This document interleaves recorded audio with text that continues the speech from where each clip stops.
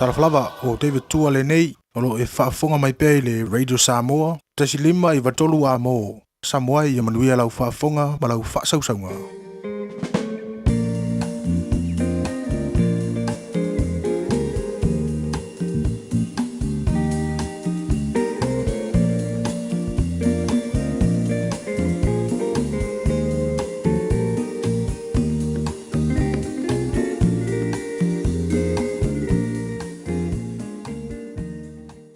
Ua na o le Radio Samoa se furulima iwa toru a mo e tautuaina o e ilaungangana fitu aso le vai aso.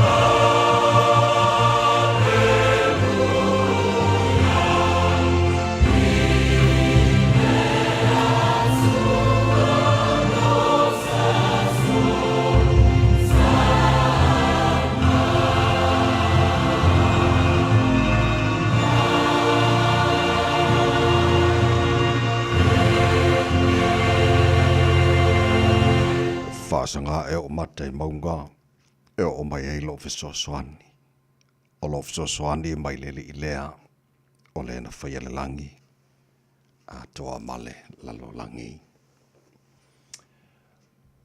vi ia o lo matu tua o mato sang fia ia fa munianga nei fo itai o fo le lava se tasi mato te mau le ola o na o lava tele fo itala e manua e titi mala. Mātu au riele nei tae au fau. Ono lo walofa. Mātu whapea tuai lau pule lelo mātu atua. Wa mātu pipese malanga ina. O vi ingara nei tae au. Mātu whapea tuai fo i pa ia lava oe le tua au. le atua sili ese ma le matautia, ma malu, ma le mana, e pule hawao I mea malava le hailava, ma se tusa ma oe. O le atua oe soifua ma le vavau eo, o le wha vavau e ifo I ante oe o mea umana e whaia, e tu maua lo walofa ma lo wha maoni ma lo wanga le lei. E le liu eo o le ngata anga o mea malava. Le tua oe mali e mana oe me le lei umalava o le tua oe la eile vi inga o le mamalo le tua oe pulupulu le mātango fie. Whaftaita mai lau mea lofa lau la fau mātu maua nei tahi au. Lau lea lofa o le faua whapopolo nei asu fau. Whaita wino aso la sui fua la tino mara mātu wala o mātu o lie fo nei asu ngafua. Lua se funu malavari e aso I o lai o le fo lau ngora nei tu sanga. O le mātou malangora nei aso lo mātu o tua o mātu tu inatu o ao wha mole se e tau tai mai e le fo lau ngau whai nei a wadi tia whaiva le awhengai ma le tunu o le amatangora nei wa aso ma le wha moe na mau se la tau malo longa le leil whai ungora na wa aso o tua na iatu. Ala whangiana e mātu whanau atu nātu lantou I ao onga steimora nei tahe ao mātu wala auta mawha mole le paolo o ao se I leo ina ma malu ti ai lantou. Ao sa iri le poto e ala I ao onga whamunia fo I tamai whaiva. Lo whengai malim tamatai whaia onga lo ngafa ma le ao ina. Na e mātu whanau. Mātu si mai atu I ate ore nei tahe ao. So stasi o tangi atu. Fia maula wha malo longa. Mātu wala aulo mana wha malo lo pa I atu pa I ane pa ifo e wha fo sia le malo si e fo I lava le vi ingai lau fio. Ia whamunia le tunu peli sa moa. Ta pena le tunu umola na whainga palotele. Na masino lo mana I atu. Ia ule masao ma ia manuia, ia me oma, ia whapenafo ona e te tofi te tai, ia wale tau o meina le malo sa moa mo le sili ma te usanga o lumana yatu. Ia ona ia mātu wainga, mana ia mātu tangata uma I sa moa ma le lala ma le pāpā awai so se tafora nei ke lope, anga le leima whaasafu atu o whamunianga lo mātu o tua mo I lātu. Oma whamunia fo ni atunu o New Zealand, mātu nofo ma wai whapenatu o malavora nei lalo langi. Le tu manu mo panga ma tapo inga ne mātu mātua tu a sen sino le tunu I malu monta malaora ne yaso ta tu waina la tu le mafana fana lo lofa fa foi sia pelo lato se fu laude le tino se se le nganga o be umala for mātu faia ne so fo a mailo mātu tua ia mātu faia la vaina fo yatu le vi inga ia oi tama fa manuia mai ele tu tu already samora ne yaso a to mātu wole mātu fa lau ne me mala vai ala so fa manu malo yesu keriso o mātua mara mātua whaola. Amen.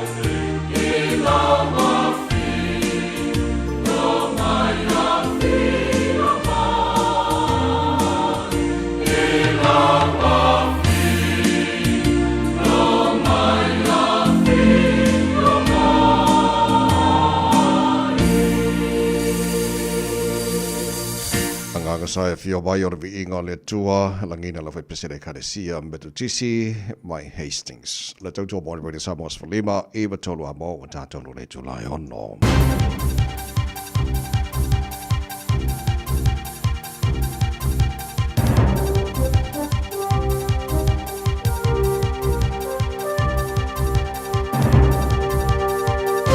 In this update, the rate of segregation in New Zealand prisons has soared 70% in 4 years. Figures released to our newsroom under the Official Information Act show the number of voluntary segregations rose from 7,300 in the 2018 financial year to more than 12,000 in 2023. Jordan Dunn reports. A prisoner can request to be moved into a separate area of the prison if they believe their safety could be at risk. The number of involuntary segregations rose from 2,600 to 4,600 over the same period, with the majority done so to protect others. Nearly all regions have seen a drop in job ads. SEEK's latest employment report for June shows across the country ads have fallen 3%. Applications also fell 2%. Southland, Gisborne and Marlborough were the only 3 regions where ads increased month on month. More doors have been opened for the construction industry, with thousands of overseas building products given the green light for use here. From today, plasterboard, cladding systems, external doors and windows will all be easier to use on construction sites. Building and Construction Minister Chris Pink says we have some of the most expensive plasterboard in the world, and 97% is made by one company. Master Builders CEO Ankit Sharma says the change will help deliver better outcomes for homeowners across the country. It will increase competition, it will increase supply chain resilience, it will reduce costs, it will reduce delays. A person's died after falling down the side of a cliff in Canterbury. Their body was airlifted out yesterday afternoon. Police say they supported land search and rescue at the end of Little Pigeon Bay Road on Banks Peninsula, where the person fell. Westgate's Mitre 10 mega store in West Auckland is due to reopen today after a blaze closed it on Saturday night. 17 crews were sent to handle the fire. Mitre 10 says it was contained to one area. That's news. In sport, to Formula One's Belgian Grand Prix at Spa, where Oscar Piastri has won a rain-delayed race from teammate Lando Norris. The result marks McLaren's 6th 1-2 finish for the season. Racing Bull's Liam Lawson earned 4 further points, coming home 8th. Tactics netball captain Ericana Pedersen has credited coach Donna Wilkins for her role in helping the franchise win their first ANZ Premiership title. They dethroned the defending champion Mystics 58-46 in the final. Pedersen says they couldn't have achieved the feat without Wilkins in her first season as boss. Cyclist Tadej Pogacar has won his 4th Tour de France. Wild Fun Art has secured victory on the last stage. That's sport. I'm Jody Gill. Ua na ole Radio Samoa se furulima iwa toru a mo e tautuaina o e ilangungana fitu aso le vai aso. Ele swafa malolo tātori whaole i sukiriso e mo mwana o whātalofa mo whāwheloa ai mo whāturi mai fo i lewa te le lava mani minga le tawai sa wala watelu pele. E le pa ia mani mamalo lau whāwhunga ngā mahalo lava le soifua maruia whamalo fo i le tunu ia le folau. Tātu ave le mua mara whakasangi le tātu matai siri le langi. Ia wa lona lofa o tātu o lie fo le nei aso le nei o whaia le tua. Tātu o te ori ma tātu fia iai. Parapatia le anga le lei o le tātu tāpau siri le langi. Ia le fo o tuana iatu whai ungara dawa iaso wha moe na manuia lava singa o masawhi ngai ma le tano. O le newa moni maru tu sui fua mo le mātu ma losi o tātu. Fisi whai manua le o mana nei tahe au ma le matanga le neiwa iaso o tātu iai. Fo ila ielvi inga le tātu o tua. Tau te mai tātu o tua le folau o le nei aso. Tātu folau le lao lona lofa o tātu ieli nei aso o fua o luasi fulvari e iaso iu lai o le tātu folau o le lua awhi luasi fuma limo is maino wha fonga. Pora kalame maro o le tahe au reida Samoas for Lima Eva Tora Mo. Le whionga ngan mana tā shawa e lua.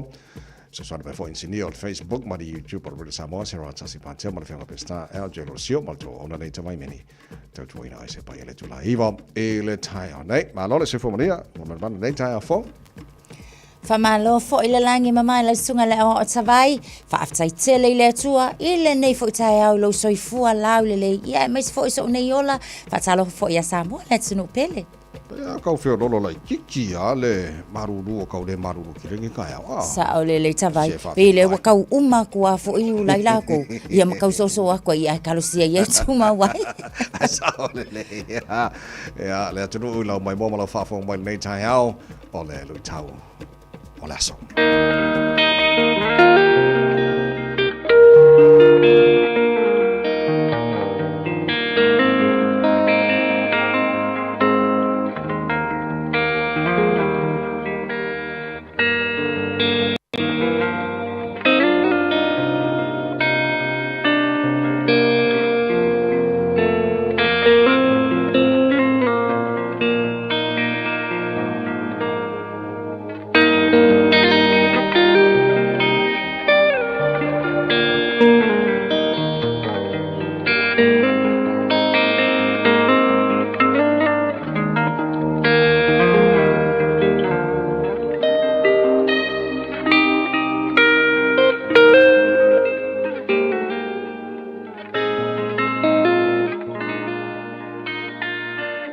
Tau mo le aso. Ia pulea ele alofa lou loto. Let love conquered your heart. Filemoni, o le foi upu e se fulu, i le foi upu e se fulu malelua. O te ai o yatu i ate oe, mo lo uatali i o Onesemo, o le na wha naua e au, a o noa tia au. Sa le au ngā o ia i ate oe, a o le nei, e au ngā tele i ate oe, a toa mau. Ia pulea e le alofa lou loto. Let love conquer your heart. O Filemoni, o se tai longa o le e kalesia i Kolose. A o se wō mamae, ma mawhanawhana a Paulo. E iaile au na Filemoni, e ingoa i a Onesemo. O le au na lea, ua le whaamaoni i le tausinga o tupe a Filemoni. Ua fia pule maso ona fai. Ua sola ese mai Kolose. Ai a ngai atu i Roma. Ina ua taunu Onesemo i Roma. Na wheiroa i ai ma Paulo i le whane pui pui. O i. Na o ina i loa e Paulo. I le tala le lei i a Iesu Keriso. Mata pena Onesemo. E whai ma au auna a le atua. Ua lofa i ai Paulo. I le suinga o lona o langa. Ua sala mō mai lona anga leanga i a Filemoni. Ua alu i luma i lona whaatua. O le mafua anga lea. Na tūsia ai e Paulo le tusi lea i a Filemoni. Ai alu ma Onesemo. Ina ia toe whai ai se la whaalelenga. Whai mai Paulo i a Filemoni. Ua o toe au ina atu Onesemo i a te oe. Ua uma ona o ua o ina. O se tangata ua salamo. O se tangata ua sili o na ngā i a te au i le whare pui pui. O se tangata e au ngā mō le ngā ruenga le atua. A o lea ua o tūsia le neitusi. Ma alu watu ma Onesemo. Se ia toe whai sa o lua whaalelenga. Ma lau tālo sanga Filemoni. Ia pū lea ele alofa. Lou loto ma lau whaato whaalainga. Ia e talia Onesemo. Ma whaa o ngā ina o ia. Ile ngā ruenga le atua. E ese le tele o whaafita auli whaapenei o tātou waso. O tangata tātou te anga le lei ai. Ai loa le anga le lei. Nofo loa ma whaise mea le anga. Sola ese malou a inga. E ese le toa tele o tangata whaapenei. E sulu mai i lou fale. Sulu mai i a te oe mō se whesoasoan. Fai i ai lau ngā rue ngā lofa. Ai nofo ma fai le mea leanga. Ma fuli tua mai. Ma sola ese. Ai mana ia si. Fale a onga ua tāpena e Paulo mo tātou le ne yaso. O le mea mua mua. O le au wala na fai e Paulo. E toe mo molia o ne se mo. Se i fai mua mua. Se le lenga ma Filemoni. Ua mauanga tā i ne yaso. Faale lenga. I le vā o tātou. Matangata na tātou wanga le lei ai. Ai fuli tua mai. O le awa onga mana i a Paulo. Samoa e. A iai tangata whaapea na e anga le lei ai. Na e alofa i ai. Na e fesoa soani i ai. Ai fai mai se mea le anga i a te oe ma sola ese. Fai mai le tusia Paulo ia Filemoni. Ave le avanoa i le tangata ua se e toi faale leia i lo na olanga. Ia tuu le avanoa i le tangata ua angasala e toi faasao ai lana mea ua se. Fai mai Paulo ia Filemoni. Filemoni ia pulea e lea lofa lau tō whā ma lau whaau tautanga. I le nei fo iaso. A o whiangai tātou i whiau mga aluenga. Ai a pe a pūlea ia, lou loto, i lea lofa o lea tua, i le tangata ua na whaia maia se mea leanga i a te oe. Tātou te tāru.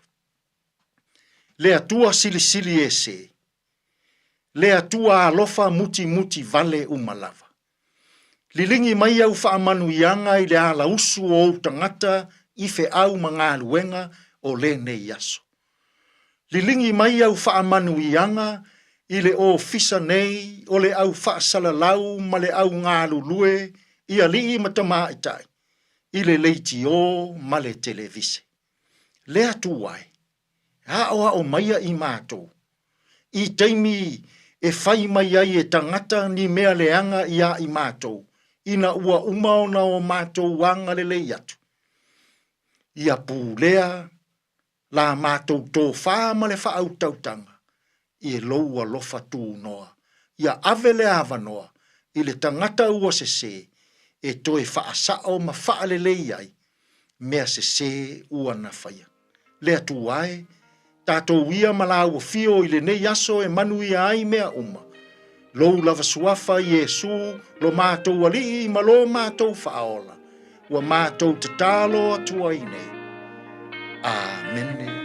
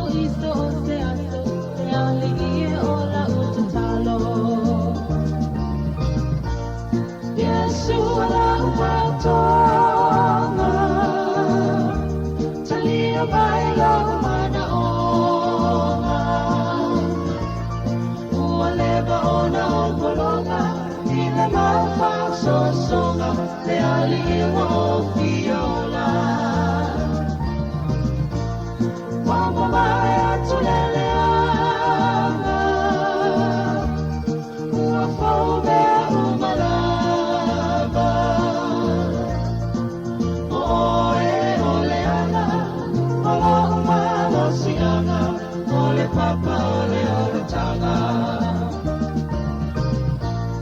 Yesu la pantola Tania bailo mana onga Ualega ona opolonga Ile maufa sosonga Me aliwa oviola Mama baya tulelea Uafaube umalaba Oe oleana Ola umalo sigama Ole papa ole ole tanga Oe oleana Ola umalo sigama Ole papa ole ole tanga Awa besele autar momo keriso whaingoina friends mala pese wana awa o se tangata ina ua se furfitu mala awhala wate anele tula e ono. Ia na minoto na whanga soro fwele o tāra musika su I whei whilo I whawhia ore nei tai am whamara si aulea tanu ule ala usu tu te mga ruenga la matanga nei vaso o tātu iai ore ngalo tu kua tele fitu e le tai o nei mana ia pēa wha awara mai so taimi o le tāra makalame a reto o le ola la matanga nei vayaso Pastor Rafael Kopa, depending on my monetary book. Now, today in history, that of my part, and Tupu Las was Fulvalo, you like Ele Telo to Sang of my own Italian Fitu Ele Tai Night, both for Pogo, Taro, the folding up Britannia, Petal Fitu, Tarbo Calamina, and Mata 40 time, so 4 time to Yai. I said, one time was Yassi, but I'm going to one on the 40 time. Patalo from Famalo, I have to vale nei for time o le tai au tatou wa ili poti lunga o le awala tele ia o lo mai tawa te foi o le foi fatoa a mata le tai au o le nala va foi o lo file mu mai lunga o le awala ile nei taimi ele o iai foi se fa la vela tau ta vale o mai tawa tu ia ile nei foi tu la ai a ta vale ia ta wala va pe le fa pe na tau sisia pe o le saunga le mu I lunga o le awala tele le lava o lo mai tawa tu siaki uma tatou motorways yo tatou awala fo ia tua ia o lea lava o lo so longa lele I le time le nei o tai au so awala le pisi pe o fo le vesi tau lava o lea manuia le anga iatu I lunga o le awala I le amatanga fo yo le nei vai aso I aso fainga luenga malua le tai o le radio Samoa se fulu iva minute te aile tu lai ono Radio Samoa Taslima ivatolu amo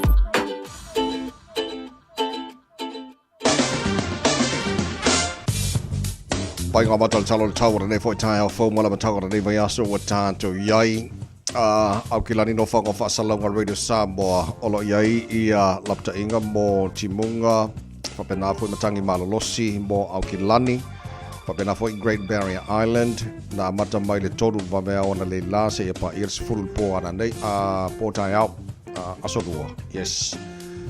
Se pa ia le sifuru po tai au na winga o nei matai au le olo ia lapta inga ia mo tātou tulango ia mamafo timunga ma sabidi malolosi o tulango ile tau ia kilani sifuru lo il malu lure nei bango le tai au winga le tau le sole fa solo na awa pa utimu pa solo na malosi langi mo sabidi mai matu sa ai va sifuru kilometer le Julai ni so vango au kilani a ba se lava le fia na nei sifuru man fitul mo lunga yo ile malu lu mo au kilani nei yaso Sfultolu lona mawalalo tai au pe au liam ola fa solo fo I na mafati mungal tele vaingo au kilani tu sa le maru lo nei matai os fitu lona mawalungo aso lulu le fa solo atu ina langi le mai le tau to pa o mai mungal la stoffi malas forele ia ona to le langi le fo le la stona I mala sa e se fo fa so so ngam me se fo vainga la tau e pe fo ngam mai fa uma ia yulai ngai ki munga ia nga fa o so fa lava mai le ngai langi le ya maka o kuso le ko ko manga sa o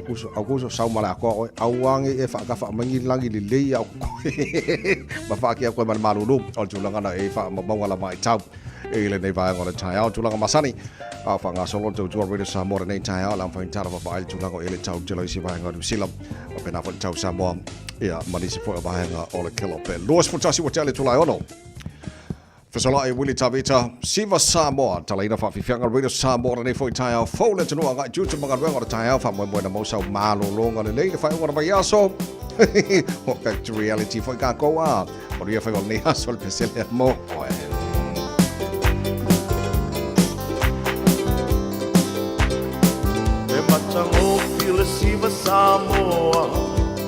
a whai e te loa Whai ngō whie fo I ana tāna Mea e mālama lama I le ngangana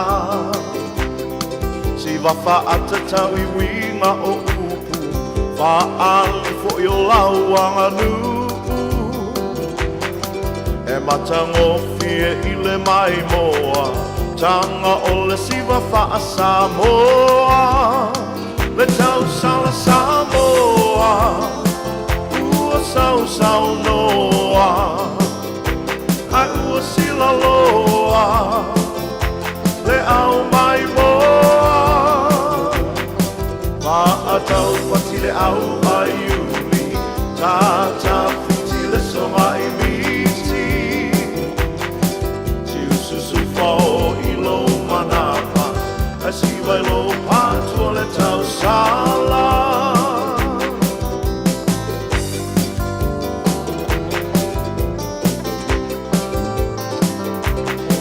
Ko te ungai ese lava Si apoku le tasi le tau wala Awane I ngalo o lau tuinga Ma le ui lo tino ia I ila Tosi uli o ala whau Le tau mai nono le lei ia mau Le ni fo o tima le kiki furu moa Sauni e mo e loa Le tau sala Samoa Ua sau noa Ai ua sila loa Le au mai moa Tau pati le au ai uli Tata fiti le songa I miti Tiu susu fao I lo manapa Asi vai lo patua le tau sala Hop, hop, hop, malie Sima mai Hello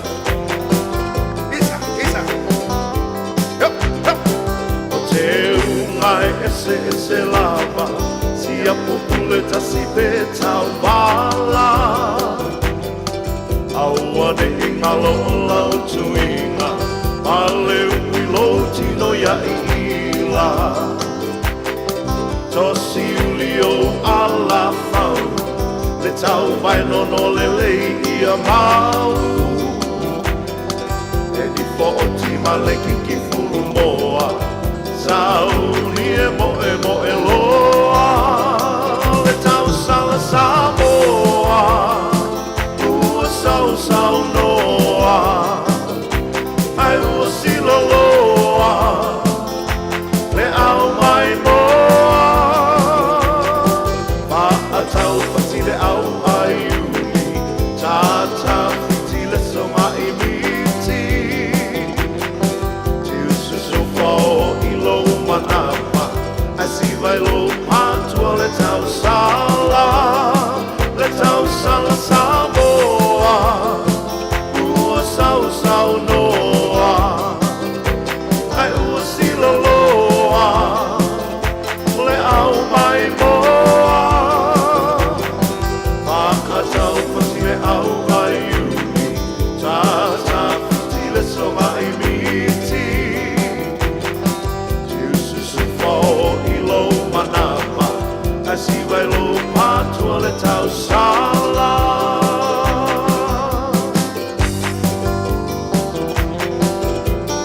Hei, hei, ho, ia we.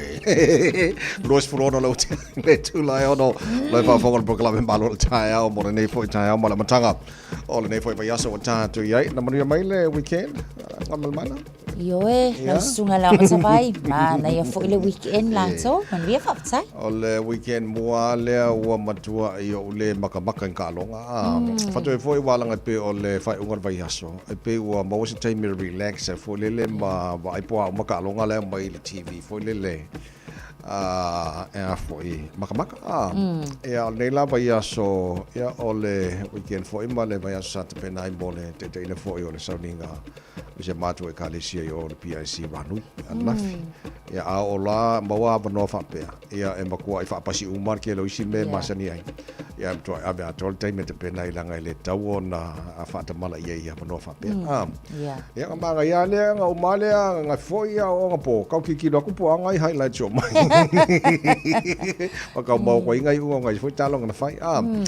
Whatalo whai paanga tāra pukalame ua whaafela mai whatalo wha mai lunga tātou Facebook mari YouTube roi Samoa ma loro se fua mari o nei tai hao fau whaaftail whaate smail tātou malanga fo i o leo a mantel nei vasa fau le nofo le tua e ilo tala fia mo te lo lato uma e ia lato kon kalate whai whale ia mamaenga uma o leo ua mamai atu ngal malimana ua te tala e New Zealand le avanoa Moltelo vaenga nei o building products e mai atunu I fafo langa o kausio ki lo vaenga I New Zealand na pau ala vaenga lo te famo mo I ai a o te tala level noa ka lo sia ia kau mo fia langa le fatu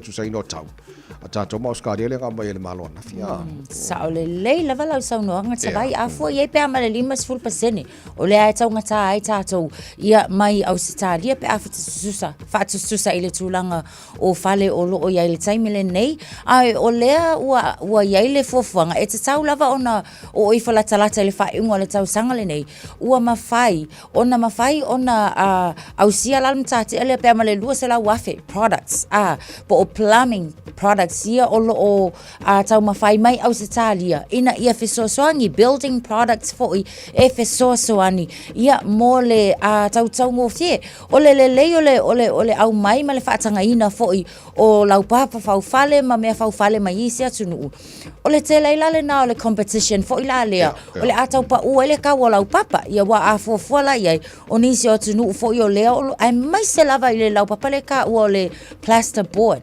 pe o le lau papa le na lea sa sili ona taungata o ngai kasi lava le company New Zealand sa o latau whaatawina lea lau papa ia o le lea lau iai ia o Australia pe ama le tolusu valu pasene o tilo atu fo iai o le UK fo I o lo iai fo I le latau fo I vaenga fast food fitu pasene ma le United States e ono su fitu pasene a whaapela ai tatala loa le avanoa ia o le a fesoasoani tele ia I latau o e ona fale ia fesoasoani fo I le au ka muta maua latau ngaluenga le lei fo ia ai sa o le lele sunga le awa kalo sia ia maunga e fesoani ia makau pa uele ka wonga I fale inga ia to tele I latau e maua fale I saw it, so buying plasterboards, cladding systems, external doors and windows, o buying mana lo te tala ni sila la bano mai vanga ia mai tunu ifaf. Ia mal fa mo la so sani telena ia baven fausi no falo lo ia. Ia mal fa mo. Ola mo sing so sani kau ngo fie sole.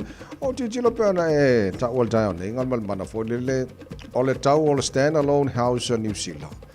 E kusa e afo I 5% e more expensive atuai. Be siria ko ka waka. Ia nai lo fale Australia no wonder mo ka waka ri fale New Zealand pe a fu fo ka ia fa mai Australia ka ngo fie fale.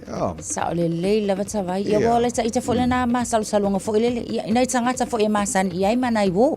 Ele va ona malanga I Australia o ka fa longo kunga. Bo ko e ka wanga mai vai o mai. Le wo mawol ma tu fale wo fa atau you know ona fisi lo ka ma fa pe ai se ia o le lai ma tu watu. Ka ulimas full pasenge oka. Ia a sa le le o le si tala fia ma te taru tai o le uto tala le mai te I think bo ma ko piko o si fo le nga bu mai e fa o pa so yo e vai o se tulanga fo ile a fia e moni lava fo I na West Auckland ile Westgate ile mai te 10 le sai ai tu po le fa la na po le se to anai le sai ai se va e ngo le fa le o luana mu ia ai fa fitai o le vave mana tuala o tulanga fa pene o le vave lava ona longo ia masa ile vaenga tonu e ngafa male tulanga o le vave fo le nalo sosoani vave na tine ia fa ftaila ia wa o le fale lau papa ia fa pe ngai pai lake sai tu tonu o le isi potu o ina le na ma wel au fi muna a mataile mu le lau tu fa le ia tu tala nei la tatu fale o lo mana ia le so tatu masane fa tau na fo fale o lo o tala fi na ia mo oe ile nei fo ia matanga fa so tatu ia o ke pa veu sui se ka kala fa lo fa mo ke lo po le iba kala o le tala la ele o se tala fifia tele. O le tele la to ye fa o mai o tosi mai nursing graduates. O te papa ya tu le potile na mai tapo kala me fo le pe fo mai na o le less than half o la to. O le e haia New Zealand tono tanga renga le half New Zealand. Le lo la po fe la mo nga renga iska ka yo fa o mai le vanga le. Tu langa fainga tale na foi ele fitu se lau lua suma lua la to ina fa au mid-year graduates. Le na fa au le mai tau tunga to se lau lua suma to la to o maua vano e fainga luenga i manga lulue. O le tu langa fainga tala le na o o yai. Ma e ono afia e foi le nau nau ta inga o nai tama mana i teine o lo o fia ngā lulue ma o ai mai se lava le fia o onga. Ia wai mua lua onga. Ia ona muli le sa ili le ngā luenga. Ai a faila o lea e fa ale maua ni ngā luenga nei ia ngā pawala le kali. O le sa ili atulo i fafo. E le faiti o fo ila se isi le au mai o tātou dadas fo ia na mawha mau maunga. Ua ko a kele le malanga i fafo. Ai tu fesili fo ilo mawha fau tawai. A wa e ko a kele a tātou ta mai te le maua ngā luenga. Ai e pei o le mai ta watu. E whaafai ngā luenga mai ta ngata fo i mai fafo. Great Britain lava fo ila tau ia o le tele i o fo maina o le e whaafai ngā luenga mai New Zealand. Ia ke awa ia pe kau le make sense i le isi taimi fo ilele. E ta tau lava ona ave le wha mua i ta maite o lea lava o loa o tau ina i te tono New Zealand. Ai a wha pe le ma lia i standards. Ia ka kau il whainga malo o ngā whaise fuafuanga ina ia si itia le standard e te tau ona o ina i ta maite nei.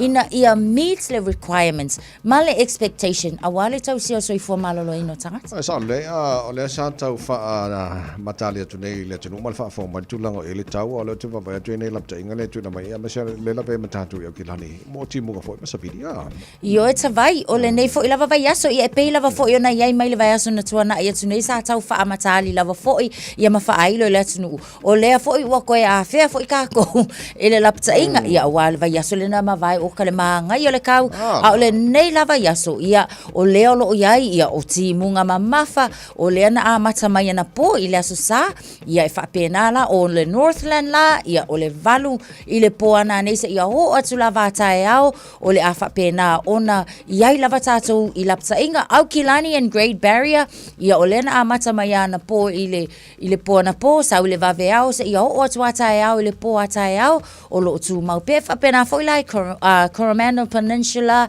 ia o nisi o vaenga Bay of Plenty fo i o lo maita watu Rotorua Central Mountains fo i o lo maita Tasman Sea east south of Motueka o lo o tele o vaenga uma lava lau au Kilani ia mawhafo tu fo i o au Kilani o lea o lo o iai tātou i le lapata inga o ti munga mamafa ia e mai se lava fo ia o laina mafa ti munga ia o iai fo i mani vaenga o le alolo vaia so ti munga lo longa whaiti sili o tu ia and all of the above mole utangia lapata inga nai yeah so nos fulima mino jolo John Talo le July fitu Palo of Tele General Fantas Mine nei foi tai a fo fa o tatu fa vi fianga collision vai maunga pese fia nei vai se pese fia ke pese la matanga nei vai aso ia o mai fora songa fuanga pese fia a wanga iso se pese mai se pese fa ngo fa mo sa pese un ka alo se fo maria que ora que more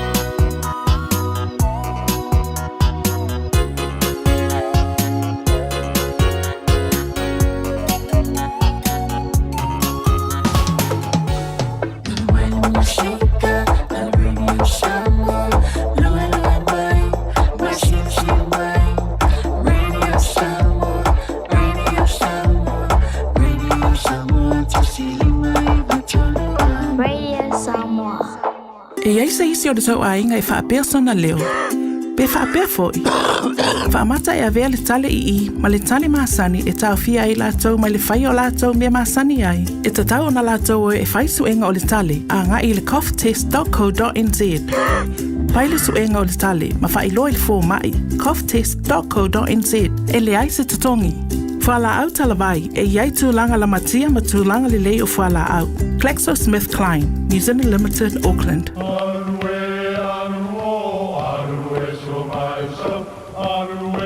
O Samoa o le atunu ua mai au na tofi. O le la au ua mai au ngā tātulanga e le to e tau au whangaina. O le vai fo i ua malili ua mai au na saili. A o lau polo kalame o le vau filifili.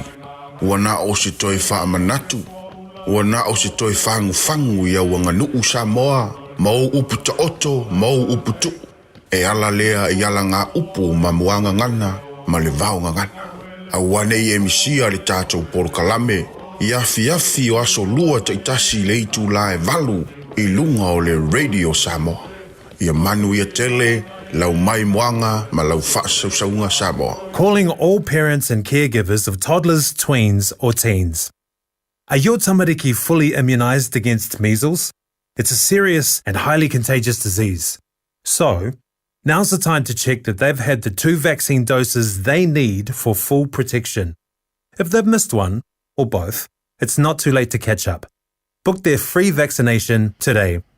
For more information, visit info.health.nz/measles. So lua se folo mino tolo tolo talo le tula e fitu le to maona tuna tule o tana pokalame a reto o le ola mataili nei fo itai au ma nei vai aso fo itai tu yai tu sana o ma wali potina po ngar mana makuasa pela fa mangingo le le al mingska al mai fa fo New Zealand pa fa sama nei Winston Peters ele ai ma se environment of New Zealand pele a wai New Zealand ele fa unga ku kalens le ngai o sa ai o sainga e ma se so ni mo lato ya mai ma nei fa menino le nei te wa fi fo New Zealand ya la ko fa unga fa io e sa le le e fa ia fia ngainga na o sia e Cook Island masaina mai a February i le tausanga le nei. So, o nei na hausinga whenga inga ele i ai ma se vaenga fo ilea na mana i ai New Zealand ia po o le leo fo i o New Zealand e tu sai ma le whenga whenga o na mana tō fo i o Cook Island o lo i ai lava fo i la tō whenga inga fo i la lea ma New Zealand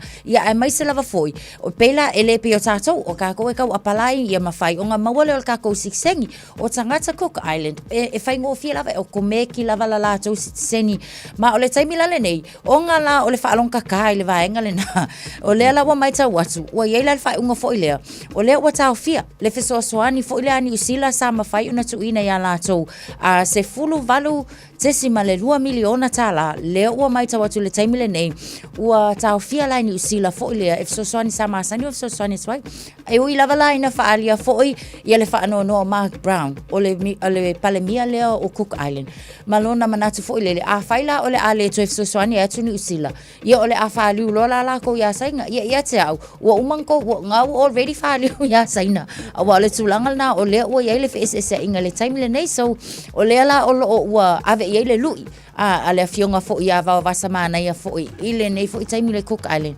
a whaila wala o le a ko manga ngao e avea o tau ma independent nation o lona winga e fo la le referendum e ka kau o nga whaile pa lota lea ina ia mauti no ai po fia kongula o le longa winga ia ua whai fo isi kau make o le lumana i Cook Island fo ile le pe a fua iai i le la fe le vale a manisi asa le o le wato se fulu mar fitu minu tolo talo le tu la fitu a mai fa fianga mai le 5 stars o ne fo tai fo o le se tatu le poti mai la wala le aso ai ona tuina tu lo le tatu ma ro tai fa nganga a reto o le ola am tanga re ve yaso te pera mai so ai fasta la fa le copa po kala be malo tai ao pe sa mos vole me toru amo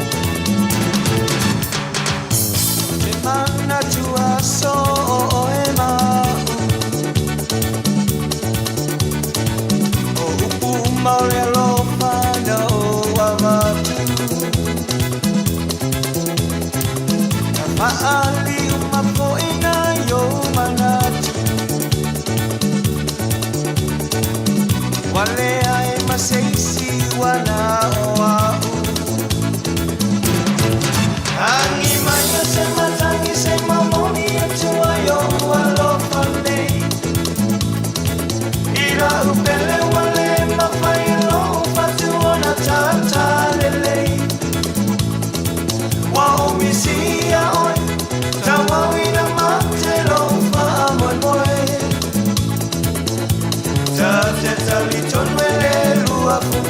ia uio e Sunga ua sili o ele manongi mai Ila au masa o ia ne ai Sili o ela au malo te tele Sasala mai a usu o la upese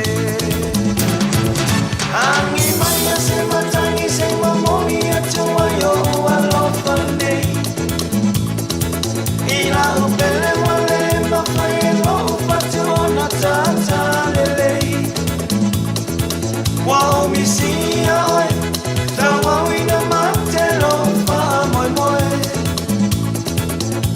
Tate tali tonu ele lua fungani au iyo e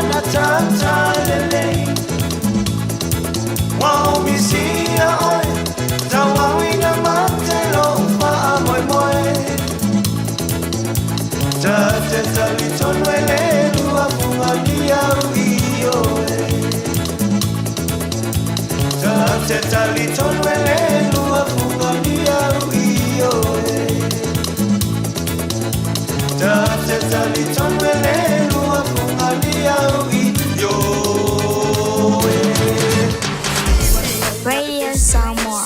Taslima ivatolu. Amo. O lo o tu maununga tatou au wala le tamile nei le feo lolo le traffic ele o iai se whaalawelawe tau taavale mō tatou av taavale ai o lo o iai nei vaenga i o ala te tele lo o whaatino ina inga luenga fo ilea ia e pe o lea lai mai tau atu le vaenga e au ngā fo i mō tatou av taavale le sila fia ina malanga mai maangele le vaenga le nai le anga iane le malai vaalele George Bolt Memorial o lo mai tau atu tamile nei o le na o lo o mai tau atu lunga le tatou whaafanua fo i o lo o tapunia la le au wala le na a fia nei malvaenga fo ile le Air Park Drive ia o vaenga umana o leo o mai tau watu ia o tapunia mai ina ileanga iane le malaiva alele o nisi o vaenga o mai tau watu le taimile nei ia o lea fo i o tilo atu Lincoln i Henderson pau fo ile nao si vaenga le na ua vave lava fo i ia o na feo lolo mai pisi taimile nei o nisi o vaenga o lea lava o solonga le lei lava feo lolo tātou ile nei taimi o le tai au le esfa lava tau taavale tau tuana ava taavale ia saunga le mupea lau whainga malanga ile nei taimi o le tai au so tol minute o Natalia o le itu la e fitu. Talofa, we're the Katinas, and you're listening to Radio Samoa on 1593 AM. Bread of life sent down from glory. Many things you were on earth, a holy king, a carpenter. But you are the living word, say it now. Come on.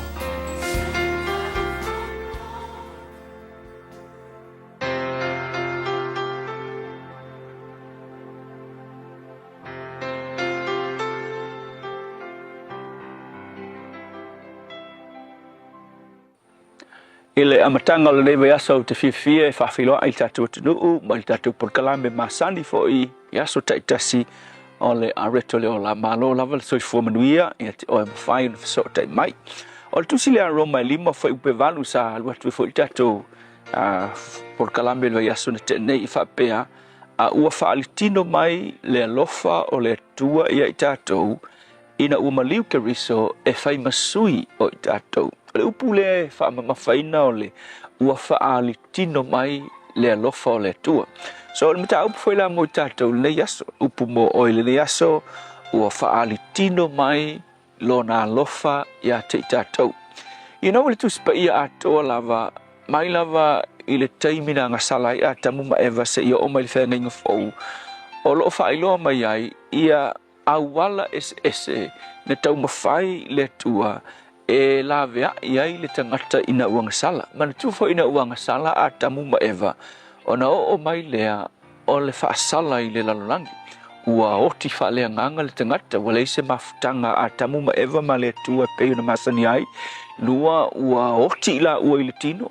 Tolu ia o le oti whalea nganga ua vanoa mo tangata umalava. O na uanga sala tangata umalava. Ua urufale mai le malaia i le lalolangi ele finangalo iai le atua. O nei afianga ua afia tuai ma le human race a toa lava awa eva aitu sina roma le mtau pe lima fai pasifuru dua fai mai. Whape ona o mai le angasala i le lalolangi ona o le tangata e totas. O le oti foi ona o le angasala. Awa ua ngasala tangata umalava. Nga o inga na amatai o ngā whaina i tatou uma ina ua sese le urua i tangata. Tēnā na amata leo kau mawhai le tua ina ua ngasala le tangata ele i whapea ngā ngasala lo tangata whapea le tua ia. O la ia e o i se oli mau e le ai. Ngā amata mai lava e whenga inga tuai, amata mai a aper amo. Tango le tua piki aper amo e awala mai ai le ala o le whaolatanga na te whaia mo le tangata. Ele i whapea ngā makalo le tua, kangolo le tua whaali a tua mailo no whina ngalo le whaolatanga. Ai nā hua wai mai, whai mai le tusina e perulo na mta upu mua. Na whetalai mai le tua i tangata hua wai mai. I ana perfecta maala ese mai le upu whasa molo iai o le o tonga fiti ese. Para i whapertania o various ways. Nona winga o awala ese na tau mawhai le tua mai le whenga inga tuai. E whaai loa mai ai, lo nā lofa i le lalolangi. Ala maya aper amo, ala maya Israelu le nuu na tupu maya aper amo, whai ngā taulanga o tū la fono, au nei mea uma, o le tau mawhai o le atua, e la vea i mai tangata. Se ia o lava ina o i le wha atoanga o lo nā lofa, o le maua lunga ma le tumutumu o le alofa o le atua, ma le taua lunga o ana polokalame, e la vea i el tangata. O lo na foa i mai lea, o lo na lo pele e totasi. Lele ki whaalonga kule mau, whai mai le mau. Ua whaai loa mai, lea lofa o le tu, whai mai, ua whaali tino mai. Inisi upu, ua makua prove mai e le tu, e moni e lofa i le lalolangi, e ala lea, i lo na foa i mai, o lo na alo e maliu mo i tātou. A sirila, o le isi au walanga kokoe, nga mga o le tu e la vea i tangata, o le tali le ai, longa winga ua uma ngai ngoinga le tua masonga tau mawhai e la vea i tangata o langa tau mawhai nga muli alea o le foa i mai o lo nalo e maliu mo le tangata i le mawhau whaungala a whape umangeli soifua e oki e alu e ke laku a whamasingoinga o e le tua ke loa e whesilingia o e le tua i le mea na e whai e malo tali atu i le whaali mai o lo nalo whae ala i lo nalo o Yesu a whapengi e ki o ki leo langa le nei e alu i se ori e le haima se mea ke kua i ngā i le tua a wafoi o le alme le kua i ngā i le tua ua uma a wala uma mampeko kia le tua e o i le whaali mai o lo nalo o lana ngai ngoinga muli lea wale ai se singa ngoinga koe o lana ngai ngoinga muli lea o lona tau mawhai e la vea i ta ua mai le whaafanonga ma se ori ma le awhi e whaavavau ringala wale ai se si mea koe whai mai tala tuspa ia ua whaale tino mai lona alofa mo oe le asole nei a o whai au ngā luenga ma whai au au e koe whesilifu o e amana ia le mawalunga o le alofa o le tua e ala i lona alo o Yesu le tua whawhitai lava o le ai asisi me te toe ua e whaali umamailo walofa e la vea i mātou tangata ngasala whawhitai ona o lau whaolutanga i ia o Yesu. Amen. So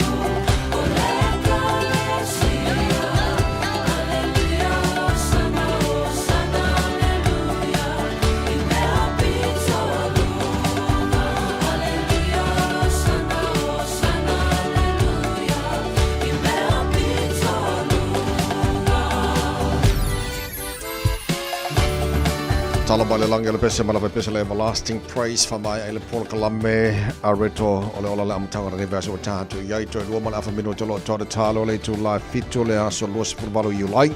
Ora bena tupuru nei aso to sanga mbai. So sangat si Lima Tasi ia ole aso na ulwai fa lawi lo ai le Walt Disney ia le ata fo ile safia fia lava fo ia le to atele Alice in Wonderland. Tau sanga lua fe lua suma tasi le aso manu malo ai se tasi mai Australia ta mai tai ile tu unga a au ile Olimpeka ile na fo tau sanga le vainga fo ile ole freestyle lua se lau mita. Male tau sanga lua fe lua suma lua ile aso ole ulu a ole aso muli fo ilale nei na fa pena na toi fa lawi lo ai nai le Paul Kalame fo ile Australia lunga le TV le neighbors e pei ona yai I tau sanga ua mavai. Misina o mena tupule nei aso tau sanga ua mavai. Ua na ole Radio Samoa se furulima iwa toru a mo e tau tuaina o e ilangu ngana fitu aso le vai aso. E te le mai loa le taimi o soi se lolonga. O e sauni. Aua e te whaatali se I te tele timunga. Ave ese o ota mai tali vai o lo mauta. Wha maule le ilalo mea tō tino e ono wha aleanga ina. Whai le leito fuafuanga malo ainga. Mo le taimi o a wha malo longa. Oni nei minute lava e te tapena ai I le taimi le nei. E ao ngā mo le taimi e tupu ai le wha lavi. Wha mua le saunga le mua o e malo ainga. A wā wha lavi wha le nātura. Tanga ia nei le aucklandemergency.gov.nz/floods. Mo nisi whamtalanga. Talofa Samoa. O Ateshna Ryan, o le Licensed Immigration Advisor mo le Auckland South Immigration Consultants. E visosoani mo so se tu ai ngā visa e malanga mai New Zealand po Australia. Telefoni mai nei loa I le o valu o tasi o no valu wha fitulua. Po le olua tasi o no valu fitulua tolu o. O fia maua sau ta vale po sau piki apu. Ai tong ta I vaiaso, lua vaiaso, pe ta I masina. O le sleek cars o le a maua ai le fisosoani. Ua ta pena le au whaingaruenga a le sleek cars mo oe malo a inga. Aua e te popole I se mea e tasi. Te tala fitu aso, mai le sifulu I le tai au, angai le afo le ono le afiafi. Tele la lai au kilani I saute, vili mai loa, I le o lua tasi wha, fitu lua selau. Po le o lua o, wha lima, tasi lima tasi. Baby, loa hey! Oh!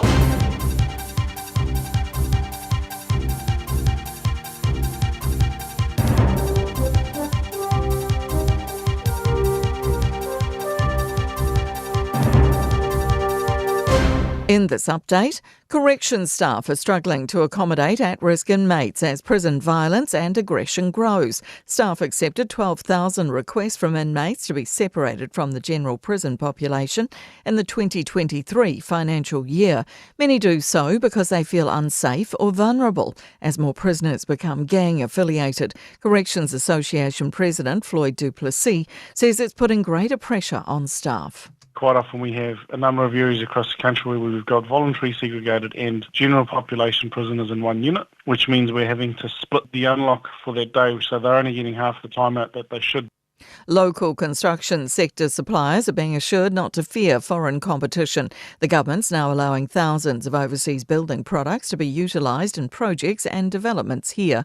Plasterboard cladding systems, doors and windows could now be imported for use if they meet quality standards. Bargaining will take place today between Health New Zealand and the Nurses Organisation ahead of a 24-hour strike starting Wednesday. More than 36,000 nurses, midwives and healthcare assistants are set to walk off the job. Thousands of planned procedures and specialist appointments would have to be postponed if the strike goes ahead.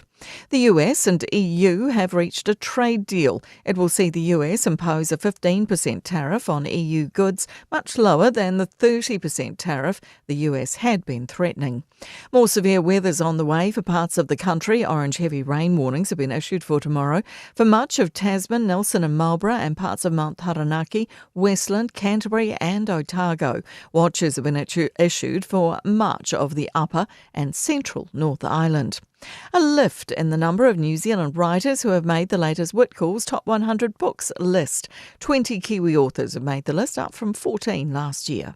That's news. In sport, Wout van Aert has secured victory on the last stage of cycling's Tour de France before champion Tadej Pogacar pedalled home fourth to secure a fourth yellow jersey overall. Lawrence Pithy finished 89th on his maiden tour as a domestique.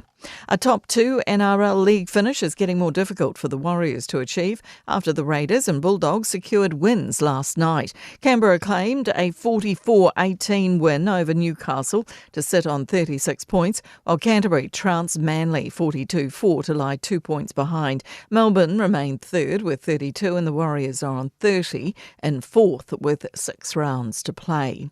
England lead India 2-1 in their 5-test cricket series after the fourth match was drawn at Manchester. That's sport. I'm Jodie Gill. Ua na ole Radio Samoa se furulima iwa toru a mo e tautuaina o e ilaungangana fitu aso le vai aso. Nei vaenga o lewa amata fo iona pisi mai o lunga o le tatou au Walatele, north of Auckland on State Highway 1 towards Albany and Silverdale area. Yo vaenga yo lo mata watu taimile nei o le na wa vave lava fo iona pisi tatou. Fapena fo ila ile ama ile va. Maita watu nai Onera Road, o le nā fo i ua iei nei vaenga na wa amata na pisi State Highway Sumaleono, Western Springs, Te Aratu South, Massey Cumeu, o vaenga na o lunga o tatou State Highway Sumaleono, leo lo ua maita watu o faisi pisi mai i le nei fo i taimi o le tae au.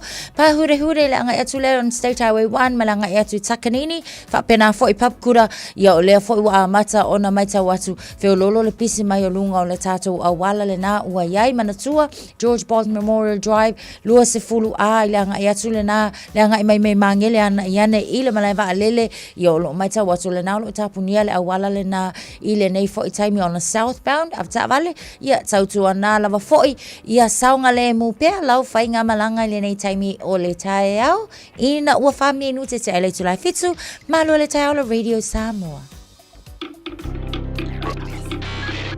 Tasilima i vatolu amo Radio Samoa.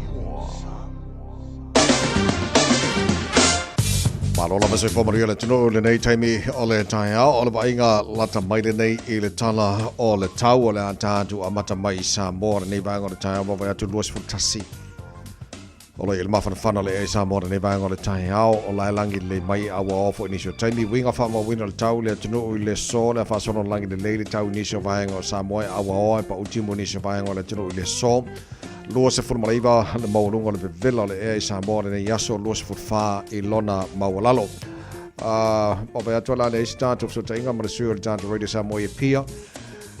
On le ato to fo ile malosi nei tai o fo au taro tala mai Samoa pe tale balu i le tai o nei pa nga o mal taro proklame so se vai ngole tru o lo mai mo fa fo mal taro proklame nei tai o malo la ba dia le soifu o maria se mal talo tau New Zealand nei i le vavaya tu telo vai ngol motu saute i le nei fo i tai mi o le tai o timaru o la pasolo ina awa o le tau le so sfuru ono maru o le malulu wana ka la pasolo fo ina awa o le tau i le aso atos futasi maru o le malulu Westport la pasolo fo ina awa o pa utimu le fiafiana nei sfuru ono maru o le malulu tela vai ngo Queenstown la pasolo na awa o pa utimu ni so temi le fiafiana nei sfuru ono maru o le malulu timaru awa fo i Nelson pasolo na awa o pa utimu ni so temi lang le tau i kai Koram Dunedin, whasarona awa ora tau le so, le aio whungala au karestete, good morning, malo si fua maruia. O le whasarona pua o le tae au. Awa o fo inaso atos, fulima maru, o le mahaluru whamawina, mo karestete le so, le motu matu, pi to la vununga motu matu i kai taia, o le whasarona awa o pa utimu. Le nei aso ma mawhati munga ni so taimi, a fiafia na neis fulmaru maru, o le mahaluru whamawina mo kai taia i le so. Ile la mua Wellington, good morning. Pangal tara proklame so semangal la mua lang ile leil tau mo tau le so yang i mali mar savidi mai matu. Sput far mo runga marulu le efa mo wina mo Wellington. Ile am tangor ne va so tatu yai. Po va to la fa so lang ile leil tau i fanganui, fa so na awa. Le tau le tela bang o tauranga. Tau po la fa so po ina awa pa utimu ni so time la uli na fia na nei.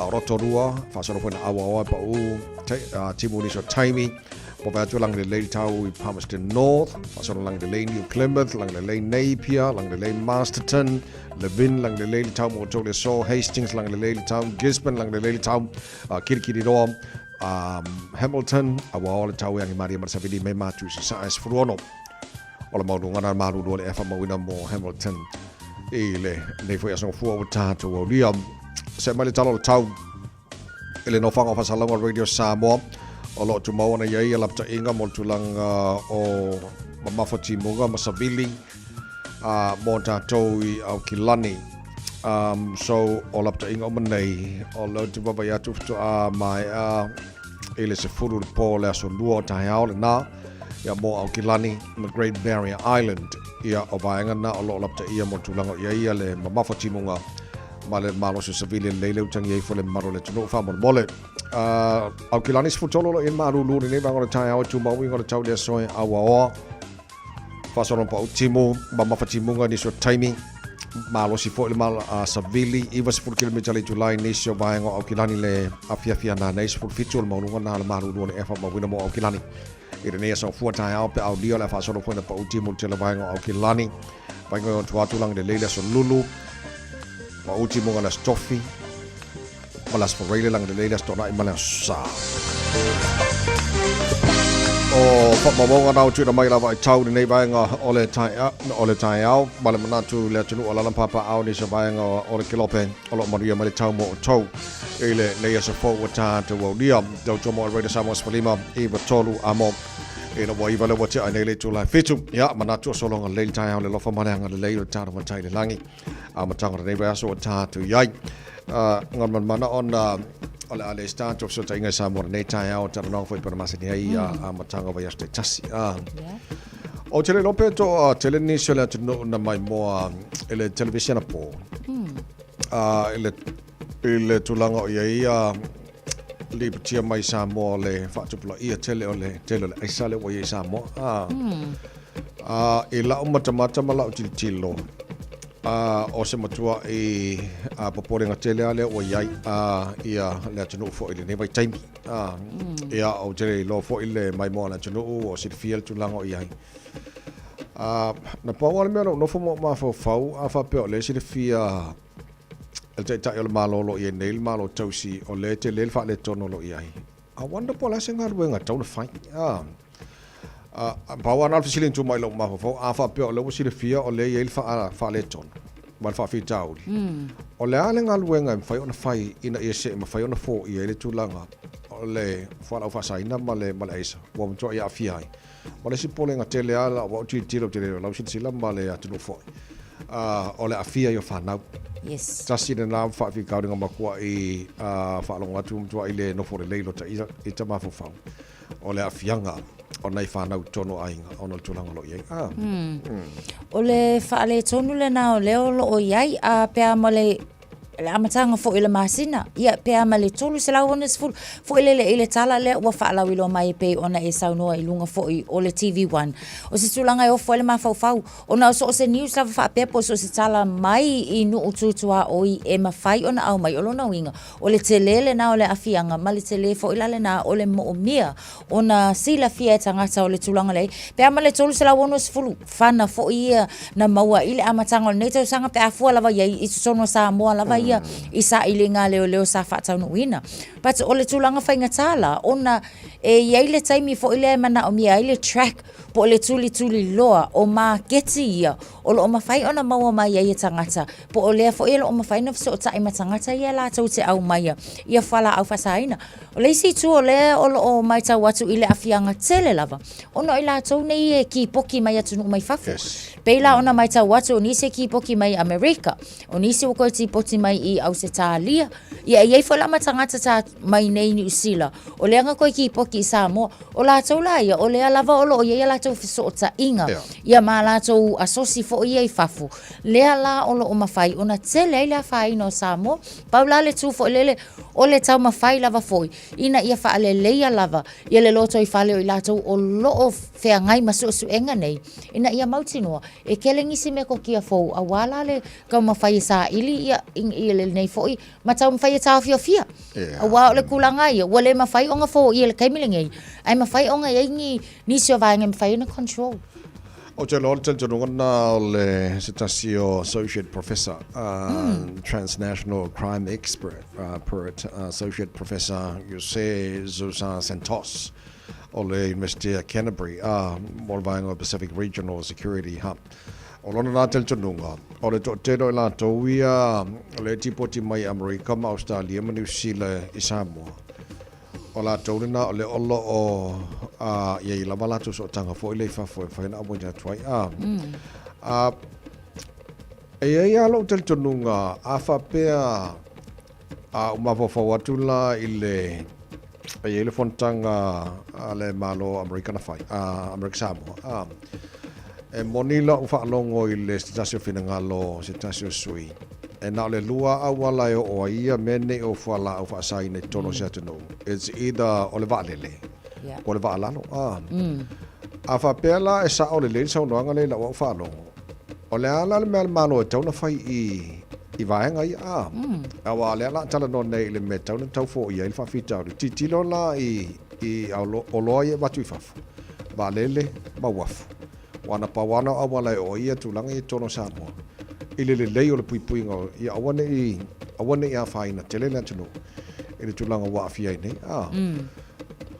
ai e sa le finanga lo le associate professor le no titilo masina ile nta tu nei po le lo masina Allah se le kelo le aisa na mo tono fiti fa solo tu tonga a le la wo nge ka ko samo e foringa mai la le pacifica la le mo ka kile le final termine nei fo le e nei me o fala fa sai na male aisa wa fi o mai a tangata foi le ya karsi ia wa kire fa le tono ri te le yo le fa le tono tavai ma wala va fo ele manuel tunu o fa fonga mai ia le websites le ale One News o le te le yo afianga e matanga fo ia afianga o lo o ia le o onga o le mele nei o le fa o le afianga o le ainga I le tu tau drugs e pe ona ia lai lunga I le tato headlines fo ile nei tele afianga ma ele oni afianga le lei e o lava mai le tama ilana whanau o whanau teine ua whaatau watu inisio tūlanga lei ona ole vaenga le nei ole drug ia ele ngata lai koe fo I malkin kiki le o fo I mai ma drugs ia alo le nga e fo I malika mai kiki ma le drug wha o ngai long kama vale ai le whai ai ole tama tupu ai le o tūlanga matanga I to tonu ainga e pei ole tūlanga le nama le o onga le na o lo o iai ia le fo I lau lo o wha alia lava fo I le pāle mia o le malo tausi o lo o iai nei o le wha anoa noanga tele le na but the problem is not Samoa it's the myth problem o tātou lava o Samoa yes o lae matitiva e pa ufo il tamau ainga ai ona o le tūlanga I le sao aku o whala au ainga o I whala au nei whaasaina ia o whala au lana le olo o tupu ele whaafitauli e tawana I se foe so swani mo le peo na ta ua foe le tāpo kalame o le popolenga tele ala fia I o whana witi yes a masia whana witene I tele tunu ya wa avale lo le fai ai or kamalo ya le kupale mako ya ole lo le kwa o yes al me fona le tupu moi a fuala nga e le talanoanga ya malfarulunga le victim supporter lena e le proclamena po ya ke kilo la ma tu to matia afia le tausi la lo le victim support kwa ke le alfa le ko ya on tulanga na yai ona wala stand of so inga Samoa male suel tar really Samoa pia ya le wa ba tu nei va ngana na fa mon mone e mto mana bia talo mo Samoa mto te le ale mana bia o talo mo le tino le ngata tulanga fa fi taudio lo tule mai ya fa pena fo ile saunia tula tino ya mo le fenga palota ma sino ku solo lo mana nei wa monia lo sumo fo ile o le fo o le nei fa fi tauli o le fo I makua I ka akele ngi sila ngai but it's not as bad ilo fa longo fo mele fa ai atula ile afianga o ainga ona o alo ma fa nau I tonu o Samoa pe o ka ko ngai e afia au makukua se vanga na lava fo I wa ngi fa se ainga le vao le sikengi ma le sikengi se tio wa lelele yo na afia le ona itina ia pe afia koi a o Samoa ia ona o tala noanga ma su enga ia ila tau ia na afia o makwa ila ngona le fa no le mafaufa so na vai ngana Samoa la tanto te tali tanto tala mai Samoa pe tala balu le mo tinopo o fa lo tele mai tula e tanto tala mai Samoa ai o tala mai Samoa le tanto balu le tanto nei e wa for sit feel it no ne so me lo tupu le no ia tala mai le fa ora na vai so mai o sola le mo ku sa keri mo champingi o ne ti polo ri yo umi fo tau sanga ia le fa ko ako e malo le vai ngale yo makwa fia lava au Canterbury malo lava foi ia o fa anga mala vai fa pe ia ele malo i pe foi se au ia ko nga ia foi ni se taimi pe wa kau fa pa ole walo ke mai ka wa fa mai le si vanga ele ole a game le al tatu au le na ia ile weekend ia ai le i makwa yo mai ka malala le opponents o le anga makwa yo mai ia esa ile fusi lima su valu ai le fasu malono le lana manu malo e foi ia le tactics ile fai ngal vaias pe fone ngai ngal lead mai ale au le sau tele matanga ele i mafai ar ka ko au nga ko e fa la kala ka fone le ba ai foi le ia venga malo si kele lo mai sau ke le ngo mai ia se ko champing kasi o ko yo se fai kasi fo o ke le foi ma ko ia fai kasi ngi yo ko no ko malo foi li nga di ka ngo moskari ari yo eta vai pe yo nga foi na na ta alonga sa ia ile fai unga le vai aso la to ia manu malo ai la na awale le ngo ka pua ia foi ia o pa wa foi o fale okay mai foi vai nga le weekend ole si akalonga le nga paula kalonga le fia o kalonga le la vai o pe wa ngalo u lo fai yaku mo fa maka wa ko le Titans le vai aso le au le fai ta alonga o ma ko i sau mo ko le Titans sau wal sa sia le la ko ai lo malo ya la ko malo ya la to sia ma to au le fai unga foi le vai aso o nga fa le ko mo ko wa se wa fai asi wa fai ski mo ngal vai ngaleng maka kano ya le Jalala lunga le top 4 ia le Warriors Yo lo tu mau la vai top 4 le tu ala ngai le pe mo fai inga ala la ma ngai yo asa ya le late so nei vai nga nai ta longa mon fa fo ma le tu nei foi ta fo sa jara no le por kala me ta longa le aspiring ta tu nei fa te tele por la se tu langa le negotiations mo le luina le alo sa mo ta mali fo le tu lo pesare ai la oli Joseph Parker o fusi lo langi le kamale o Alexander Usyk ma no se ka ko fa ka de langa ko su fu so len ko ma se ka si va venga ba se kali ma wa ka wa mo se mo le fo ya no sa mo Karo fai. Ya, lele, ini sta longa i lo pitu pe po yo ka longa sa fa ngaso. Au na sa longa sa vai sa sa to weekend. Po ka le fi ka le.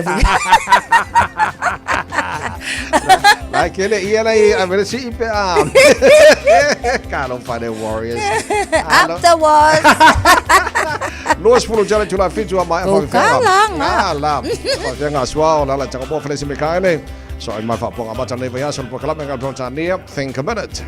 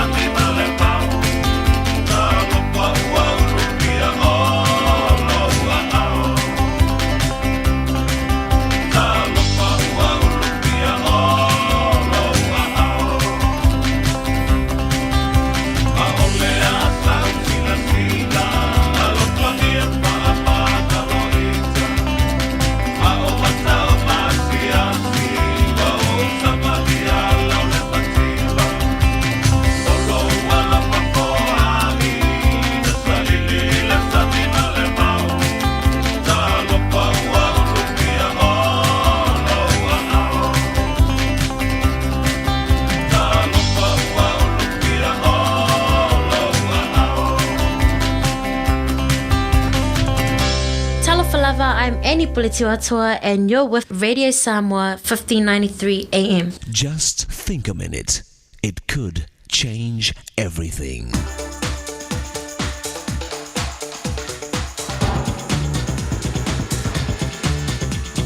Think a minute. Recently on TV, I watched an interview of a man named Kulinski who's in prison for murder. He has tortured and killed more than 100 people. He was interviewed by a professional counselor who explained that Kulinski became a murderer mainly because of the kind of parents who raised him.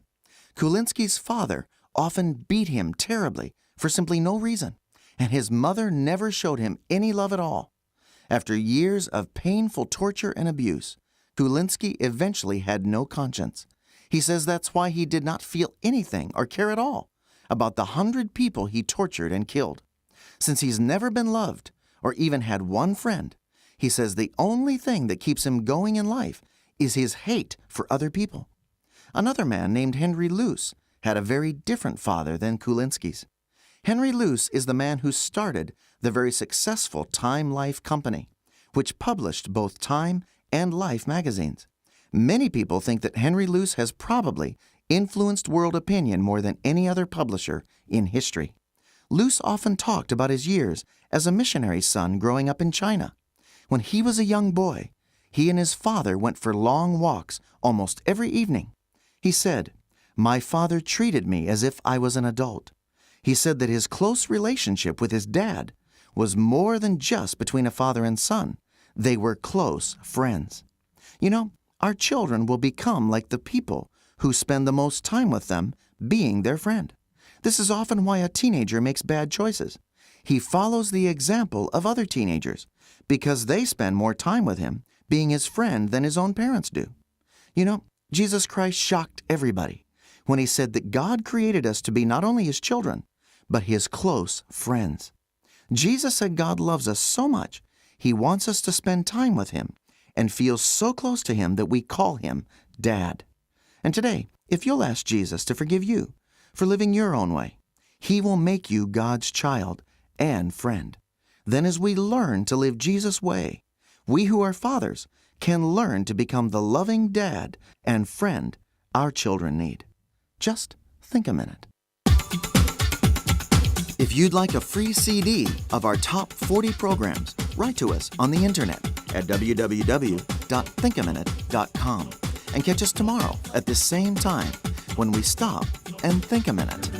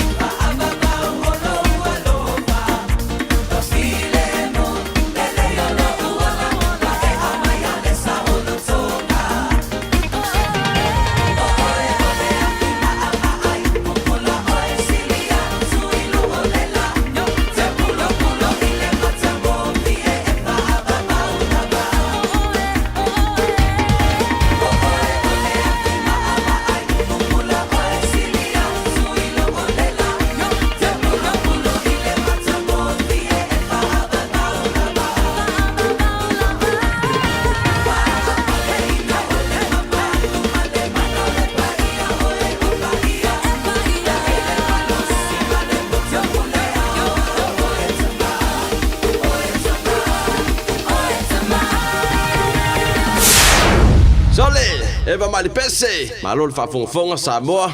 Malo fo ile va ile musika. Radio Samoa #1 New Zealand akoa. Sipso.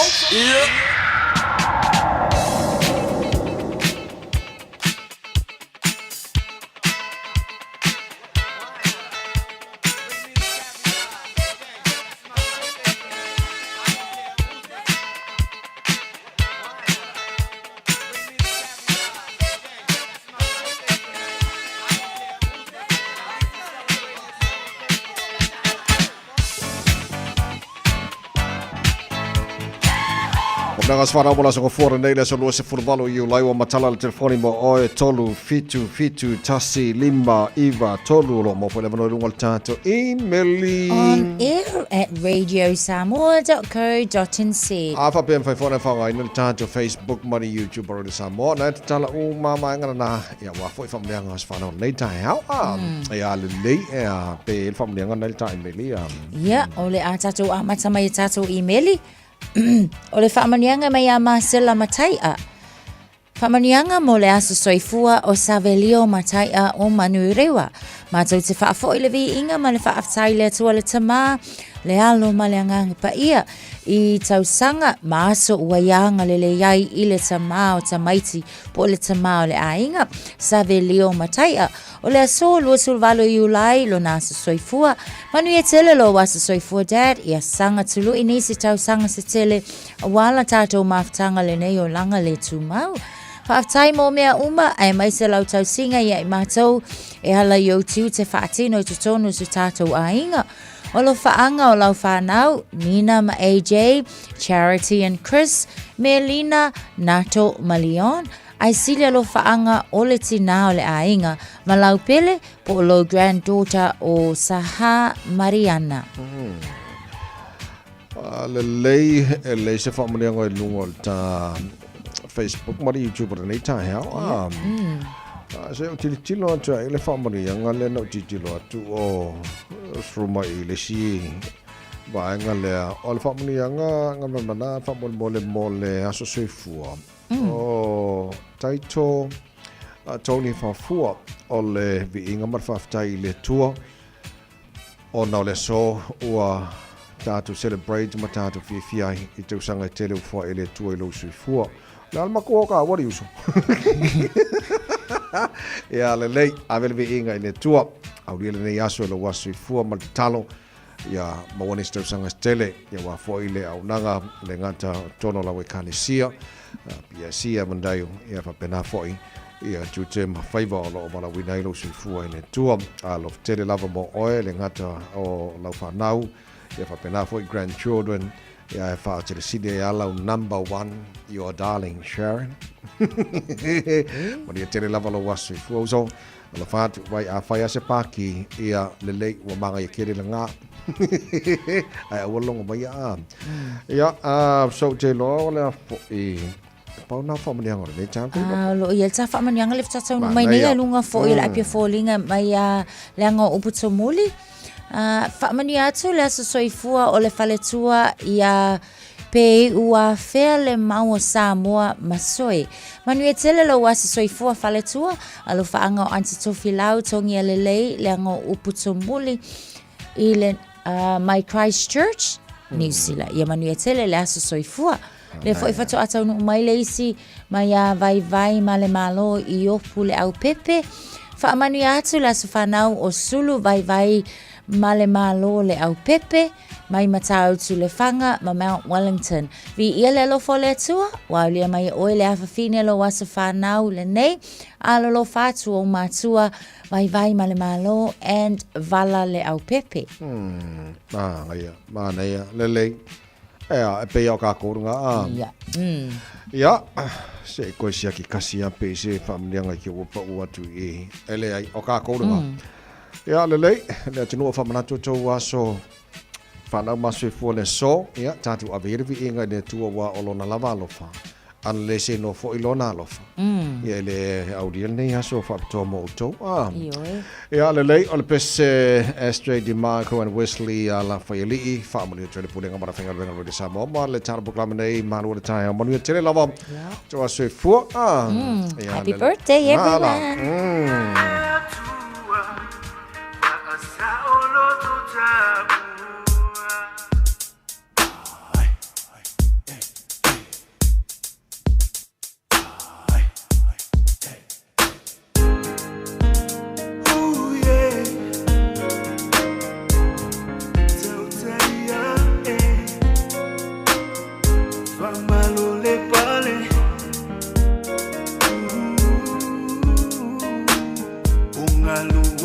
Fafatisina Ringaluenga uamaea Uasetongela ngatila Fa apulo wile tualima Lingongo ole tuasibi Ualele mawalunga ilunga Biile tua Asa oloto tabua Ungalua fafatisina Nengaluenga uamarea Uasetongela ngatila Fa apulo wile tualima Lingongo ole tuasibi Ualele mawalunga ilunga Biile atua Fa asa oloto tabua Lo utofi esa uia la upele Siva fata upatile otele Soia osevi ingalea Biile tua faiva venga Lo tautinga Lo ola ilenga luenga La utautua Fa afeta itausifea gainga Malole ko Malole kau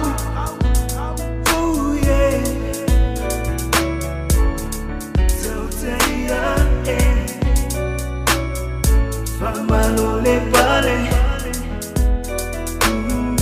Malole kau Misefalute ua solo Ya fenoa lo fina malo Mo'onga ole loto Ya faita ua maona so Vetua ole alofa Ua susulu malama lama Yesu ole ola Beto dialecto famanino Isefalute ua solo Ya fenoa lo fina ngalo Mo'onga ole loto Ya faita ua maona so Yesua ole alofa Ua susulu malama lama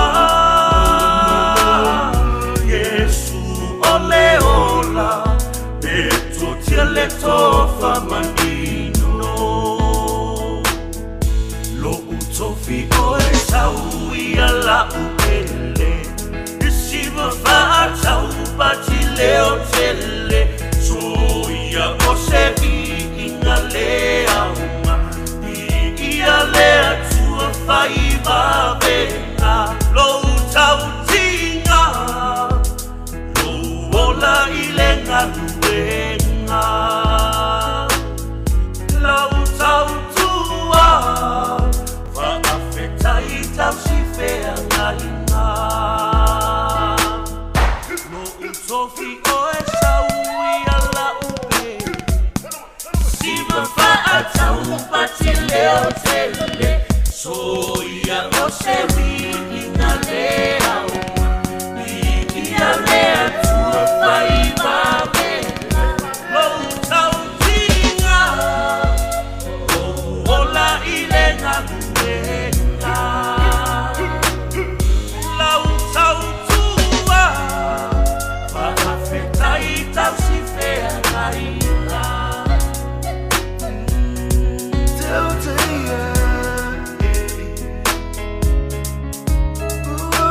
Taraflava o David Tua le nei, o lo e whaafonga mai pe le Radio Samoa, tasi lima i watolu a mo, Samoa i manuia lau whaafonga, ma lau whaasausaunga.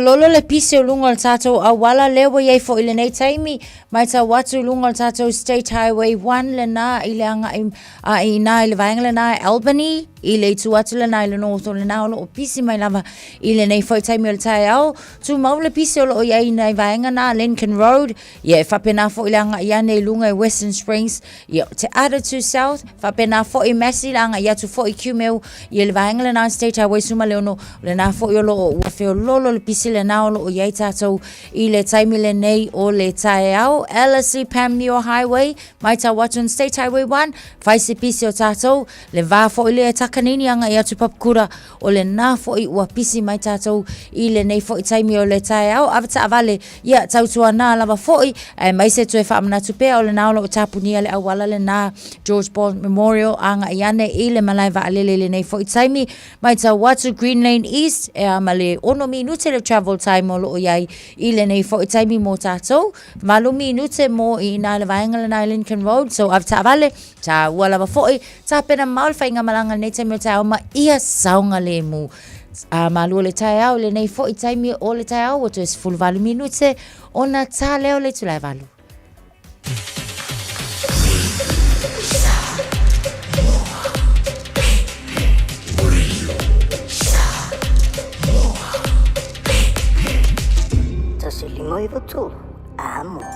Talofa Samoa, i mawhai na whasoasoani atu Dr. Chen pe a whai te a fiele mai suka, tauta mawalunga, le maua se whanau, mai sela, whatu ngao, ti ngā le ua po tuli, whaalusi le tino puta, ka nesa, ma le tino mangeso. Maua fo i le kulimi fulunifo mo ni fo ti ngā, ma toi whaafilesi ai lau manawa, tele nisi o loa e whasoasoani lo soifua maloloina. A fio ane loa e ai Dr. Chen, i le tuatusi lua ono Great South Road, Orahuhu. Telefoni lua fitu ono tolu tolu fitu fitu, extension numero lua. Mo tupe wha moli Samoa mana tua lo le Pacific Easy. O lo wha awau pea le tātou wha matoa e nao le lima tāna te tongi pea e wha ngā ina le Pacific Easy app. E wha tino ai au tupe wha moli mai lau telefoni wha mea. O lo awanoa fo i tātou direct transfer. Ti posi mai ai au tupe le tātou account. Ma wha mali aina fasili lunga o telefoni. Ma wha tino la foino lau tupe ai ka wha matoa. Mo le tongi no pili o le vai. Mo li te o ngā tupe so se whale tupe Samoa. Pe le tongi nino no ngā tupe le nupi wha. Samoa House Corporation po le Samoa Land. Mo so se au nanga Samoa. O lo mawhai na wha tino uma e le tātou au nanga le Easy Pay. Maratua e late le fitu se fulua tātou la la wa wha sopoli ai New Zealand. Wha peo tātou ofise tolu i o Tara o Tāhuhu Mamangele. Pe wha ngā le Pacific Easy app po le direct transfer. E wha sawa ilo teimi. Ai sili atu na wha sawa i nau tupe wa taunga tāle penisini. Mo nise whamtalanga pala au le o varse lau o tasi ono. Po numera masani au kilani. O le lua fitu ono fitu iwa fitu wha. Ma le lua fitu ono fitu iwa varu wha. Pacific Easy. O lau pa anga mo tupe wha mo moli Samoa. From 9 a.m. on Wednesday, the 30th of July, nurses, healthcare assistants, and some midwives at public hospitals and health services are planning to strike for 24 hours. Patient safety will remain our top priority. Hospitals will remain open, but ED will need to be kept for emergencies only. Patients should come to appointments on the day of the strike unless we have contacted you to reschedule. Do not delay seeking help if you or someone else needs emergency care.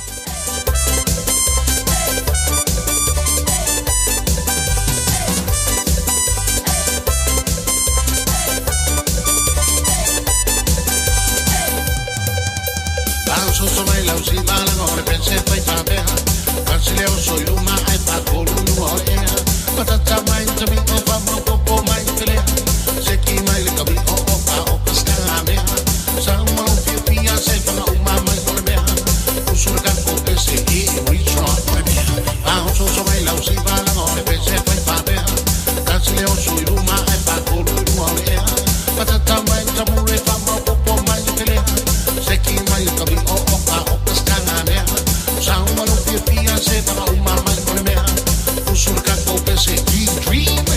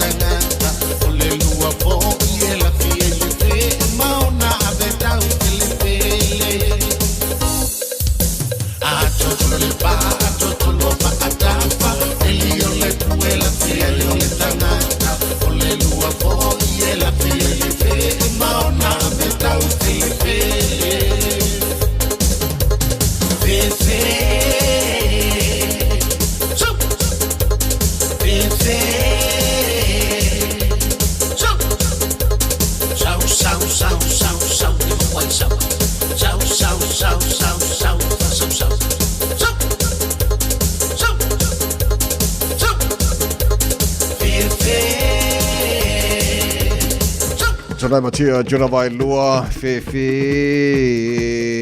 ia le ia la ka kai mo le ai mo ia le le ma lo le sui le tunu le tai auto es futa si na balu tala mai sa mo pe tala balu le tai nei ma tuo on sa e fose e te pena le tai ti tai ta mai ti la o fa mo le a io fio lo maru nei tai au ka le maru kele fa malo si mai e agree le mavo fau le telo ni sa fasilia na mai o tala noi le whawhetau di o lo tupu i Samoa. Le ai sama po fio i e masini na watu fo i lea i o le scanner le na watu i le ngate leo tai fau sasongi fo i lea e tau ona fisoswani i tu lango i ia leo atu o whalau i tono Samoa. Ia, moni fin ngalo le tunu. Whaftai fo i mo comments lungo tātou Facebook, mari YouTube roi le Samoa. Ai sao de lei, ia walanga pe o le autuna batoi vanga ia makua i sa idi lei ai. Mai sia maenga nei o lo o batfa so tula fono i tono le tunu. So tarsia ia o lo te itana no te inga ia faise fo le fafitau di awane i matua i tuputele ma tele la faina o nai tupulanga faia e o le tunu. Tono Samoa. So ua kau whai o whakasi umawhale tonu Samoa never taimi o le whaina maua dengue fever o matua e pipesi na afsotai maina ni so woi Samoa whai whai ngora vaiaso mo koe makau kia ia le pipesi o le dengue fever i Samoa tulango iai ia ma tulango whai o lo iai tau whainga whai campaigns a parti o lo tau sinio ia mo le taro whainga palo tala su rosu ruiva masino kuso so whamon mole lau taimi talo nei aso bala tuane le tiro i lau talo whamon mole o titi lo atu whai mai lo vocational education minister Penny Simons o le whai titi o ngā ruenga i la tolo o ngā lui tono politics in New Zealand o se mele lei so le o jere lopo la tonu vanga le lei a fale tonu menga wenga ua fale tonu fo ia tonu ainga la to ia jere lopo o se vai mau la malo initial politics perché loro swinga folia le e ia vanga o te kenga ia ole fo lele ina ia tau mawhai e whai titi lava tanga te whainga luenga ono le taimile nei e moni lava ole to a tele o staff o lo o iai to tono university le taimile nei i le manatu malo o iai lava isi whaia o nga foi o lai ova ia whaia o nga ai whaale o to a tele ia ni tamaiti foi e mawhai ona o nga e peo nisi la o vasenga o iai ia pe afua lava a wao so sea o nga lava e kau lava nga ratio e te tau lava ona ia le ratio tamaiti e tala whaunga ma whaiaonga pe ila o isi fo i o whaata ita ingolo o mai kasi whaunga ana o to ono students ile nala ile tiltula le malo ke le lal kokongi o le kokongi le whaiaonga ia ai le whaiunga palengi fo ile le ia ma tamaiti aonga so ole fo ila fofuanga ina ia wa olo o kele ia university o la ia university fo i o la already in debt ile tupe lava ia tau tau mawhai palengi ko ngi whaiaonga o resources po alanga o mo mia mo a onga tamaiti e peila o le tulanga le na o le ua iai la le vaenga fo le o le ata mawhai e kilia ni se vaenga fo ia e le o tele ni students o lo mo mia a ia mawhai ona sefele kupe e mawhai a onga whaawau for the long term pe o le tulanga na o lo iai but e iai fo lo wa o whaanoanoanga e moni lava la a wa o kilo la e iai leisi vaenga fo ilele o le pastoral care i to tono university itasi e mongi e whaale to a tele ni tamaiti lato te mo mia le service le na ai mo mia lava o lo iai lava tamaiti o le tele fo i tamaiti a onga o le o lava iai o a o lai kele le mana onga e ta tawai ia ona nga i to tona o isi fo i vaenga i ngā lulu e sa ili o ngā luenga mo nai tamaiti pati se itiro tilo pea po fea o le a whai iai a o a fo i la nisi vaenga o le a whai titia o le tali a le tuangai o le titilo atu i le spokesperson of education and labor Shannon Halbert o le point ma le atuanga o le vaenga wau te lo le labor len fatuina ma le vaenga le te pukenga o le make politics sector more financially viable ma mautinoa or more training opportunities and employment i vaenga se vaenga se foi le New Zealand ya le la tu la mai fenga malo fo la tu mana o ko avese uma ia fai ti tio lo fai ti tio politics lo ia se foi la tu ba pa wan me ona ia fai na ia onga tamiti awa te lo no te inga na fa fa ngo fie ona mawa tamiti avano e o tono politics to fa lo tele ma sana tamiti o le fai ona au se fo ia point o le meske e te tawana tangtanga e fo lele i tu e whaale ai nai lo le ave eseina o nisi fo i o tu o ia o kalkonga ia o vaenga o mai o ngai tamaiti a onga aonga but e kakawanga ingi a wala fo ia ale whainga malo lato ina ia tu e whaale leia systems o lo o iai i le taimile nei ia o wata maiti ngai lo le tu e ave eseina ia o se tulanga whaingta fo lana sa le pe sa ese helicopter na pa o mai o la Bay of Plenty pe io te vai ia to o iai fo ina tangata sa fa pena ona fa manu alia pat na pa wala tu le lei fo ilele o le mafai ona o iai le feso soani ia ai le iai se soifua ma fo le awa a fa pe iai lo soifua ma wol tangata ia e pe o se tulanga fa le tonu na i ma tata island pe o ina le ana iai le tulanga na ia ai man tu le mau te la tu fo sa iai fo ni fi naunga ina ia awange ko fa kanganga ia vaenga fo ia le helicopter ai ngala to ia kusa lava pe pilong ia ma miliong ia but ole saunga le mu o tangata e no fo ile fo i vaenga ia pe o ko inga ai tolu la to na manunu a mai le na fo i fala vela o tele o lo le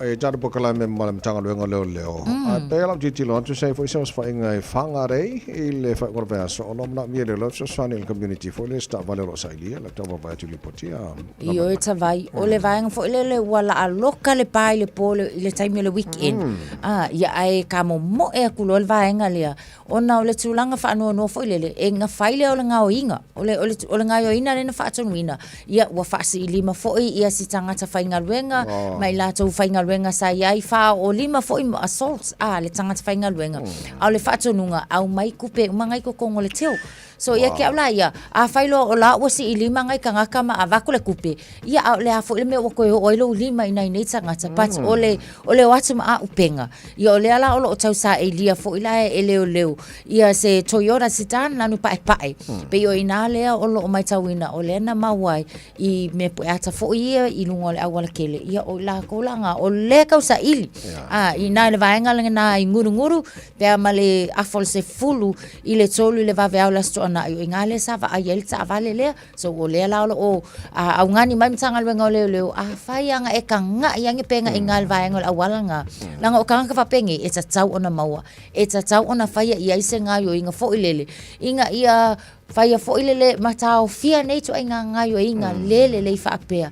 A fia nei tangata o la fo e fai inga luenga mo sala ko fo. Sa le so ol tavalena o le Toyota Aqua o lo fanga ina le license nga oi stolen license plates o lona numero registration KH A onoiva.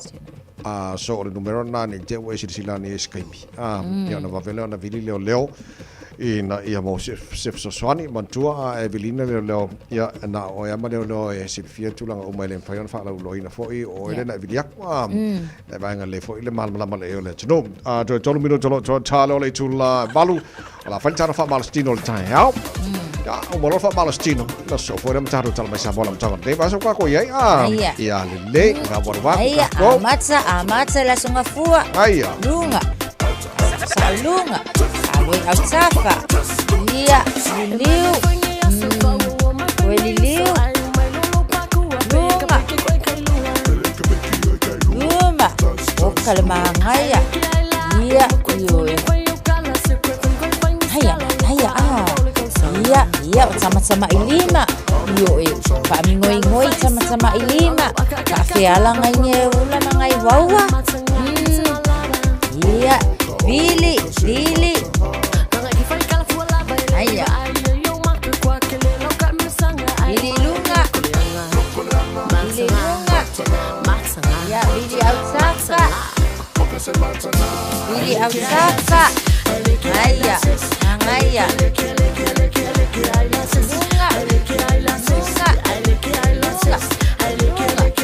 Aya Iya Lazy Pizzo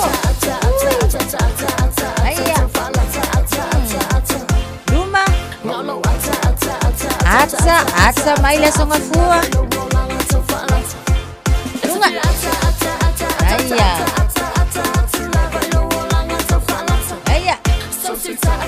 Luma Tua Aya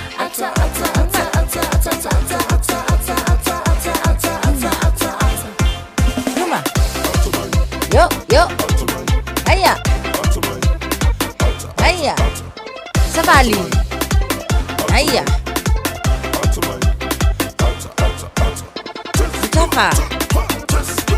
Autafa Aya Fawau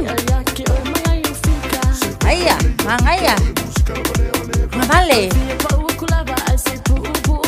Yo Aya Luma Aya Mangaya Aya Lunga Iya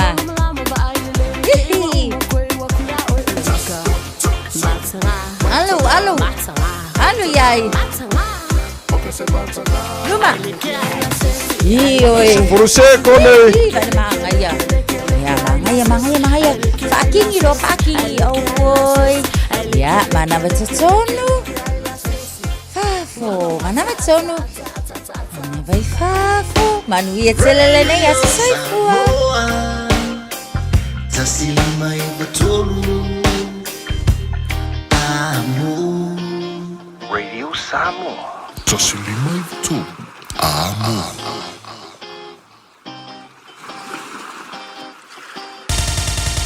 Usimaya lau whaafofonga o le whaapoponga fo ele nei o talafau mai Samoa. Awina sa mai mo oe e lau leiti o whalongolongo le Radio Samoa. Tasilima iwa tolu amo.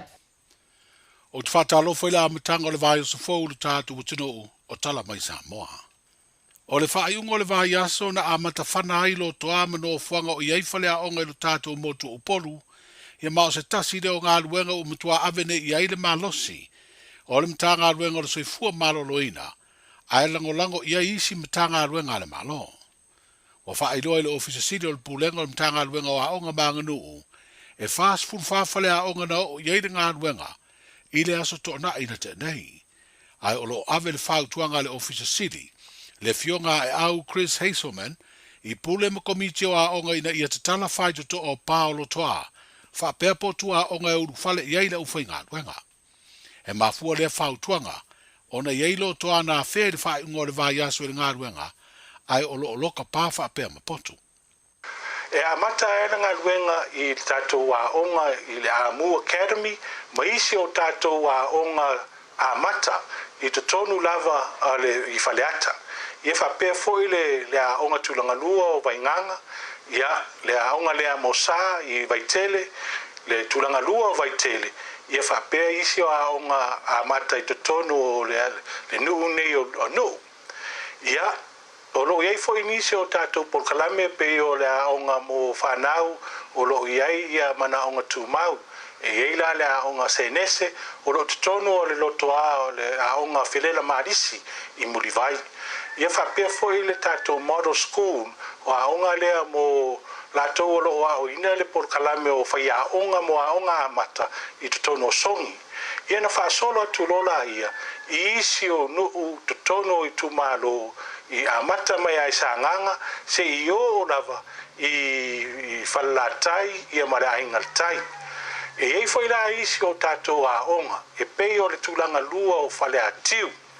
Ia e le tau whamtalaina ia o le aonga le nei o lo whaonga ia maota malawa o ainga.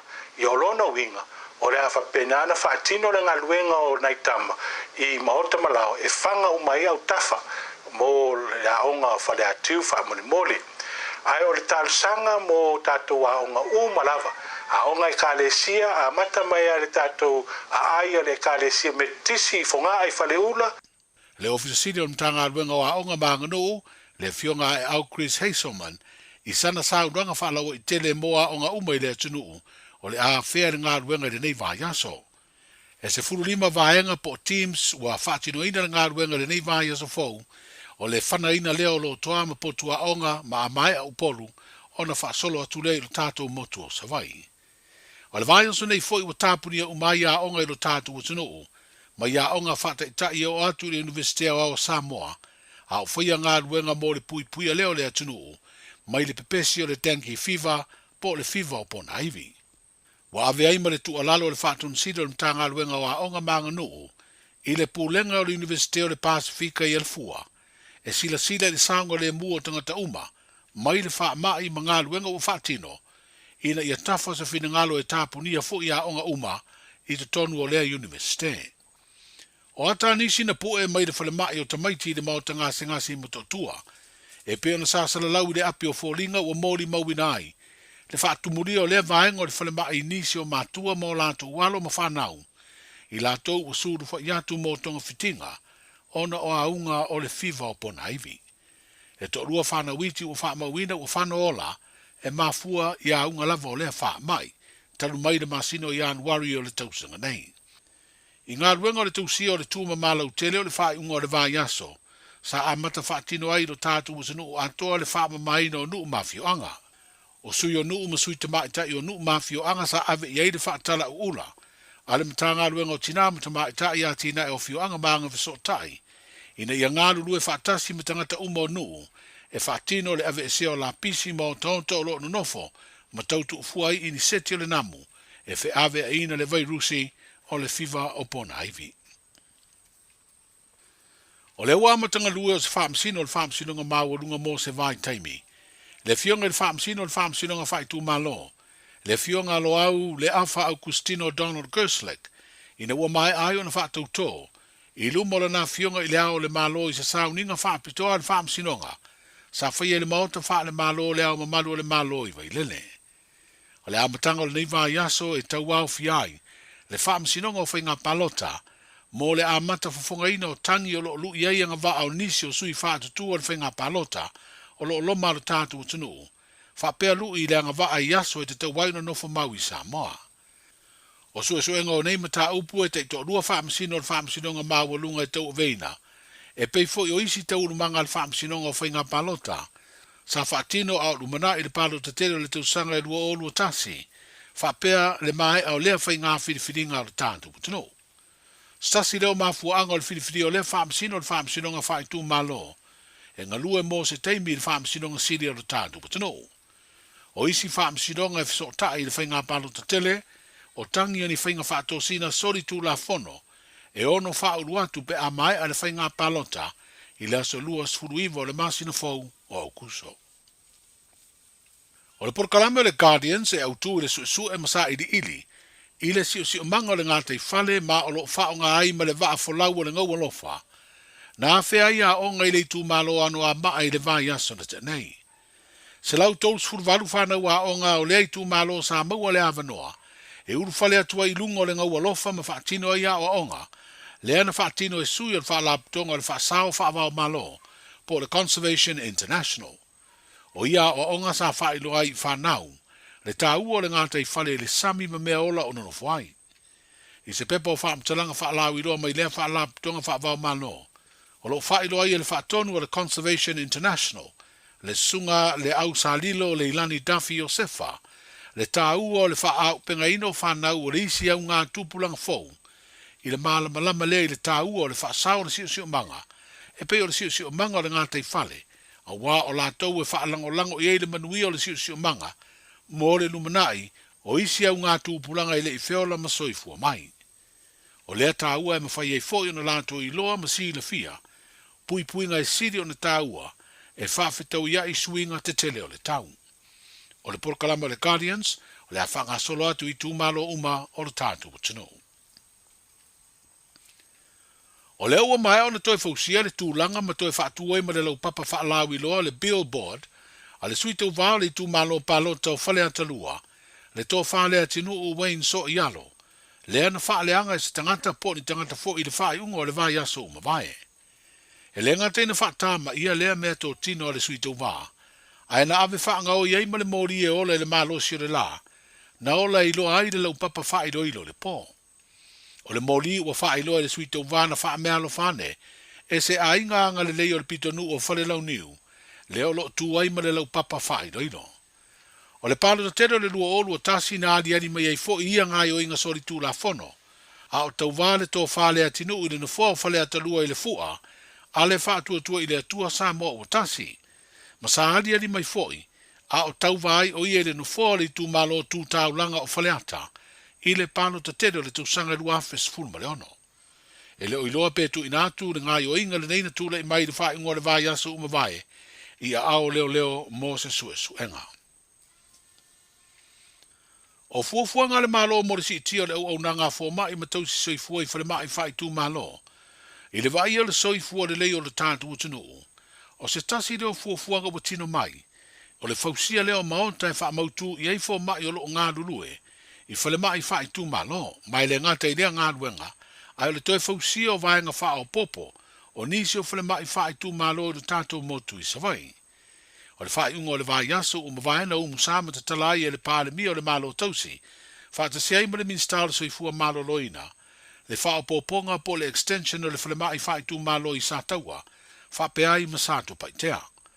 Na te tala i fo i mamaonta e wha mautu i ei fo mai o ngā rurua ia whalemai whae tū malo. O le mta ngā ruenga o ngā ruenga te tele le malo, ma le mta ngā ruenga o le soifua malo loina na māte i tuina, le wha ngā solonga o ia ngā ruenga na fausia, e le kone karate faufale o le Sheng Construction. Tala amatai o le vai aso, soifua. Talofa, we're the Casitas. Talofa, this is Pat Lam. Talofa lava o a Lapi Mariner. Mau pelo li tio. I le Radio Samoa tasili mai vatolu amo.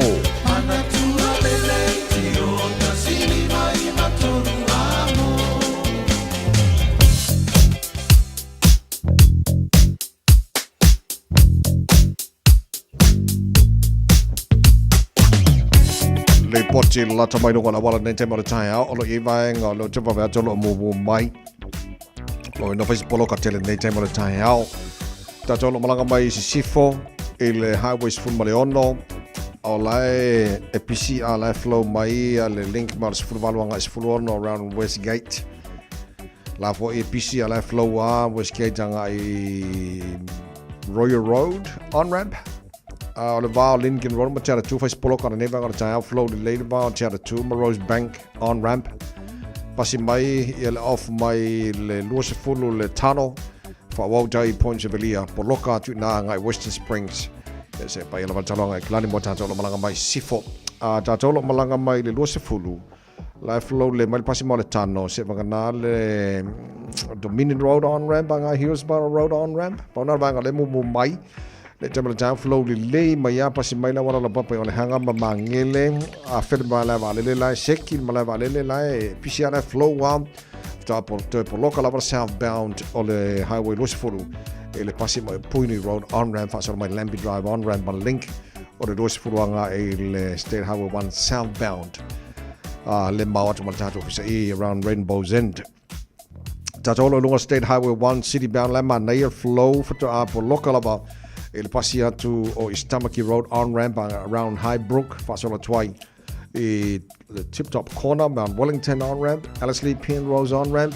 pasi atu loa na nga Green Lane flow di leia se pa ile tu le taulanga ia kilani so le banga na lo lunga la wala nei temal ta le se fa le loving o le tia mai le ya after vale malo le foi malo le sila se I tanga ia ne wo for time o le pisi le morio nei fa na le onga au se ona fa sa ina lo sa vai ngolo kono se nei te mai ya ma ia sa ngone mo fe malanga inga nei tai ama na matanga nei va so ta to ia Talofa Samoa o Jerome Gray le nei pe o ti e lau ta vale po e fa fonga mai I lo mota ia tu pele ni lo lau le tio le sfulu lima I vatolu a mo Radio Samoa numero tasi I New Zealand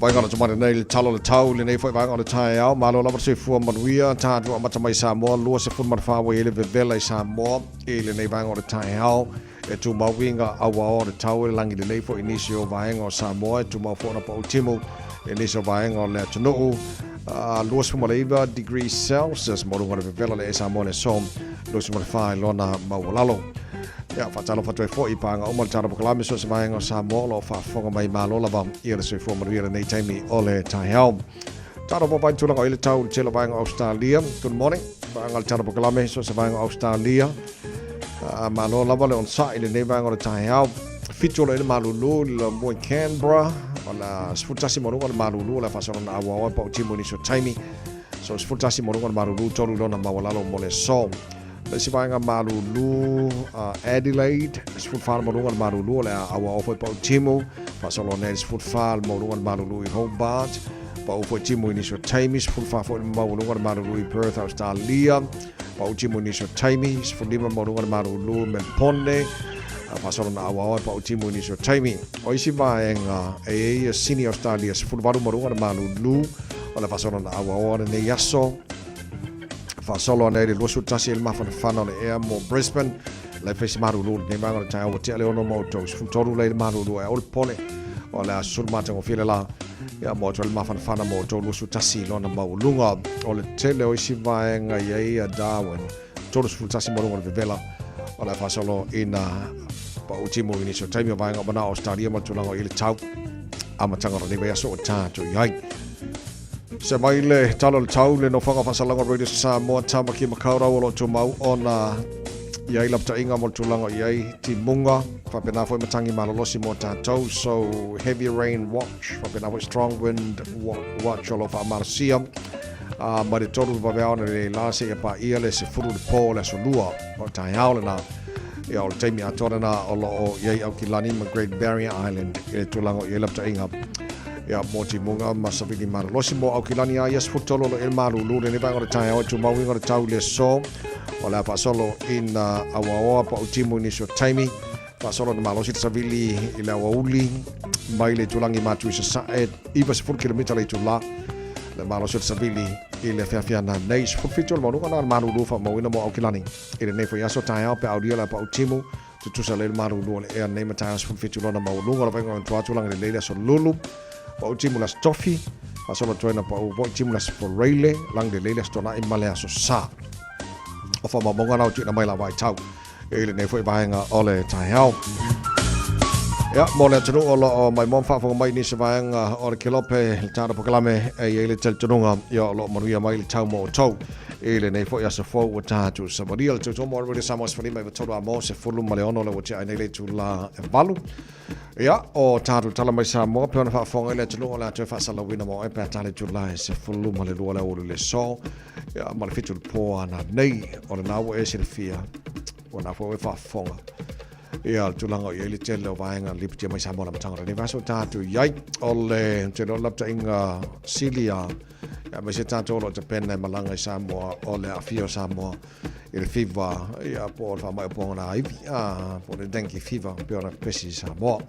So le leile no vouta le ia ma se tātou lo malanga manai whanau ia o tā pena ia ono tūlanga lo la whiango Samoa I le neighbor taimi dengue fever na o tō whafonga atu ngā ruenga tele sa whainawa yaso o le whanaina o le tele o whanea onga ia mo le puipuinga o nei whanau o le tūlanga na o iai I Samoa ia o lo sauri foi le tunu mo le whainga palota e le masina fau ia o ngā kuwha whonga ku ngisi o mea whananga I le foi vaenga o lo whailo ai liso suitau wā I whalenga ina ia aku wale avanoa mo I lātou o whātu mai lātou tu māloe kau wā ai lātou no foi tono pale mene o manga ia langa sā ka anu leanga Sfulfitu tele tu la valu te tomo o Samoa Sfalima I Vatolo amo o se mai la whafonga o tātou mau wha Samoa I le amatanga o le nei foi vai aso.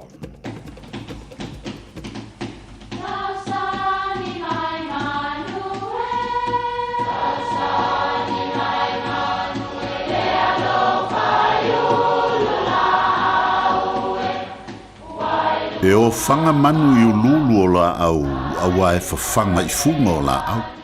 A o le tangata e whawhanga I upu matala.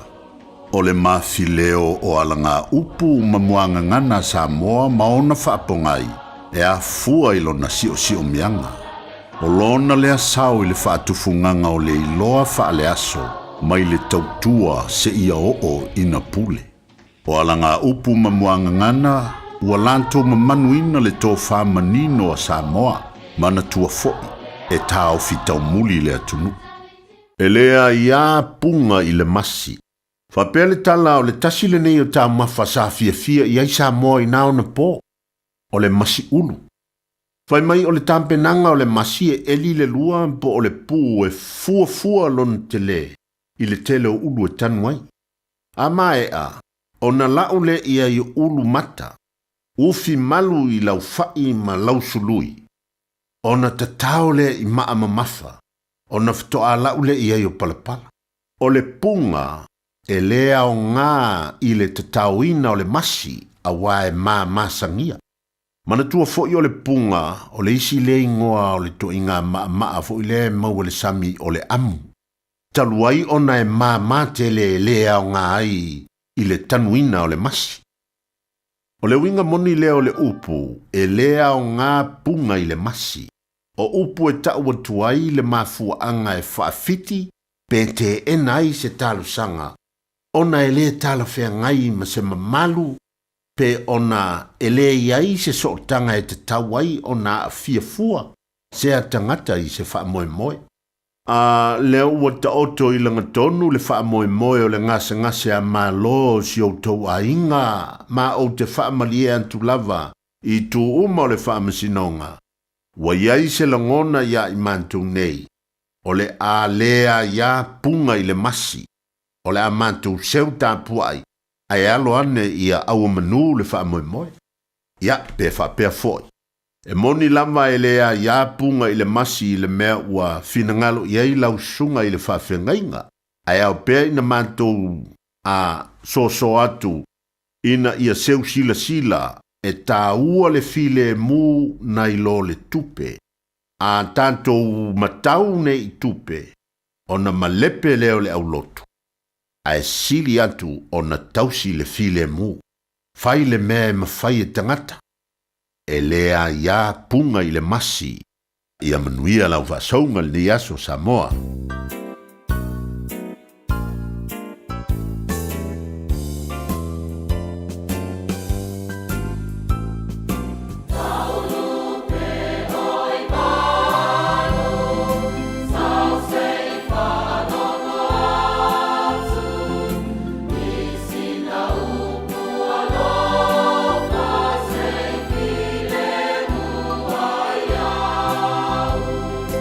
Maria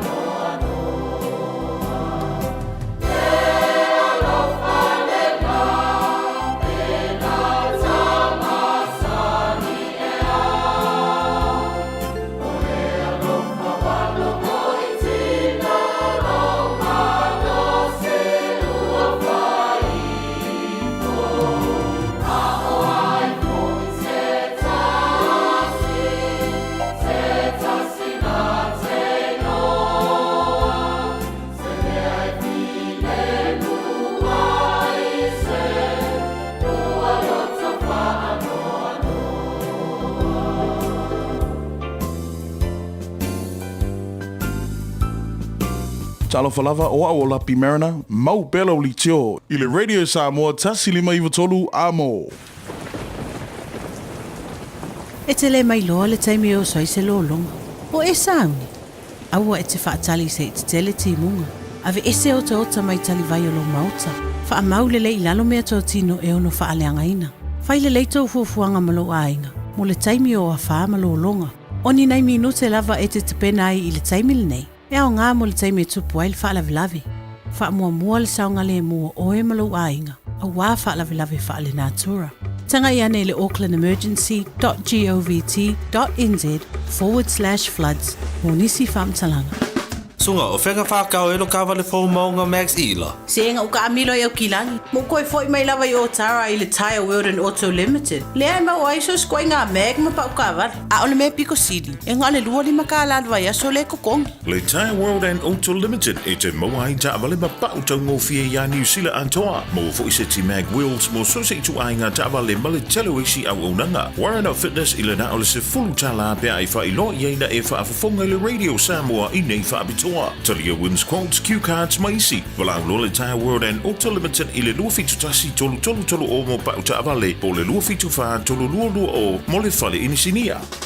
O i sauni malanga i Samoa, mana tua loa mana rentals, e maua so se taavale e te fili mai ai, e tusa ai malau manao, e mawhaiona piki le taavale i le malewa lele i whaleolo po o whangaligi, whapealo tātou ofisa au tui ala fua, pe mawoli atu fo i le whaletali malo o loo e whamautu ai ngā whaabitoa, lo i le tātou insurance cover e te fili mai ai, ina rei tupu se whalewelawe ai o loo i le puipuinga, mana tua lo i le tātou account i New Zealand, pe lafo sa fo i le mana rentals e whaonga ai le Pacific Easy, pe whaonga fo i lau credit card, e whaatino ai le tongi ina o lo sa. Monisi whaamtalanga wala au le Pacific Easy i le ovalu se lau o tasi ono, po numera masani au kilani o le lua fitu ono fitu iwa fitu wha, po le lua fitu ono fitu iwa valu wha. Matalo sanga e transfer o e i le moana, pe asiasiane i le Facebook a le Moana Rentals, po le tanto upenga te wha ilangi o le moanarentals.com. Moana Rentals o laupaanga e taitoloina oe, a oe malanga asiasi i Samoa.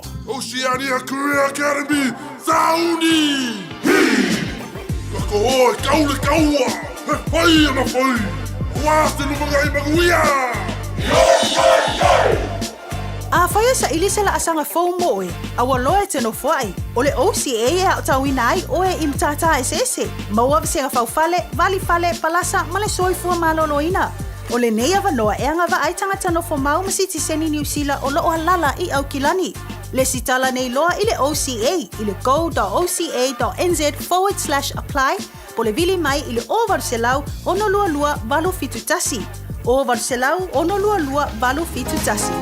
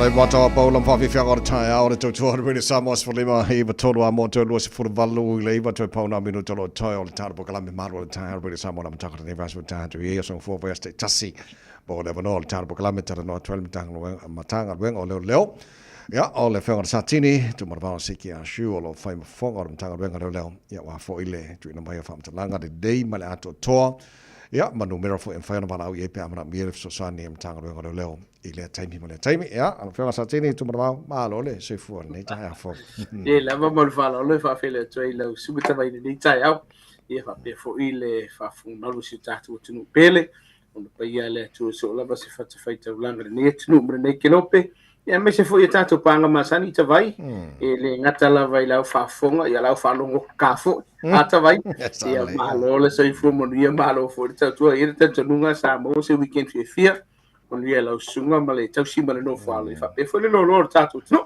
ah lo va tai sa ore le lau sa noanga ia ma lau whalong kaka ka ke ia fo le wala au mai se magi alo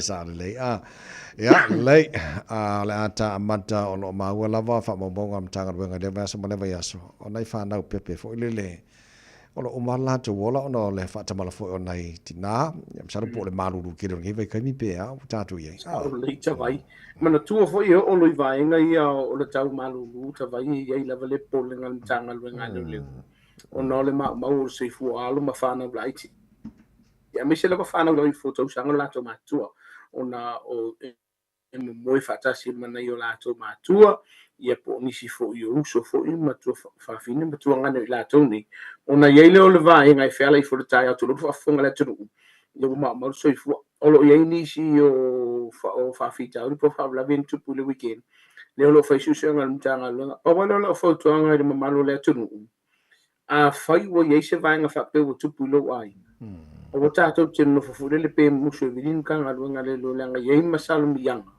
pe a fai ai le vidin tanga lo ngale lo fa matala ye o le siva nga o tun tanga lo ngale lo fa tino la tu ngalo ngai fa la fa pe nei fa mu tsa vai mala tu ule avanoa ile matanga lo ngai fa tino ile ngalo ia ale o le fai kai tanga lo ngale lo ono vai ngai lo sa tu pu le weekend le ala lo fe su sanga tanga lo ngale no na yalum fa na la iti nei le mafu anga tonu ya mana tu e abela vai fa msino lo lato vai le corona sa ta vai la to te fai ia va pi susuenga ona mawai le o mafu anga mo se fu la fa long talen e sa no nei e le ta por kala mele am tani no por kala mele ta ya o la to ye le tu ile le pa on fa tu ile le fu le o msalomia se va e mana ya au fa ku fa le ya ma sa ngue karif si le la va ku ya ia o fingi me ko anga so kula ko ai au kai pu ele le pa o vai ga le o tau sanga ntanga le ma tato por kala me fo ile tu fa mo mo a fai ke si la fia o yeso sasi o ye fo se vai nga o e le usta ia e tu la fono le ne tu fa mo mo e te tau ona e tu ntanga le lo pe fa tu te leo fa fita o lita vai o lo vai ile weekend of le nei te le tatu ta vale la via a fu mai ya ila to lo tu tanga ngale lo mana tu te le yo ma fu ngale ni le tu o le telefoni la vai am tanga ngale lo ta vai ma fu ngale tu e mawai le ta vale le na te fe lo e po si ta vale ngoi po si ta vale le ta un tu fe lo ai po le avita vale una ina le ta vale le ta un tu fe lo o lo no win le ti fa tu o le tanga ngale lo e mana mia na fa mol lo tu faisa to fa matalanga e sili e ma fo ila fa salanga tabai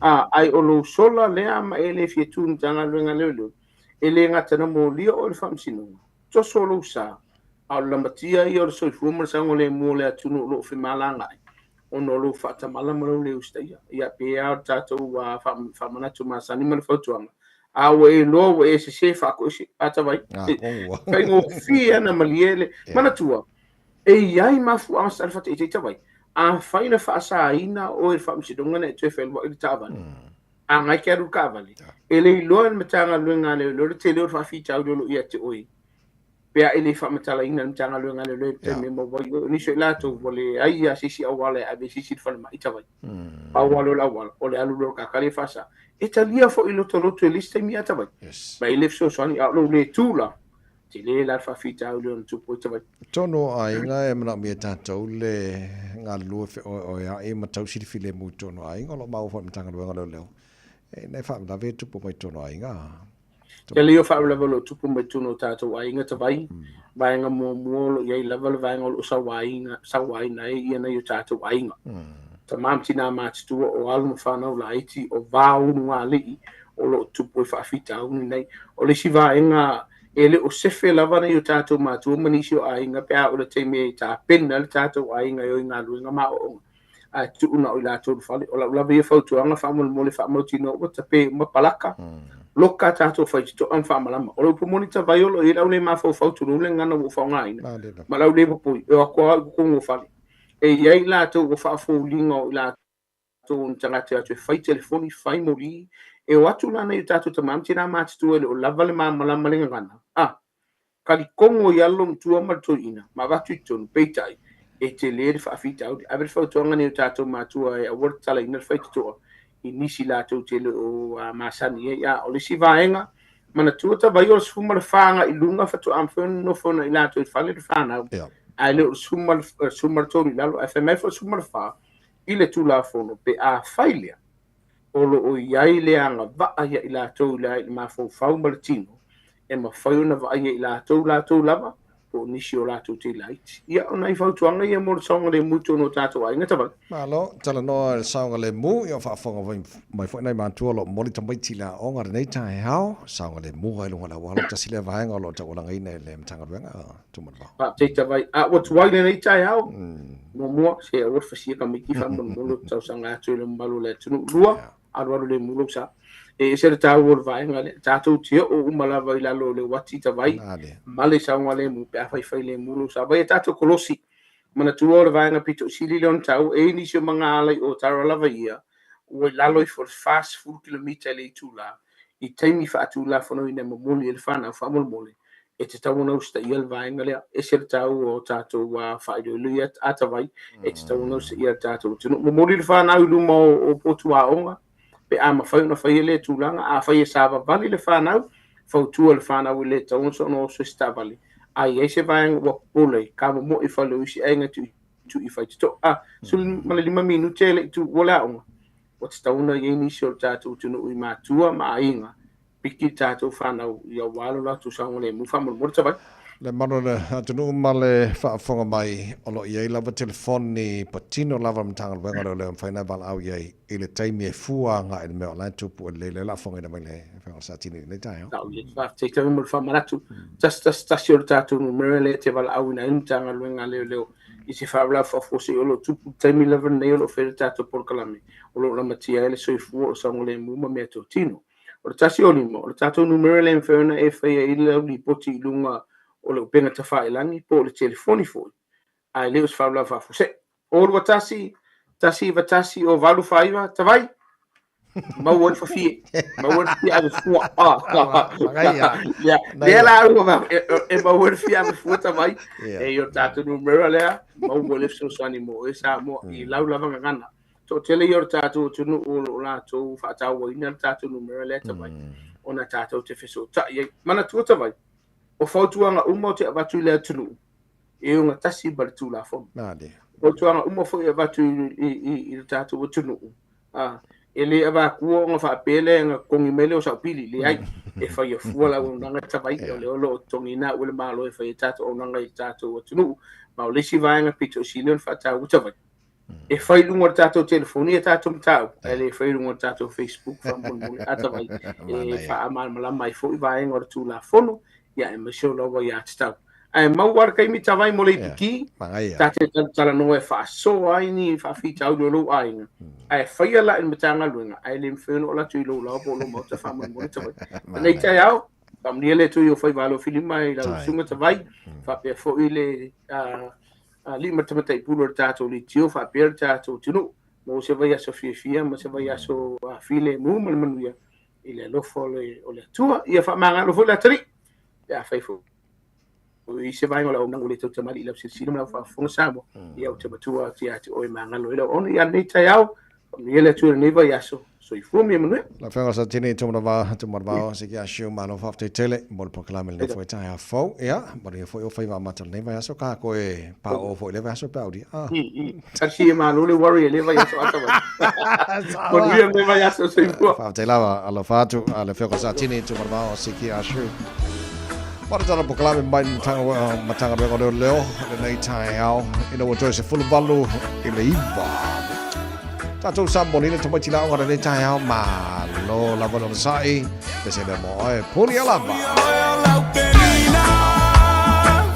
Liu mai au folinga Ia e pito ane itua le masina Se isulungi ai o ita Le petua paneta Po ferea o iai Ina fai mai au sautala Pena e tawane ai Oi, ua senga lue fati Loa lofa ya oe hani O ani fua o soa lofa Fai le amavai o lo ora E whapena o e sunga Le amatanga o mawhauwhaunga O le a umalava le tausanga Ai le ai ma se I unga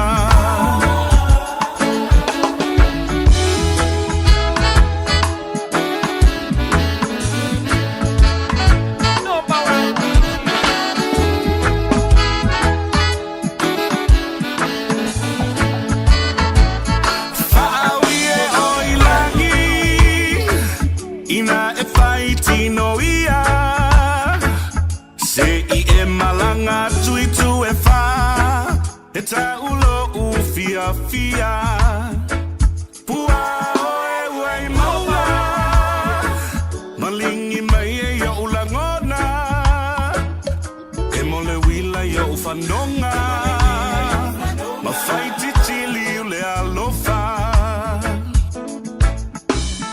Oi, ua senga lue fati Loa lofa ya oe hani O ani fua o soa lofa Fai le amavai o lo ora E whapena o e sunga Le amatanga o mawhauwhaunga O le a umalava le tausanga Ai le ai ma se I unga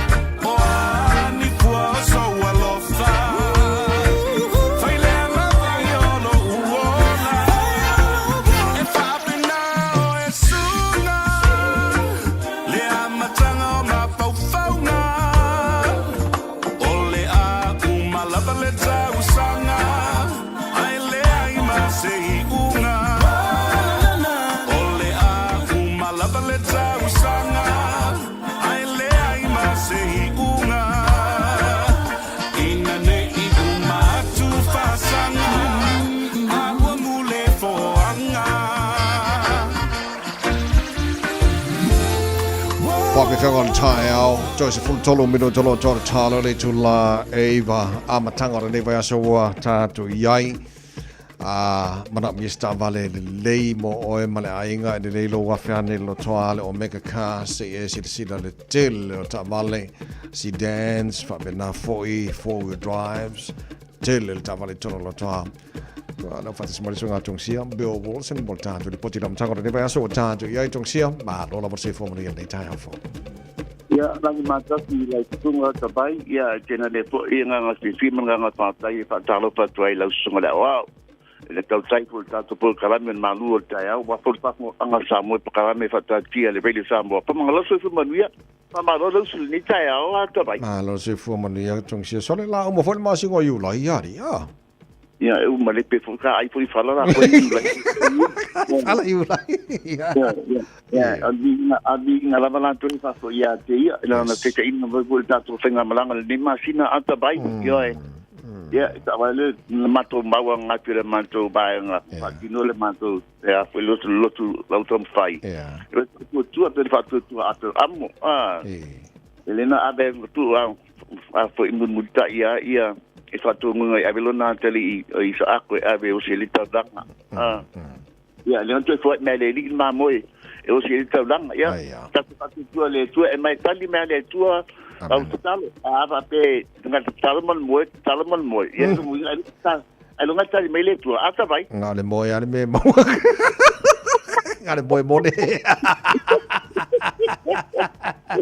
ya mai el tali poti uso fa mon mone ya dengan ngalabar pa tai la sunga da le tai mo ma to no fa au ya dengan ngalabar fi menengang fa ma bala lo fa talo fa tai pa ia mo lunga o tu pelin la mo sa mo po fe la berta fol ni la lang ni lo ma wai mi sa ili ma lo ia fa talo fa la ba tum si la ba ke le la ba ma le fa lo fa ma lo so fu ma dia fa ma lo fo la fa tai tu si mo ma lo la tu no fa nga per ta su ta fa le ta bale ia tu tu fui nei ainga pa munga e fo il laswan la sona e mala storile e le lambo fui familia no la tu ainga sa mo te ima se la tana na la fo e le hotel fu se pale lo ai alo tanta na to i fa langa fa ta we pule ina ia langa lima se la tana sa mo yo tu langa ia e ma via o inei e ma via fo ta tu ainga sa mo ia o le e ta su fi al fo tonga la tu o sia ele fai tongsia se cashback samoa tongsia ele fai tongsia cashback onte manu ola telelo ai ta lafu la tu fa pi du ngol taun ta vale ya fa pe ni si tu langa ele ta tu referral fee e ta tu fee fa me alofa mo fa ingol tu ta fa ta vale mana tu tonto sanga mo la con kalate le talai no la ta vale le si me tongi o mega cars wala fo le si vecino la ta vale tonto sanga mo tongi o mega cars fa pe fo fenga le bon fitness e fai fu fa lo on fitness por todo sanga mo la con kalate e na fa mama venga ngat so swani tiati oi por me fo que el for the first 3 years o la con kalate ia o tonto mi la ta vale ava ai ma do lo sa io ni si tu langa ta tuta vale le ta family vans commercial vans ta do tiso vale pecho to me to pick up on my own to unit ele ta so 4-wheel drive yeah a proper 4-wheel drive I'm not it's a 4-wheel drive the Toyota Hilux, Mitsubishi Triton, o le Mazda PT50, ma dato for Rangers, mo tono tanto lo toa. O mai tanto SUV la SUV la fiolo, ya ai pi casa bele la Haiti, ya tinane foi ya no tava le fe tu planga tal bolos por cas, ya lo que tono tanto lo toa nisia, fa franga na to nisi tu langa te fia maram la mai pana bala mo mai tawe ke le su mai matara mai a ele lu se lau Kevin Drive in popteto i mankau lu se lau Kevin Drive en pai vena val al mentale night ole o iba lu fitu lima balu te silua o iba lu fitu lima balu te silua pola te fon fa be ai ol watasi pa te tuono lima watasi ol watasi pa te tuono lima watasi ya malia pai val fi manika o tabai malia le tua amo te nei fa to fa su po ine la sunga la tabai fa te mo le potin le ta jong sia mo le foi fa ma tore ne foi va yaso to iva meno to lo tore tana le to la eva te le sia alo pese le tno tam pese la lol Pacifica mai Fiji George Fiji me koso so no pesa mo le mai lo le fa tu le fa mata fil talo club nei tai ao so se fina Now fili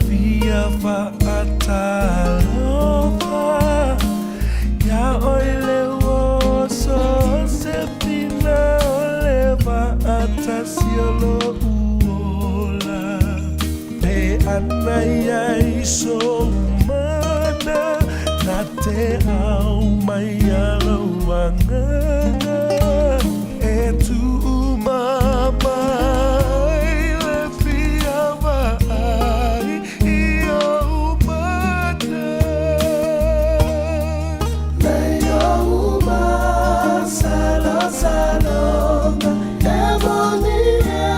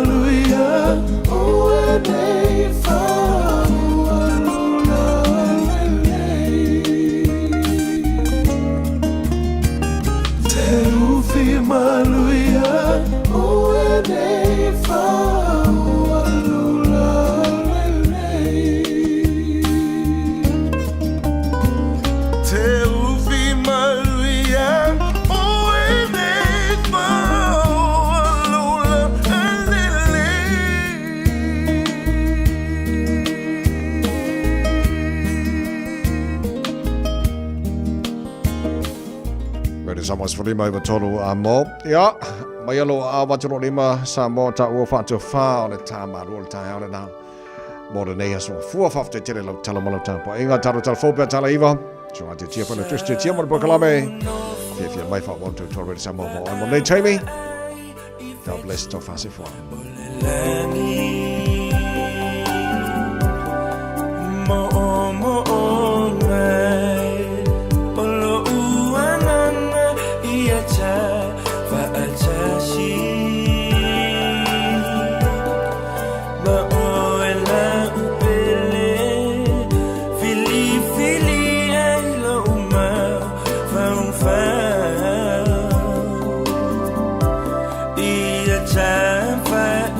see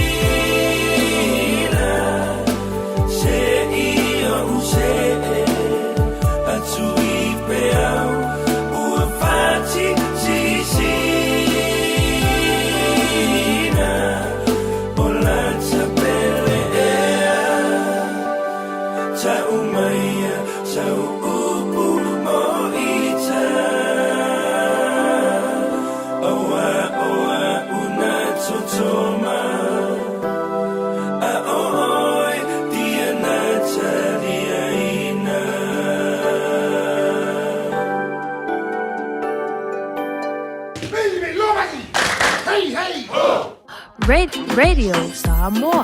Taslima ivatolu amo.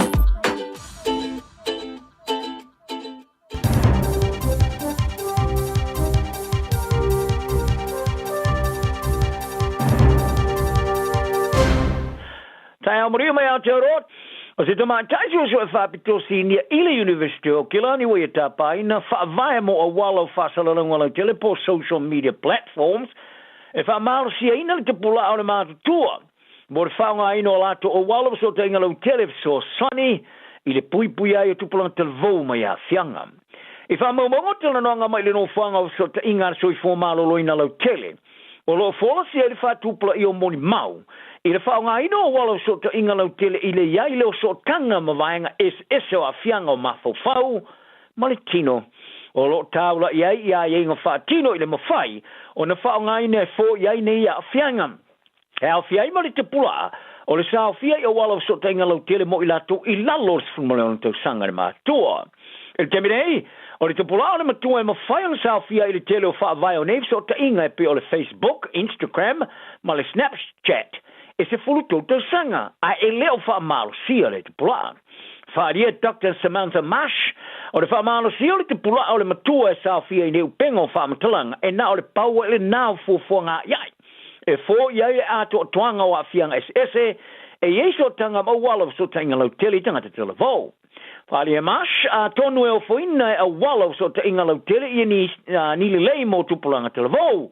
E pio le so sani e so tai maisi o lato wo. Ia marasa ilia fo le rongolango, ai pe tai wa ia la patia. E te wau, fu e au na fua ma le wha e tete a nga i le ano nai, o moni maua a fianga iai. Ma ia ta wai o le tu e le manui ai, o se le pāleni iai. O no nei moni mau se a fianga o iai ma fau fau tupalang televo, e matua i tele e mai lava, i le ano le iai. Ta wai o tupalang televo e whaaru le telo latu teimi lungo o wala so tenga lau tele.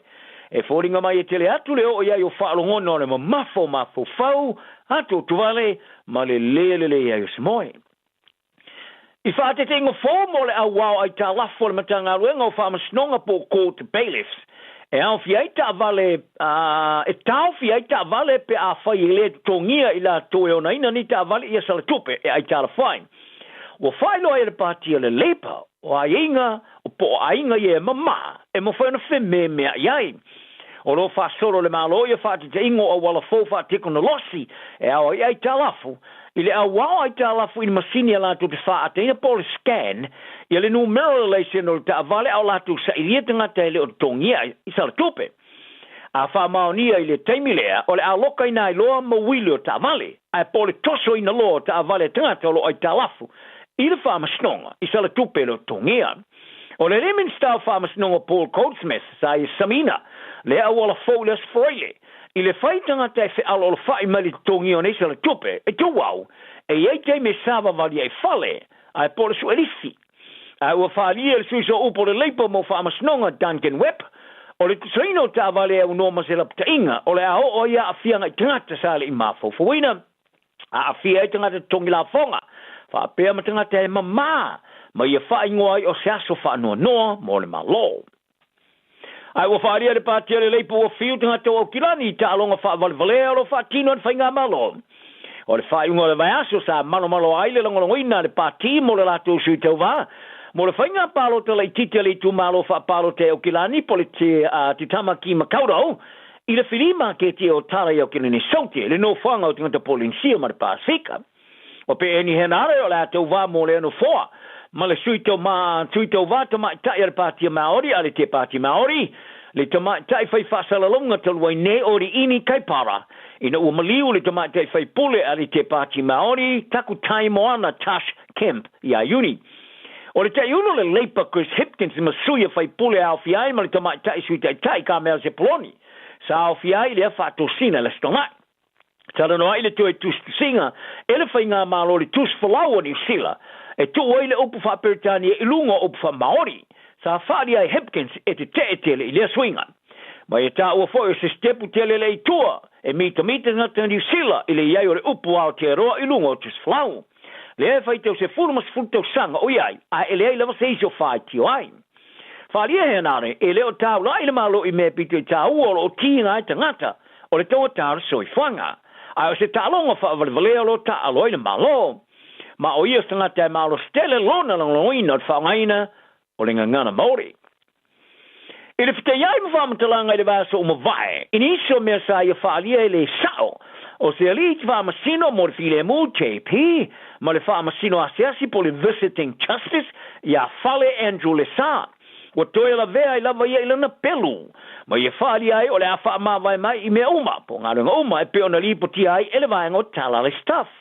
Ai te iane o toi sui a whailo na mawhau whau mo i toi whaalia ai, o toi sui lo na manatu, ma mana o ia toi ave se mai lana whaamawaianga. O le vaso le mautonu, i le nā vai aso o tōna i mori fia mana malama i meolo nau ia i Fale. I le aso ngafua o le vai aso o mawai sa whailo ai le sua suenga le staff, i ni mele moni wha maumonga i ana ngā luenga i ngā lue ai, whailonga o onga sa ia maumani sa tūte tūsi a sa tūsi aia sa i tau avea. E fōringa mai sa whaatino le sa se whai unga mautu, i le whaalia o le a whaamawai mai mga luenga matuwhinga sa i ta uoro o i tau avea. Ai le mai ele vai so mawai a toi emaili fo i le whaatonu o vai ngori tala. I alona mana e toi whaui mai tua i le tala e winga i lana whaamawaianga. O ne le mara e whaalave lavea, mai ilana ngā luenga mawai o lo whai e whaatonga i tanga talau tele. Mai e tā uai, taru mai na lo mia ina le tala, ua mawa tele se lango lango o ia maua mai tanga talau tele, se lango lango o utu fia ilo na malasi. Sa e tūsi a fo e na tele i lima tai se ina lava se tasi o whaatonu o awai, e tu sai mai ngoa ngā ruenga sa ngā ruai, e po tu spasi sa ia mawaina. Ai sa whaamanino ina ia le whaatonu e whaapea, o na manatu e winga ila na whaamawenga, e lema whaera toi whaui mai tua, tuluai, ua whaamau mawaina. Ma toi ofo iai se isi whaamtalanga, ma whaatautannoanga. Ma tāpaina, e na te ofo ina atu lani whaatita ingo se tu ai ngolonga langolo ia maua mai tanga talau tele olo ia mawaina. Talu ai o whaamtalanga i lungo le itu lau o Facebook e matua ese lava malana whaamtalanga. I le vaenga tala le Samoa Global, tala tu lomi ina ai le lipoti le staff e winga le sa. Ma le tele o tali foi tau iai e winga i nei whaamtalanga le sa e whoringa mai, i leo langarongo ina le moni. O ane ngā luenga, sa e tā ua o ngā lueai. Tā longa e le suinga mo sifi e le mai au le whaia ina le serisi o tā longa whai teoria. Ua whaamaoni e le Wallabies Australia i le whiriwhiria o le whaia o ngā whoia Tom Donnelly. I le vaenga o lato whaia o ngā whatoa se fulma le lua i tūla. Tā longa whaia ina le tā longa whai teoria lo na lua i le pōle stonai. Ko le sona nafi sa whailoa i le whiwhinga. Sa toi tuli ai mai le liona i le wha ai loa le latu ta alu wha toa toa as fulma le waru ai o tuli ai ai ma manu maloa i le Wallabies luas fluiva le fulma leono i me le pone. Wa so ai nei manu maloa i lua ma ua manu maloa i le serisi o ta alonga whaitauli ai tolu to e tasi le ta alonga o toe. Ai o se wha e unga vave sa iai le sona nafi le mai ai o le wha ina. Sa wha manino ai le Wallabies i le whiwhiri o Donnelly o se wha ia onga fōwhao popo. O lea loka mo mua le All Blacks o le awa iatu le Wallabies alu marai li tamarasanga Rugby Championship o te sangarei e sui tūlanga le whaia o ngalangolango Jeff Palling. Leo le atu e taliu Peritania e le mai au le tamarasanga le Liona e ave ai ma whaia o ngar kalapo le Lister Tigers. O Donnelly e whasu tōteo sangas ma le lima ta alonga whaitoria sa ia ofu ina le peu le All Blacks i le varu luaf mariva ma le luaf masfulu e peo na avea ma vaenga o whaia o ngale au le Western Force tamarasanga Super Pipa Sika. O le tomo whainanta mai tei fusu kiwi Lani Daniels i le avea ma se champini a ia i lolo langi le pango mawhare i tupata mātai. Sa re manuia i to i mea whai pelela nupi Nikki Clarissa Shields i le asona nafi Amerika. Ai le i maua le i unga sa o foina i le tamai tei fusu maori i sina vaingo le luto tele malona le lei le mata ino le whasolongo le se fulo ta amalsanga. O le fusu angai tei 2 minuti le umi. O Daniel sanga iatu le fusuanga se tulanga manu malo ai. A sa ia ilo lava te tau ona sau mase fusu whapitoa e ave se champini uma ma ia Shields o Amerika i le taimur fusuanga le Little Caesars Arena i Detroit. A o sa iatu ia Daniels mo le fusuanga tele sa ia whali ai o le fionga ia whaumu inato le tai David Tua sa ave ma whaatosina ma whaamano si au ila natalini fusu. Tare toi maua e laura kapili ke le Warriors e New Zealand i se vavenga e toi finau mai ai le Paul Stonai a o whaia ina lusu fas maleono i le awa sa whai le taelor fasolongo au le tamarasanga NRL Australia Gold Coast Titans I le lātu malai whaaloto I whale lava iau kilani al Go Media Stadium. Ko lea whaia ina le Warriors o se tālea I le lātu wāwanoa e tamawai I lunga le tūlanga whao au e pito I lunga. E ulava olo o iai pē le tūlanga whao I whātau tonga au di temi nei. Ai o iai nei se tūlanga la matia ma isi au olo tau wheturi atu I lunga. O le asfarilo le ata aloai ma le Dolphins au kilani le nei. Lea e mo mi ai le manu malo ina ia toi wha fo iai lo lātu le lei wha moe moenga wha ono ausi ai le suenga Champini talana al ni aso manuia le so I fuia. Tasilima I watolu amo Radio Samoa. O mana umie o e po se isi lo a inga se fisoso ani tau fe malanga inga mo New Zealand. I mata au po pe o le vaita mai no whanau po nga luenga. A whai o lau tali o le ioe, wala au loa Ken Fernieho o le Fern Immigration Services. E iailana lai sene, ma ua silia ma le se fulu lima tau sanga o lana tau tua. E toa tele tangata o fisoso ani iai Ken, I mata au po tau fe malanga inga. E au fia ai mata au puna o atu le tribunal. Ma apili le minister.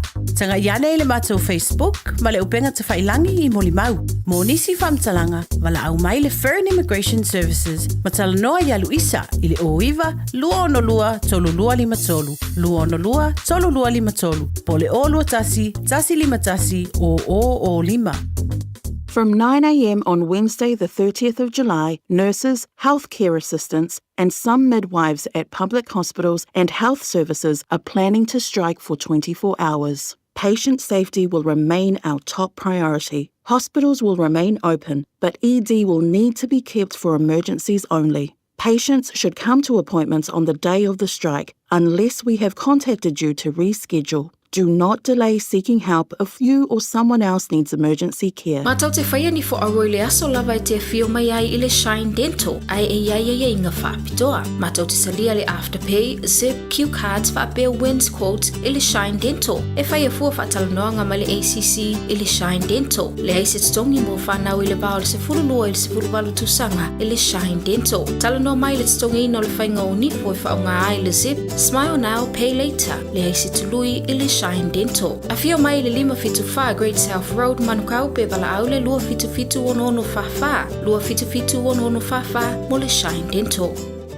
Ua na o le Radio Samoa se furulima iwa toru amo e tautuaina o e ilaungangana fitu aso le vai aso. Faitauina le upo le poto no le tautua matavela linga Fusi and Sons Funeral Services I Mangele ma Samoa. I taimi o mawhatianga ma whaanoanoanga ona o le maliu. Mana tualingalinga Fusi and Sons malana au nanga. O le a wha ma avenga atu mo oe ma le ainga. Wala au I le telefoni lua fitu lima, tolu o fitu.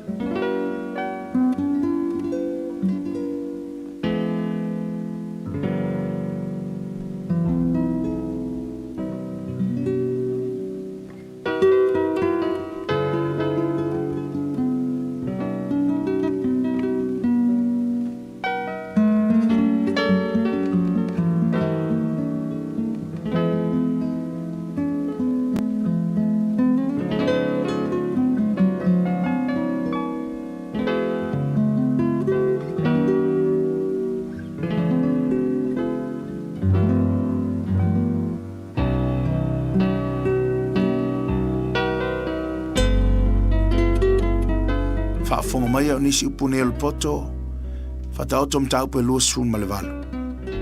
E so sola ea mio leanga, a ole ai se tuli loa. A o ea mio tonu, e pei ole leona ta anoa I la tau o no le matau. Ole fau vale ole nu e to tele ai o nali, a ole tangata mawhau male poto, e wha o la ina I le malo. Ole tangata mativa o le wha sawa I mati e matitiva. O le ti munga e palasi I folea. Ai le tupu ai ni me ai. O e tu la fa I tu la fono la tau te vivi I le ua mio leanga. Au e tau sisi tu la fono. lātou te tinga lava ia i lātou. Tangata mi o leanga lātou te le langona le faa masinonga. Au e sa ili i o lātou langona me uma. E sili ona le lei o le tangata mativa u savali la nā mi o tonu. I le ua whapio pio nā la, a o le mau o ia. O le ua ana ele tū la fono, o le atali i mawhau o ia. A o le ua au mea mai ai te tele, e mai lona ta mā ona o ia. O le ua whaatele ana o loa i se tatongi whaasili. Po se mea whaasili na te whaaputuina ia mea mo le ua alofa i e mātitiva.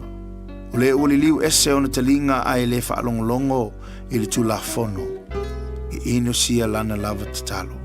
O le ua whaasise i e a mio sao i le ala leanga. E pa u o ia i lana lava lua. A o e ua sao ona lele. E whai mo lātou tofi mea lele.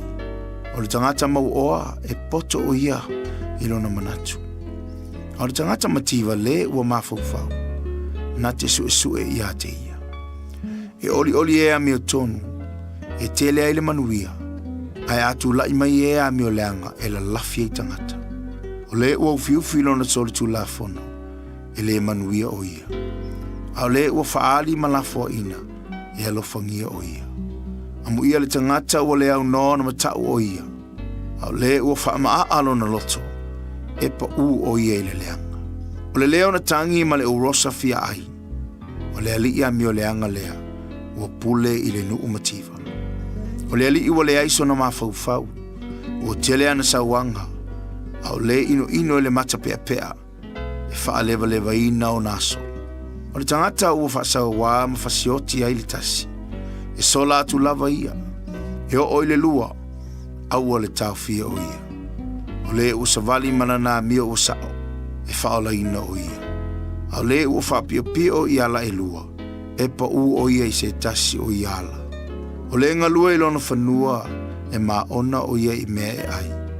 Au le muli i tangata wha tau waa e ma ona o ia i le mativa. O le tangata wha maoni e tele mea e manu i ai o ia. A o le ua wha taalise o na mau oa e le wha sauina o ia. O le wha ilonga ina o tangata e le lea. E soli tu la fonoina le tangata ona o le fasi a reto. E whata alise i le fia mau oa le tangata mataongi. Ae le iloa e ia e o mai le mativa i ate ia. O le ua ai i tangata e mulimuliane e lofangia o ia e sili i le o tautala wha ole. O le na te whaoa mea alona ta maa malona tina. Ae whaiane o ia. E le se soli tu la fono o lea. E whata asia o ia maritangata na te whatau ma oi mea. O le ua fete lona loto. Na te whata puina le misa. A o le whatuatua i le li. E matua ma ona lava ia. O le ua whatuatua i lona lava loto o le vale lea. A o le savali ma le poto. E lave ina o ia. O le ua fua i atu i le tangata mativa.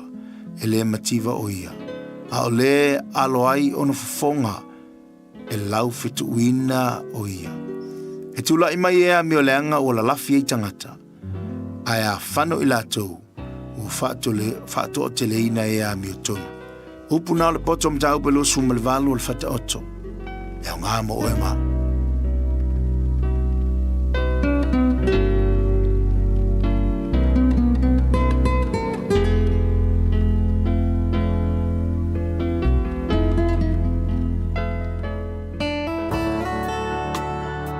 Ua awina atu le upu o le poto i le nei aso o no le langolango mai a linga Fusi and Sons Funeral Services. Ua mawhai o na tu whatasia o nanga tala whea ngai i ni tautau ngō fia tele. E fso soni atu ai a o whea ngai oe ma le popole ma le wheme mea.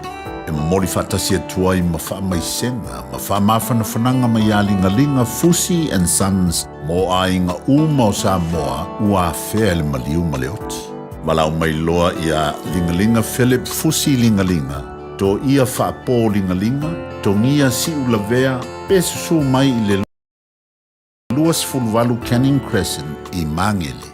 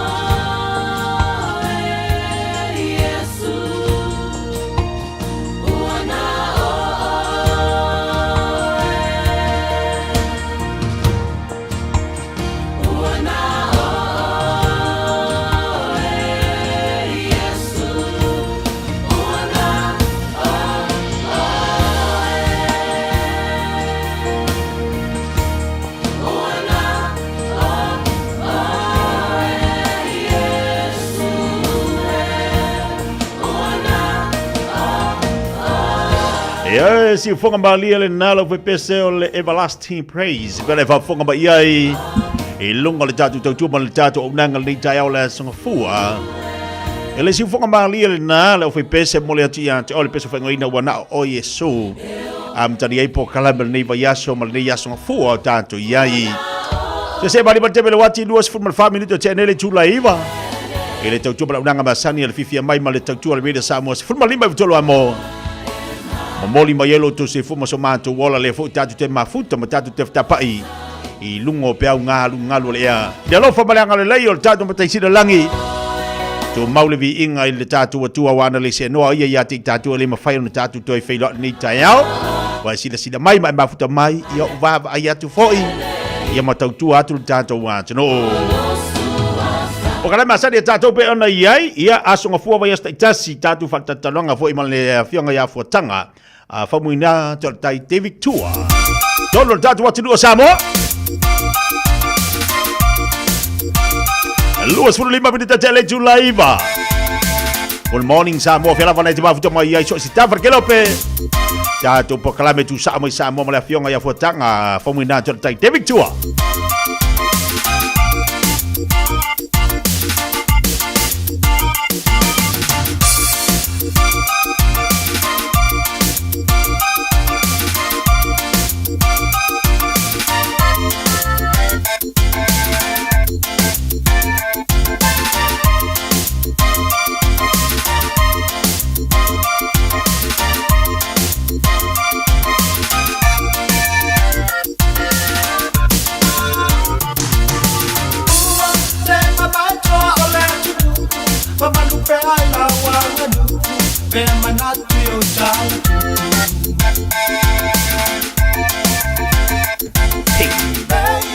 Lele anga kau au kemi.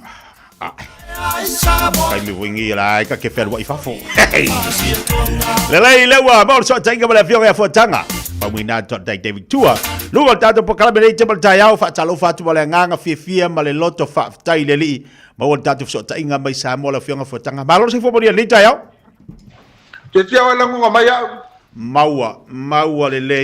Oka. Ya Faftai ia Yesu lo alofa malo ngare le tato o ia manini tai fo na tolo manuia fo ile fa fo ngata po e sa mo le ni tai fo ia tarofa tetia ia ne le tai fo ia la bona lava le nga Faftai ia wa mo fo ile noa se tashe fo ia alo po to manu fo tato tunu la gata sa i tonu fo ia le au si la pi ia tato tunu ia le o ma fa tashi ne tai o Faftai le fianga stonga ia to pepe asiata ia po lewa fa so faina fo ia leten ia wa fa noina nei time fo na mata no nei tayo malo fa tai fatalo fatu balanga fa lo to pepe ia a lo fianga vai lau to fa vai malai malo se fo bo ia nei tayo fa fitai ole na wa mau le vanoa ia te dua sa se lua mai to no tatu watru ia ma we fo se po kalame fa fonga tatu watru pa talo fatu balanga fa lo lava tatu taimi tatu fa so ni tayo a fotanga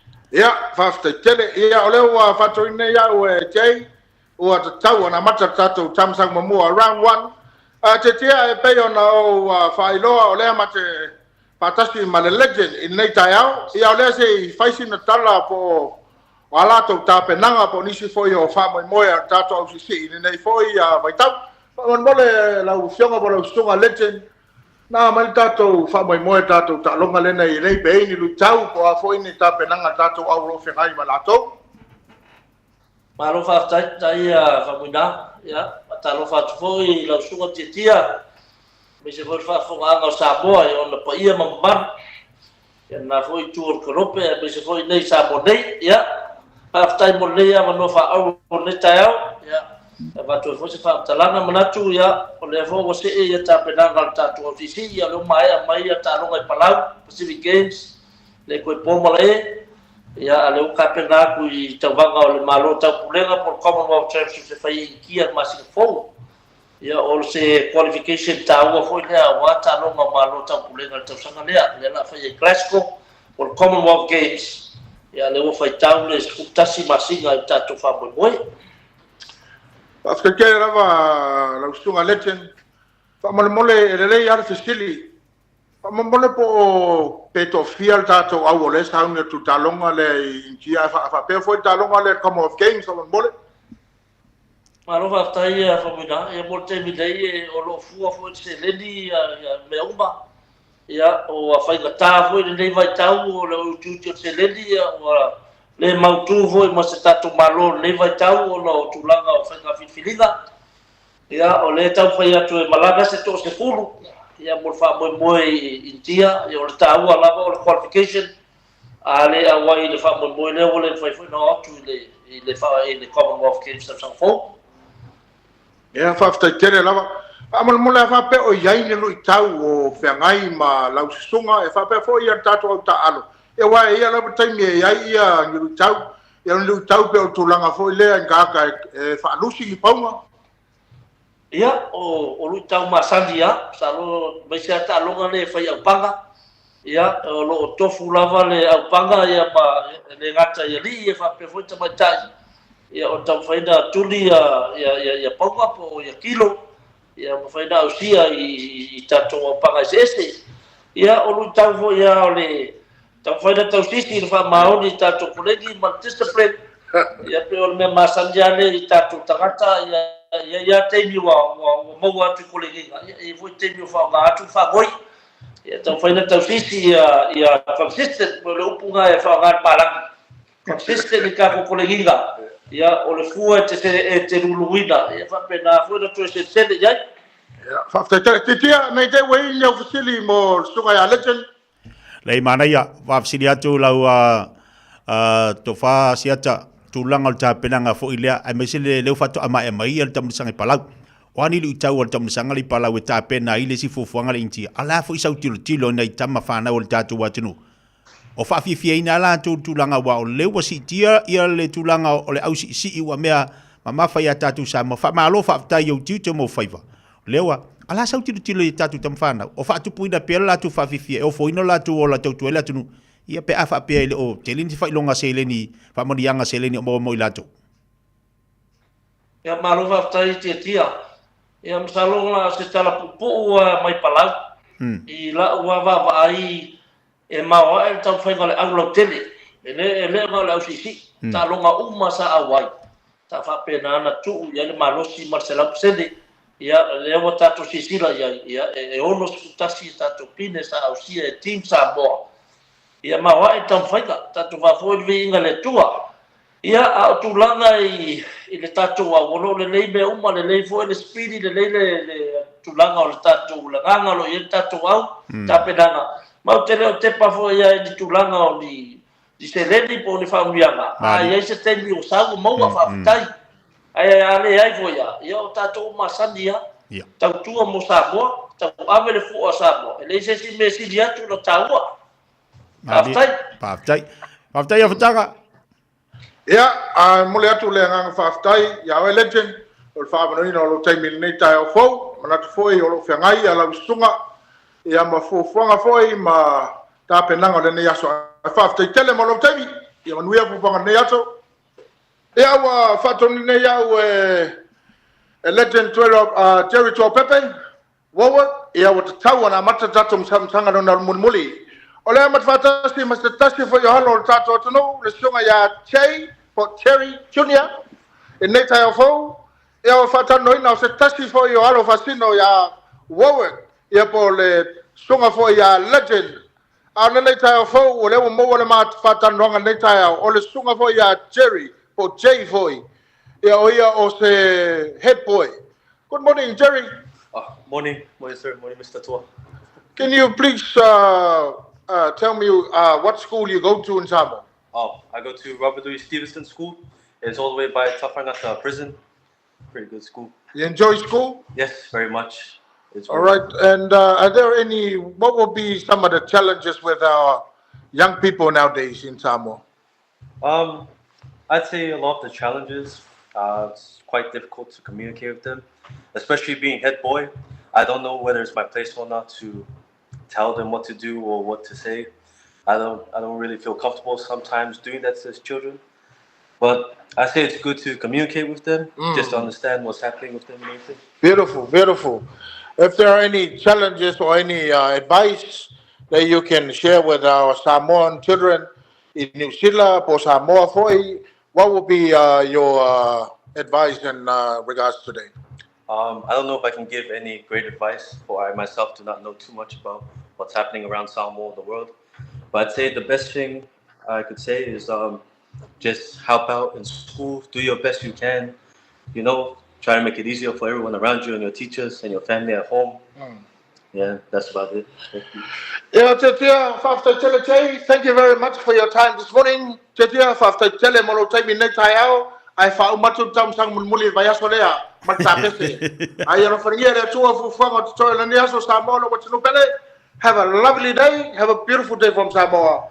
Love you, Tetia. Fafta Chele lava, Avotanga Voltato Proclame Alofatu, Maria for the Yaso Safe by Maria. Thank you, sir.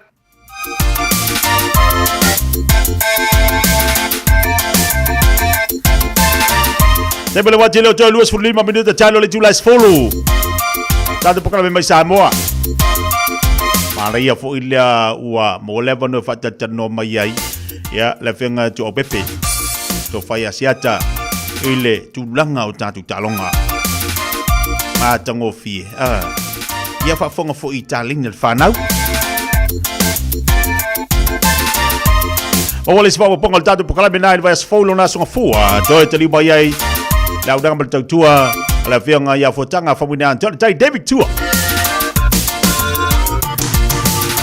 Patalo vatu nei table tayao. Ba tu bana tatu tu tira ma tu ai mo tu malawa tu ansin sina. Pa fili atu balanga fifia. Ma lo fa tai ma tamai fa tai fo la fa mai nei tayao fo. Fanunga le fanunga matanga fi. Ya pana tu sa mo se aso se weekend fia sa mo se sapati manui la so nafi.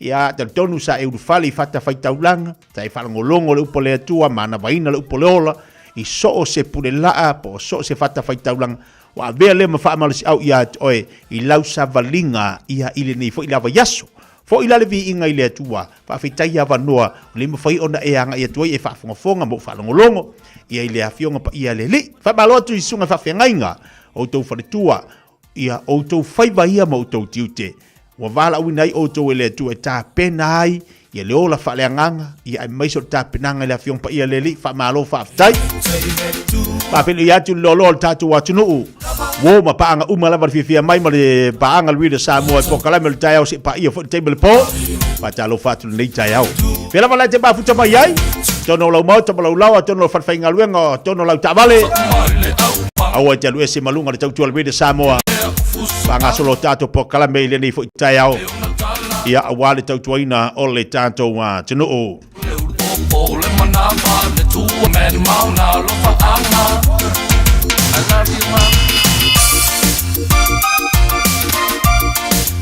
ia mo ila to umala vale ba futa mai ta fa fier kilope e di so tato pa anga ia le fata si mai le nei taiao o le asani o la do la fufa Ponga la tau la fu fa ngolongo I le upolele I le nei sapat.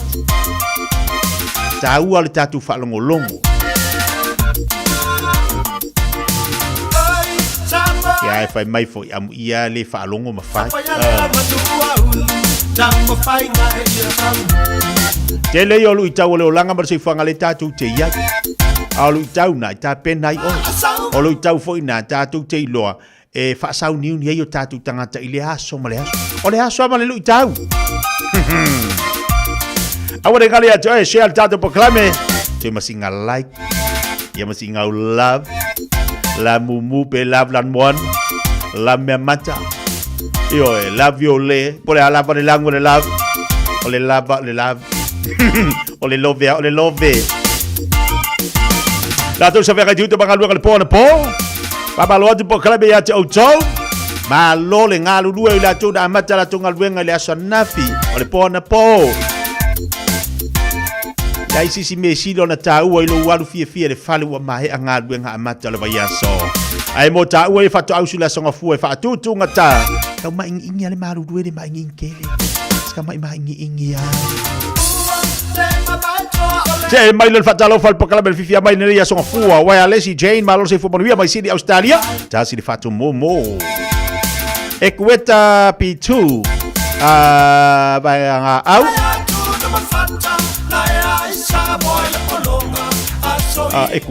Ekueta patu. Vai ngā au. Le fatasi mai le nei tae au. Kisa so le fai. Malo se fo manuia. Amata wanga fatalo fatu nei tae good morning. Malo se fo laude lei. Patu puta isi fatalo fatu nei tae au. E se tanga moa good morning. Malo se fo laude lei. Nita Saulo. Fatalo fatu po kalame ya te utau. Lungo tato YouTube live away vai malto tele mbalo tato atinu Pacific Island food chili. Fatalo fatu tielo fatu mu over male lus follow. Tawi ula Ozen fatalo fatu via leli. Yo se fatu la wado fatalo fatu nei tayao mai Hamiltone.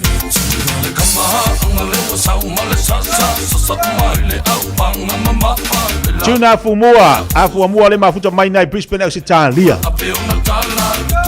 Do tele o tatu ye mafuta mai Australia usua inga luenga. Keilo le si mele o va inga Australia. Momo nga luenga. Ole fai nga luenga tangata. Ai ole si foi vaenga, le te va vai te Australia. Peye ka ule over le over. Le ngalo kala. Ka u ia le full time. Pi ole over kaimi anga. Ia ale pi ole afo.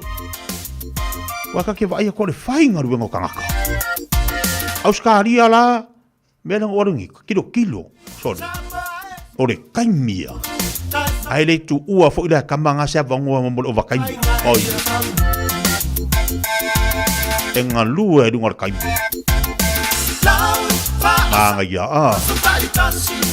Ya la si me ia ke alu au le tavali ma failo te talo ile li. Po fia lave te yen me tau ia mau le lua maftanga ma le tua. Ai si le na mau se lua maftanga ma lu to lua. Masi au fana. I don't find my lai okay ya mau ma le ali. Sao. Te ku ko kinga ma fanga o le finga ru. Te ku ai fo. Ko kalanga fu i ko ma fau.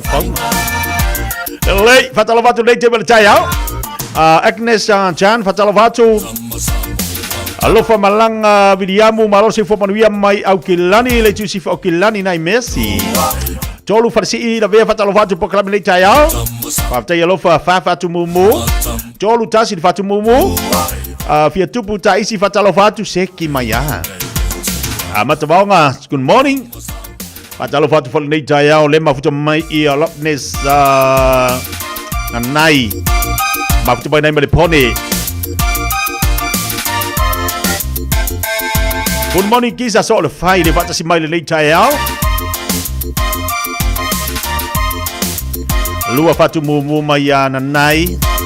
Temu kisa apu rapi. Tolu fatu mumu. Tolu di majut fata fatu esenga.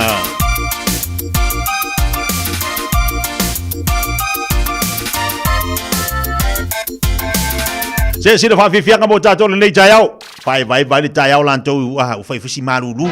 Au te pole tale tu las follow. To ina tu le o tatu tale vai fadu le tatu amanta. Le fionga ya se uli malau. So malta to fa marstino. Fata si bali sungal fa fenga ya pasta au pau. Casiano, good morning, Casiano. Tuna sai tele fatalo fatu nei tayao. Si bali sungal fa fenga ya vai se mal fatu ya pomane. Ya mal datu vinyl hip life in Ontara. Yone Sakaria le fala ngolong mai. Lua fatu mumu. Amat bonga. Oi, Australia ia fenga ruenga. Kasi dei kulai moi fenga ruenga fa sola joa.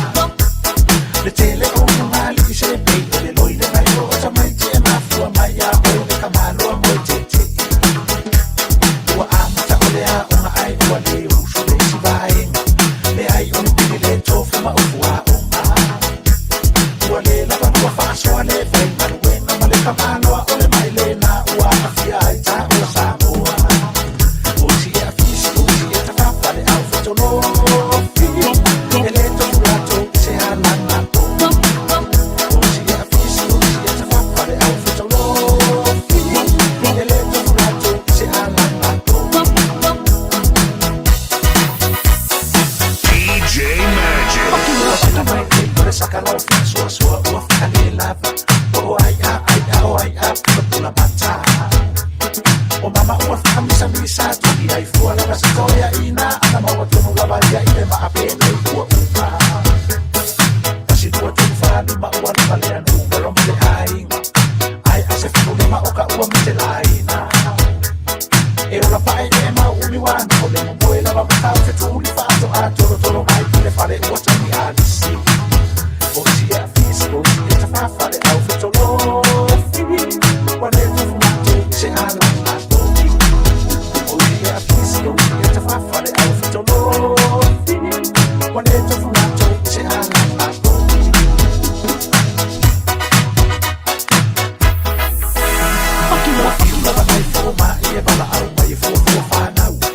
Gods of Eagle Spike Engine.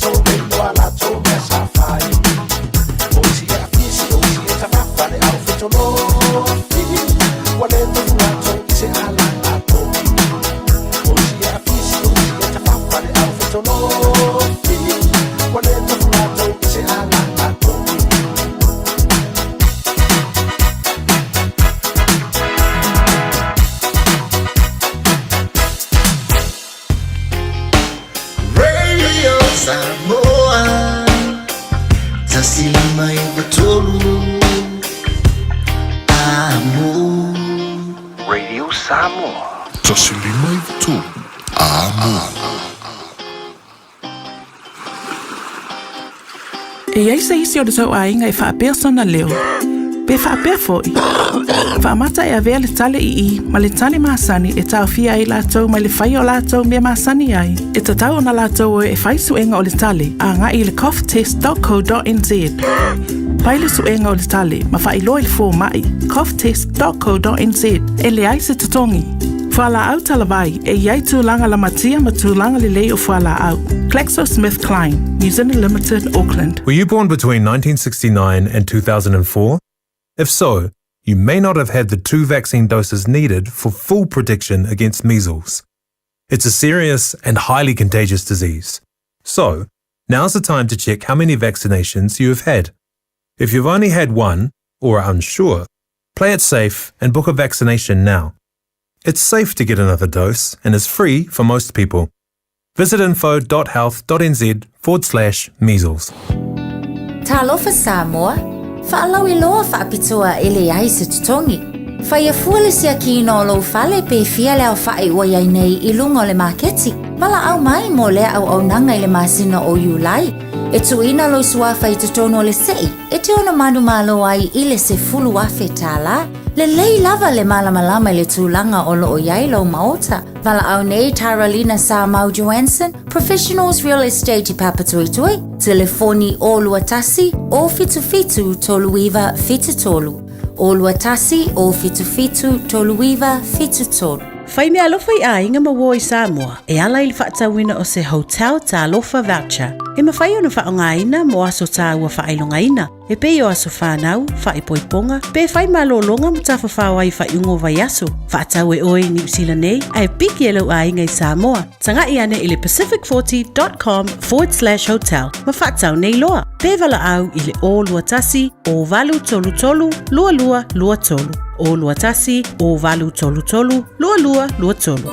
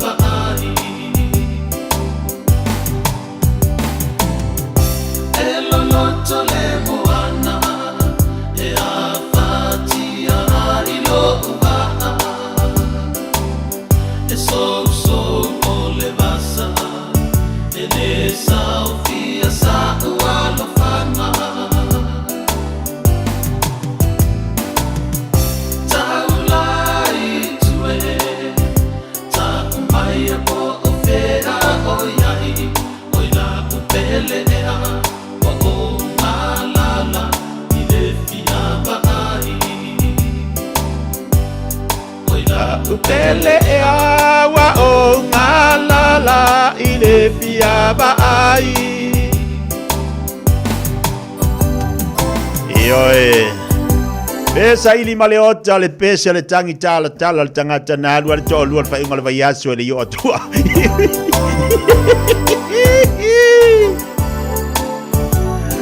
Kama po inga lua le fa inga le vai aso fa mai o kia le lango.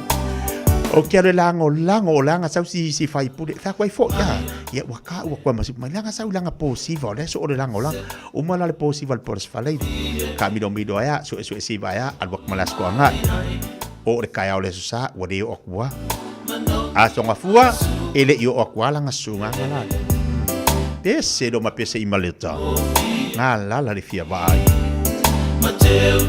o fai unga o kamanga fa pe ngalo sfalei o mar kemingeri o kwa ako pa o di pusa medi ia po ua mai mau fona ako pa kanga pepa fai kanga me aku o le ko kong awala ba nga ua ale ua makongi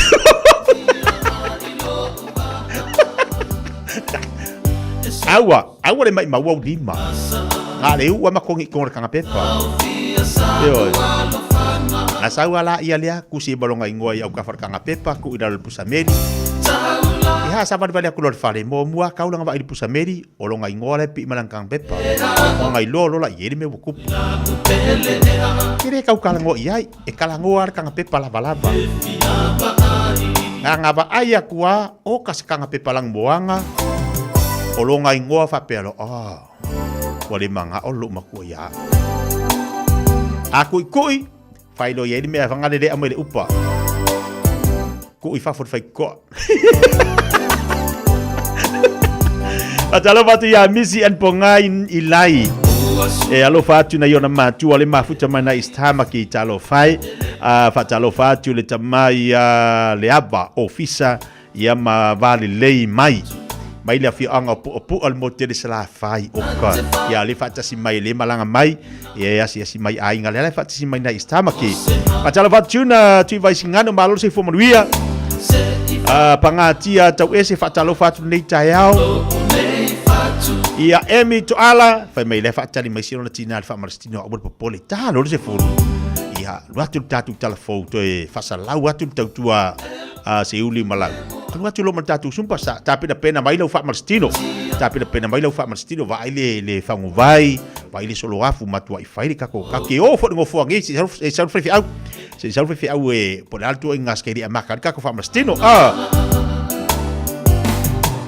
ia le nga o le fainga nga o le kanga ka wa alu le vai aso ele i o kwa a fa pe nga alu le weekend ato le fa ko o asonga fua ava pela ele si alu le weekend ai ole songa fua fa kanga text mai fa mai ia o au le wa usa o ila unga ruenga onga o ile ai isa o kam ile ai me pengi si fa penga sa kaunga isa le fa le fenga ruenga a text aku ya ki oe hani mai hani ole wo ke fa ngar ruenga ale ngalo fa ile ai ole karisa wanga kanga pe palang moanga au ka for pusa medi si fa maka ke kele molonga ingoa pai dole ya saudi ya mo maklo kanga pe pale nga wo uf mafanga mo ching ya mo checken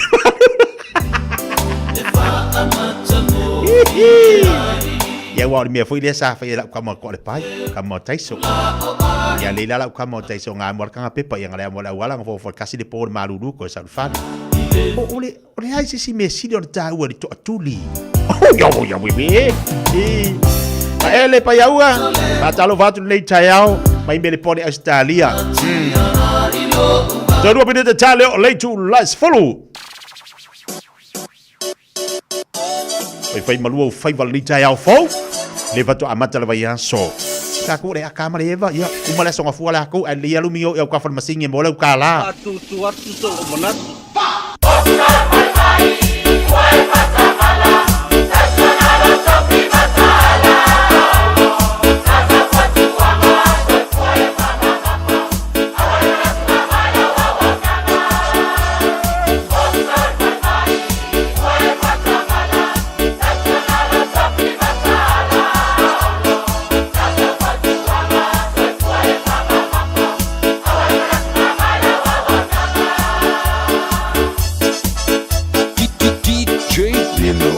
DJ e pangongo ai e kananga wa lau kapua inga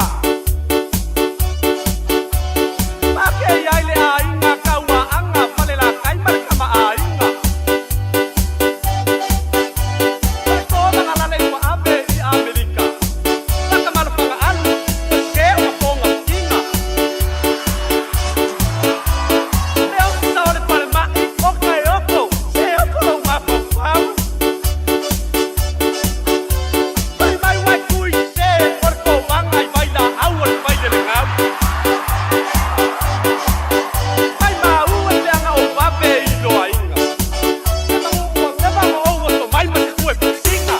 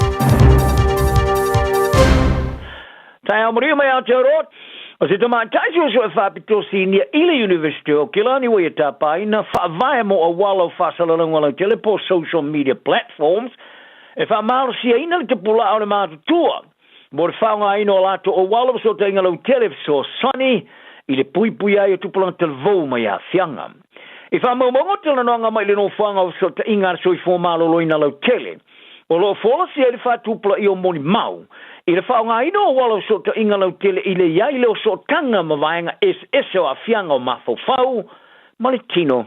O lo taula iai inga wha tino i le mawhai o na whaonga ina e fo iai nei a fianga. E au fiai ma le te pula o le sao fiai o walo so te inga lau tele mo i lato i lalos fumaleo tau sanga le mātua.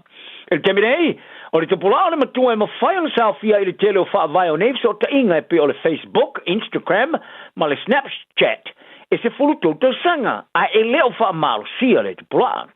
Fa ria Dr. Samantha Mash o le fa malo sia le te pula o le matua e sa fia i neu pengo fa matalanga e na o le pau e le nao fufuanga iai. E fo iai e ato tuanga o a fianga SS e yeso tanga ma walo so tanga lau tele tanga te televo.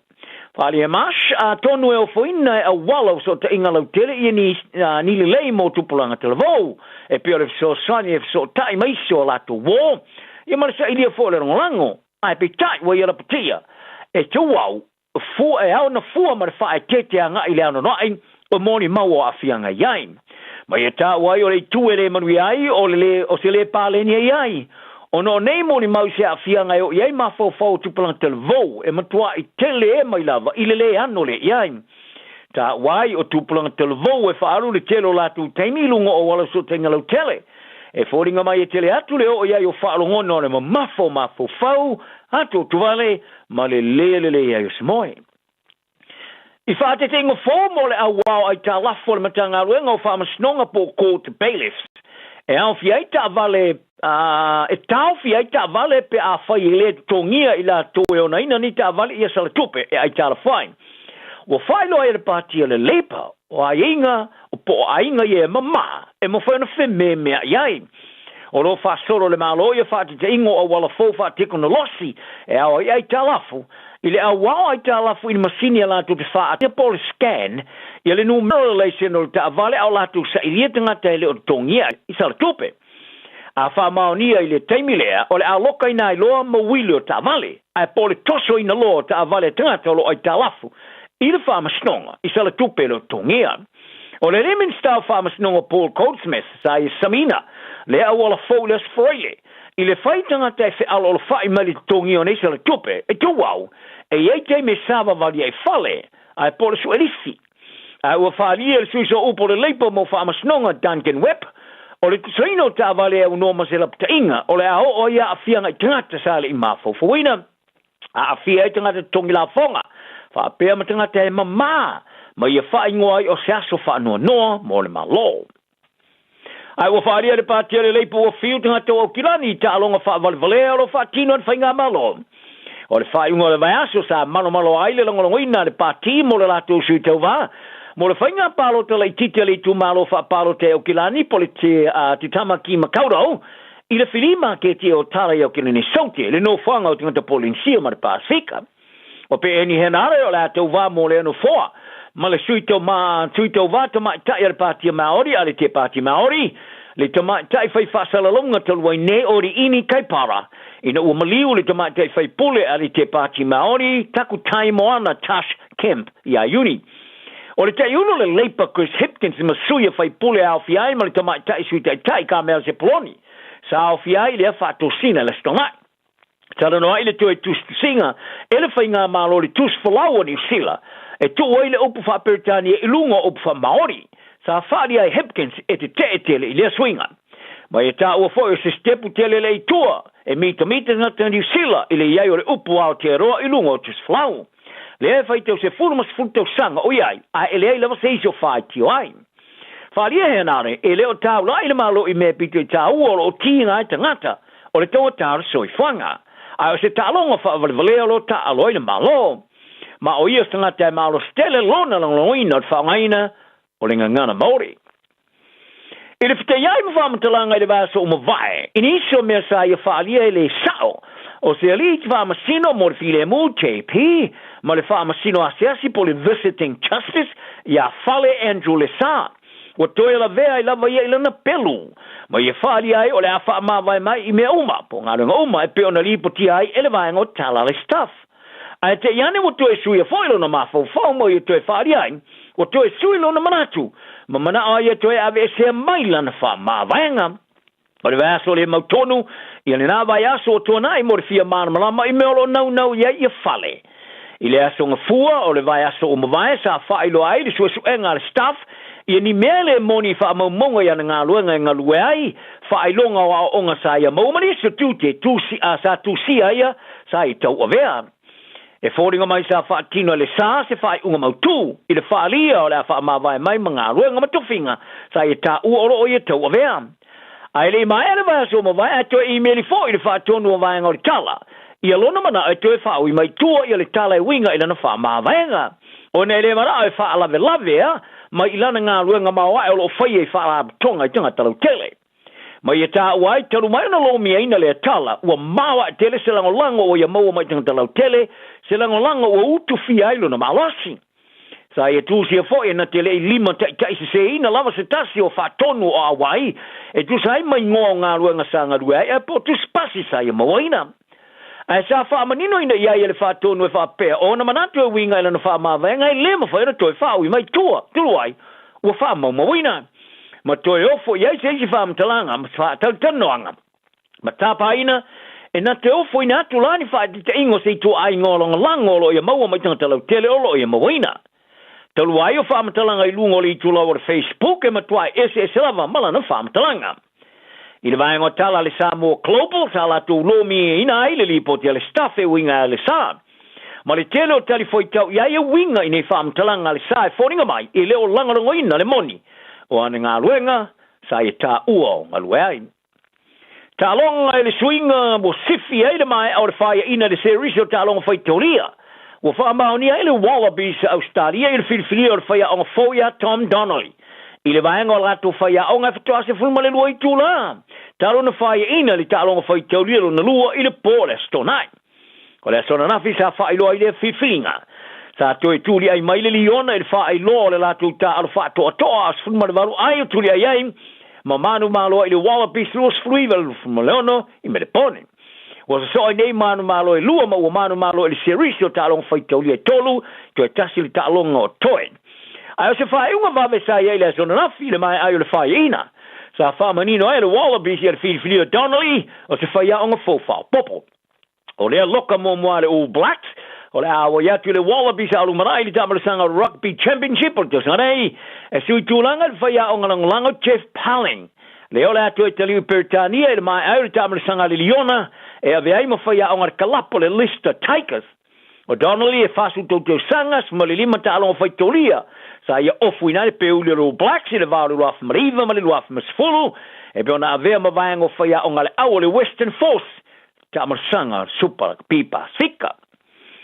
O le tomo whainga mai tei fusu kiwi Lani Daniels I le avea ma se champini a ia I le rolangi le pango mawhari tu pāta mātai. Sa re manuia I toi mea whai pelela nu piniki Clarissa Shields I le asona na fi Amerika. Ai le I maua le unga sa o foina le tamai tai fusu maori I sina vaingo le luto tele malona le lei le mata ino le fasolongo le se fulo ta amalsanga. O le fusu anga tai 2 minuti le umi. O Daniel sanga iatu le fusu anga se tulanga manu malo e manu malo ai. Ai sa ia ilo lava te tau ona sau mase fusu whapitoa. E ave sei champini uma ma ia Shields o Amerika I le timer fusu anga le Little Caesars Arena I Detroit. Au sau ni atu e Daniels mo le fusu anga tele sa ia whali ai o le fionga ia fomu inato le tai David Tua sa ave ma whaatosina ma whaamano si au ila natale ni fusu. Sa re toi maua e laura kapili ke le Warriors e New Zealand I se vavenga e toi finau mai ai le pole stonai a o whaia ina lusu fas maleono I le awa sa whai le taelo le fasolongo au le tamarasanga NRL Australia Gold Coast Titans I le lato malai whaaloto I whale lava iau kilani al Go Media Stadium. Ko le whaia ina le Warriors o se tālea I le lato wawano e tamawai I lunga le tūlanga whao au e pito I lunga. E ulavolo o iai pe le tūlanga whai whato tonga au le teminei.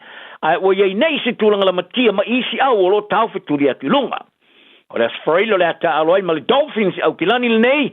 Lea e mo mi ai le manu malo ina ia toi wha fo i eilo latu le lei wha moe moenga wha ono ausi ai le suenga champini talana al ni aso maria le so soi fuia. 24 hours a day, 7 days a week, Radio Samoa streaming live on www.radiosamoa.co.nz.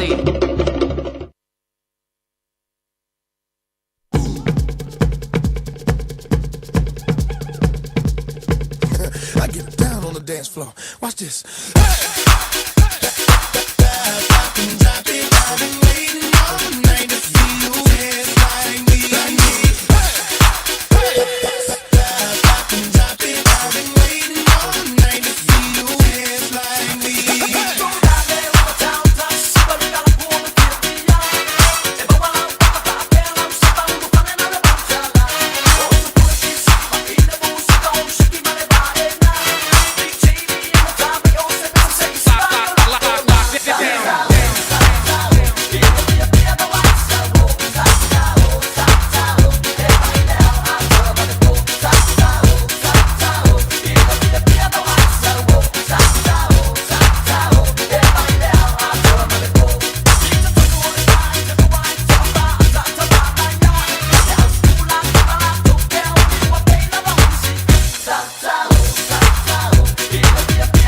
Fulman family talo channel July se follow le na fa mai tu tala nai vai fanua e on ia le te fasala wino tatu tala ile unanga ma tua ale fionga se uli malau melo tupu le vai aso vai ngor weekend ngol vai aso le sa ia ia tatu tala ia ia mana tatu tala talonga o to atu pe on ia tatu talonga ilunga tatu po kalame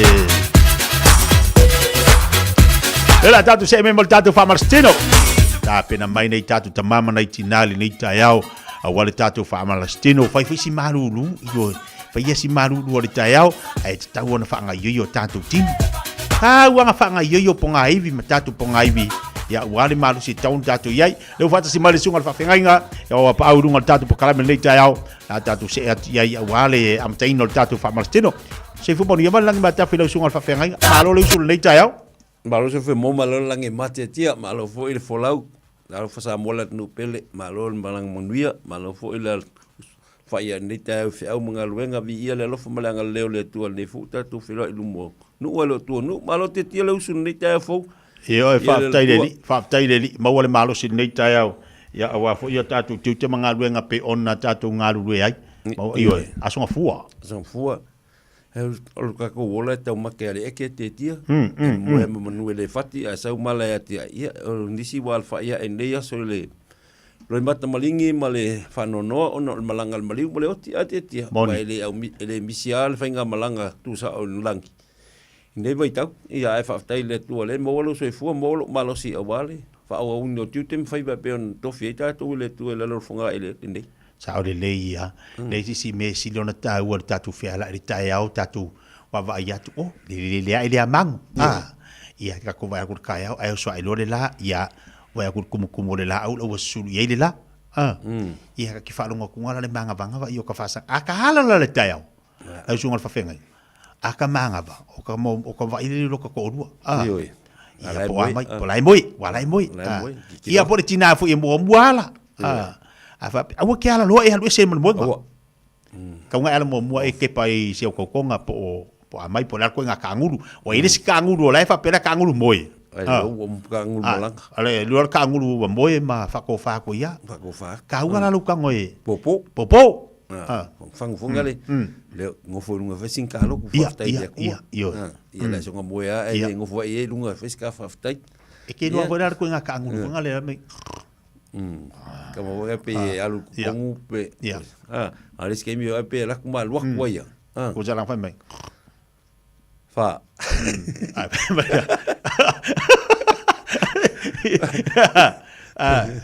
ia wai o mea umanga kam ka ko vai al wa ko mai male ko sa wa fa mai to fa se fu ia wa e ka wa e mo ma wa o kai mo la mo ma ia pa ia mo pula e wa ai ko fa se fu ai ko ro la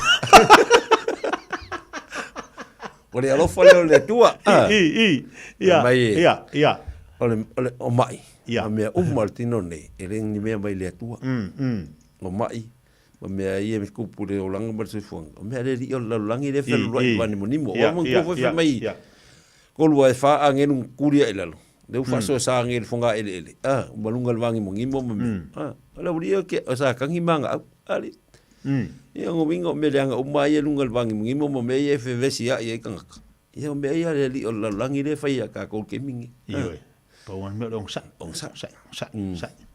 ingi ke me lo langa mar se fonga le ka ku ke ia ia ala fa ia tau fa tai le tua ia le ola la malosi ia mai sia mafkanga fai pe ia wa fango kulotina wole ia pe fango kulotina kama ngo fo ngo felo ko afiu fu li wole fango fu ia o malo ia ele se me fai ambulance lo ambulance asi ala si me ai ambulance lo ia io wa foi la o lo wola fatamala e ku poi fa fika o lo lang ai do ti ngalo fatu alo va ai fo mai pa fa pe ti a fa pe la me ya fa fo ti na ai ngalo vai fo mai alo vai fo alo vai fo mai ya va po e fa de kongu vai ya koko ai fa pe wolim fa savari wheelchair lo ya fa ro foi ka pungil manga ia lu saval bali ia bali fa lalo toto mo lunga ia saval bali solo el fale ai ke lo sunga fa fenga o le nga ske por fali la nga isi ai nga fonga fali lua ai pe ele mangaku ele io ele o tahu ele ka o skep au si kepunga ia wai si ai ngai ruaku pio aruru e ke lava ia inga fa lima ngai alu le aso lunga saula a pe ki ngofo lalo le ku o lalo nga wai le fanga esa body kangole fai so ngal wenga lunga fa skep o ke alfo fo mal maluru awa sa body lunga saulalo alulunga saulalo alulunga saulalo pepi pi pe kokolo ala safari la kongu ala nga yoking kongu ke ialko aingal ko mai ia la wasa vale kungal faske puele ko alu ko pe ko sa vale ava pe asoma asoma na lo wala ali taiao fai lo fa martino na fa lima ngai alulunga saulalo o mai sale le mel go fo uma lenga ai ngo fo nga ki ngo fo wa ka ule o fil ngo fo e ka ro felo fa malostin ya uma felo fa malostin ngo alo esa vali lungo fa ske punga pe vange o lep se alu lunga sa ulalo ya sa ulua ya kwa fai le sa u fa malostin vo le leng sa fa i ba fai awani fa peole ta wana stepu wa vai e wala pe akako ka ngofi e wa ske punga alu lunga sa ulalo oka wa I love valenga afa pe o ilenga arudunga e ka vale mai lalo ai kire ko ka vale alu walu ilunga e momo e mai do ilalo afa pe o mesa ye ngalu ka vale wala lisiga ka family tinga ai ngam e ave kula le ole wo kale la ba foi si i bom mafakel elinga yo falka si ala funga fia si or fia pepe kau kai ya ku lalo ki nga mai ma lungal fa ske pu fa mai a si le la ve ku lalo o fa ngofia sa valia ya la la ku lo lalo ya fa ngola se ki ma se ya ke ya ka mai la wa sa valia ku lunga sa vali mai lalo wa ika ngale fa ngim nga fa pe o ya wa ai le lo wa ngai o le si tangata lo sunga fa fenga o le fa mai ave ya ave o ki le ko mo le la steam room ele le ringa e fa langa finka o saurunga e langa finga ka o tatu ma fau o le tala na felto ina malo mutua o le mafai to ina wa valu se fulu iva se fulu tau sanga tu ina ka ko inga io me nga ko inga malo makua a o ka ko la ia le fa ko aka iongo se fulu fiku se fulu ala fa mai fa se fulu ala fa na fa nga ko ku mo nga le nga le wang ko nga fa kia foi la mai lunga o ka limba se fulu fa se fulu fa mai la lunga pa me aru lunga ya ku kama ki apo vai le ya furanga pe ala fa ngone ale wa kama ki lunga ko ngi le mai a ole mindset o ma fo fa e o kilo ma fo fa e wa e ale se ki siano on fire ke le liteti e la fo vai ki siano fa pena on fire ye vi inga me umasol ama kwa negative alma fo fauso mana ye le fa malo si a taita nifo fo fu ta mafa o so faya ye wale a ya so uma ai mal poco ye vai la como apelamo pelamo le mai la lu skip a fa longa kwa kopolo ko manga skip Kuala kogile losa fos que pulo. E me curo le masa ora no kai. Da lo tai. Eu foi a camai de la gol fo mai. El fo mai. La lu ko afta ta ele ya longa tino soi fu malo ngalanga ola la ongai. Nga onga foi ko me kau fak. Nga onga fo. Nga kau pe. Ya le kau fare ko. Ya la lu ta fa stilo. Kikilo refiau por largo nga. Pongai vi mai. Ya, yo go for. Ya, go for. Ta to matua, ya vai mai le la kanga fa ku ka ko kanga mo ta to matua. Ya. Ku mo bo lunga fa sa. Fa. Ku mo bo op sabali. Ya, sabali ya ta to matua ya. Le. Ya. Gas. Ya. Ya. Alu lunga riba. Ya. Mo matou i tamam tina matu o le faiona tu lunga ya si lunga alu lunga sa tua luma tua alo ya tafa luma tafa luma alu lunga vai lima ya ayo ponga ivi ya leif so tai mo le ua O tau au. Fa. O lima. Lima. Ia wai Koso wai. kas. Ia. Lua. Koso ilalo. Kolu. Lunga. Fa. Alo. Lima. Ia. Lunga. Ke kulunga vai. Ia. Kas. Alo lunga. Lua. Lalo. Kolu. Sa lunga tua. Fa. No lalo. Lima. Ia. Lunga vai. Ia. Kas. Si lunga vai. Si lunga si vai. Fa. Lima. Lunga vai. Lunga si vai. Koso vai. Kas. Aia. Lua. Kolu. Ia. Ia. Ia. Kas. Lua. Ia. Kolu. Ngali wasu e mai ia fe au le fatu supa. Ia. Wasu mal fiau. Kas. Polo luma. Kolu. Lalo. Luma. Ia. Tango ilalo. Kulei. Ia. Aia. Aia. Ia. Aia. Aia. Ia. Kas. Lua. Kolu. Ia. Lalo. Kas. Malo taita nifo. Lima. E mafuta mai le nei tai au nai no uli a mika Samoa ka lo fai. Ia. Fai mal supa tatou. Kas. Lua. Lunga. Kolu. Alu lunga. Lima. Lunga. Ia. Alu lunga. Alu. Lunga. Alu. Lima. Ia. Kas. Ia. Alu lunga tau au. Alu alu. Lunga tau au. Lima. Ia. Vai vai o pese dea. Mo ngai vi e mamango. Mo ngai vi ai. Agora mai longo fo, vai song fo. Bringo fo. Ia. Song fo le que ngo foi. Ia vai. Vai ling fo le que ngo foi. Ia, se fulu. Ia. Aia. Mo sit up. Ia. Agora ali. Vai que ngo fo le ia, la lo mai ku lunga ai va ve la. Ia. Tatou matua. Ia. No luma. Ready go. No luma. Sao le no. No luma. Sao le no fo. Fa. Falo luma. Sao le no fo. Ongo. No luma. Sao le no fo. Walu. Luma. Iva. Sao le no fo. Swulu. Ia. Luma. Lunga. Sao le no fo. Mangaya. Wal mangaya. Ya mo mato. Ya. Along ko manga vai. Mo luma sa kua. Ya. Walu le swulu. Ready go. Saudi. Kas. Luma. Go for le lalo. Tua. No luma. Sao tua. Falo lima. Vai, falo lima papea. Sao tua. Ongo. Ya, falo luma. Piku. Sao tua. Walu. Luma. Iva. Ngofo peke pungo luma. Sulu. Ya. Ya. Iya. Ai ngai yo ya lo tino. Ngai seki. Ya. Ai ya. Ngofo ngofo. Ya. Kas. Ai pa ai ya le nasi ilma vai.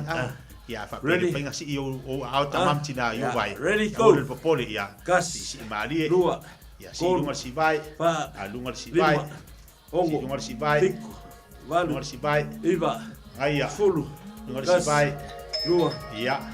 Lunga si vai. Si lunga si vai. Kolu. Ali lunga. Lima. Ai ya. Ongo. Ya. Fa ayoi. Vai. Iva. Fulu. Ya. Oka se manga ya. Ya. Ya. Ya. Walu si vai. Ya si lua. Ya. Alu si lunga. Ready go. Kas. Ya. Lua. Kafa. Kolu. Pa. Kafa. Lima. Ongo. Kafa. Fiku. Kafa. Iva. Mingo yelo chino fa mingo yelo chino. Ai ya. Kolu. Ya. Ali tafa. Lima. Ali tafa. Fiku. Ya. Ai ya. Iva. Ya ngai. Fulu. Ya do ya tafa. Yo, ala mingo yelo chino tafa. Ya. Mangaya. Ya. Ngaya kedi. Mangaya kedi. Alu hapea. Ku lunga. Olo mai. Olo mai. Ya. Saungi. Alu au kafa. Ya. Ready go. Kas. Ya. Lalu lunga. Lunga lima. Kas. Lunga. Kas. Lunga. Ya. Kas. Ya ile fai ngasi tatu vai wal ma tu tatu wa. Ya fa pea ke foi yang si ya fa pea. Si fa pea vai. Si fa pea. Ngai bingo lunga ngai yo lunga vai so ngat pongai vi. Ya wa vai. Ma tua. Ya. Ngaya. Ya. Kago luma. Ya. Kago luma le. Falo luma. Kas. Lua. Kas. Kolu. Lua. Lima. Ongo. Ya. Fiku. Ngaya. Iva. Kafa. Kas. Lua. Ya. Kolu. Pa. Lima. Ngaya. Ongo. Fiku. Ngaya. Iva. Fulu. Ngaya. Kufa sao le lo ngof. Ya. Ya. So alai luma. Ya. Ngaya. Ready? Ngaya. Kas. Lua. Kolu. Pa. Lima. Ongo. Fiku. Wan. Iva. Fulu. Sao luma. Kolu. Pa. Ya. Lima. Ongo. Fiku. Luma. Wan. Iva. Luma. Kas. Lua. Kolu. Pa. Lima. Ongo. Ngaya. Fulu. Kas. Lua. Kolu. Luma. Lima. Ongo. Fiku. Wan. Luma. Iva. Fulu. Kas. Lua. Kolu. Pa. Lima. Ongo. Fiku. Wan. Iva. Fulu. Kas. Lua. Kolu. Pa. Lima. Ongo. Fiku. Wan, iwa, sulu. Ya, Ia wala. mangai Ya. Ngai yo ya tino te fa longo foi tato ma tua. Ku i au kafa. Ready? Swinga. Ready? Go. Tafa. Lua. Kun tafa. Vai fede mu, vai fede mu. Vai ba bela mo ba be ya tato ia va fede mu. Kun. Fa. Lim. Fik. Wan. Ia. Sul. Ia, ia. Sa o koso kua. Ready? Luma. Go. Sa luma. Kas. Toso. Kun. Fa. Luma. Lim. Toso. Fik. Luma. Iva. Toso. Kas. Luma. Lua. Kun. Ia. Fa. Lim. Fik. Toso tua. Iva. Sul. Kas. Lua. Kun. Fa. Lim. Toso. Fik. Wan. Sa yo tafa. Sul. Ya, wala. Ya, wan mangai ya. Ha? Ya. Kango au kafa. Ah. Ready go. Ya. Kas. Pa ya Lua. tafa. Kun. Pa ya tafa. Lim. Pa ya tafa. Fik. Wan. Tauan mi go tino. Tauan mi go tino. Kun. Tauan mi go tino. Lim. Fik. Ya. Wan. Iva. Yoi. Sul. Kas. Lua. Ya. Kun. Fa. Lim. Yoi. Dei mana ya. Sul. Ya, wala ya. Ya. Ha? Ya, alura ya au kafa lea.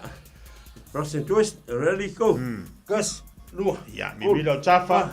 Lim. Bilo le au tafa. Wan. Au tafa. Sul. Kas. Bilo tafa. Lua. Kun. Fai de mu. Lim. Bilo tafa. Wan. Ali o kafa. Sul. Kas. Ali o tafa. Kun. Tafa. Lim. Tafa. Fik. Wan. Ia. Sul. Ya, wala mangai ya. Ha, ya. Palunga wa ye sunga ngayau. Ayo ingan ni Luma. Ready go. Kas. Ya, luma. Kun. Si lunga vai. Lima. Lunga si vai. Fik. Lunga si vai. Iva. Lunga si Sul. vai. Kas. Lua. Kun. Sa ole no Lim. sa ole no. Fik. Mali. Iva. Ya. Sul. Ya. Mangai Ya. Ya. Fai. Ya. Ready go. Kas. Lunga. Lua. Lalu. Fa. Lunga. Lim. Lalu. Fik. Wan. Lunga. Iva. Sul. Ngaya. Kas. Ngaya. Lua. Kun. Fa. Lunga. Lim. Fik. Lalu. Wan. Iva. Sul. Lalu. Kas. Lua. Lunga. Kun. Lunga. Fa. Lim. Lalu. Fik. Lunga. Wan. Iva. Lalu. Sul. Kas. Lunga. Lua. Kun. Fa. Lalu. Lim. Lunga. Fik. Lalu. Wan. Iva. Lunga. Sul. Kafa. Kas. Lalu. Lua. Tafa. Kun. Fa. John. Lim. Tafa. Fik. Wan. John. Iva. Sul. Tafa. Kas. Lua. John. Kun. Fa. Tafa. Lim. John. Fik. Tafa. Wan. Iva. John. Sul. Ya. Ya. Ya. Ha, tuan. Ya, mangai ya. Ya. Sa fai pe tatou. Awol fai tatou matua. Sa fai tatou matua. Ready? Ku fa pena fo. Ya. Ya. Sau ni vai le ga lumba. Ha? Ya. Sau ni la tu tanga tatou matua. Ready? Go. Kas. Ya. Lua. Mo luma. Kun. Sa tua. Fa. Luma. Sa tua. Fik. Wan. Luma. Iva. Tua. Sul. Kas. Luma. Lua. Kun. Tua. Fa. Luma. Tua. Fik. Wan. Luma. Iva. Tua. Sul. Ya le si vai. Luma. Ya. Tua. Ready? Go. Aya, mangai. Kas. Lua. Kun. Pakaua po ngai. Pakaua po ngai. Fik. Pakaua po ngai Virgino. Iva. Sul. Kas. Lua. Ya. Luma. Tua. Lim. Luma. Tua. Wan. Luma. Tua. Ya. Aya. Kolunga. Aya, mangai. Saka vai luma. Ya. Sa ngi skanga de dalak. Sa ngi skanga de dalak. Fa ngal ngo fo. Tau alu ia sila fier tau me uma lapa. Ready? Go. Kas. Lua. Si lunga. Fa. Si lunga de vai. Lunga. Fik. Lunga. Iva. Awa te fatu tu ia fulu. Penga ke fulu. Panga yoi for exercise. Panga yoi ele tino ia awangi pepe le kingo. Iva. Solo. Kas. Lua. Aya, wan mangai le ai mo fo. Lima. Ongo. Ia. Fik. Wanu. Iva. Fulu. Ia. Ya. Seki. Akau. Seki. Ya, push up. Ready? Ya, mo tato fai push up ya. Ready? Ya. Tu ilalo tato matua ya. Lalu lunga. Lua. Lalu lunga. Lalu lunga. Lalu lunga. Fiku. Lalu Wanu. lunga. Iva. Lalu Fulu. lunga. Kas. Lalu Lua. lunga. Kolu. Lalu Ha. lunga. Lima. Lalu Fik. lunga. Wanu. Aya, lalu Iva. lunga. Fulu. Ya. Ya, mangaya.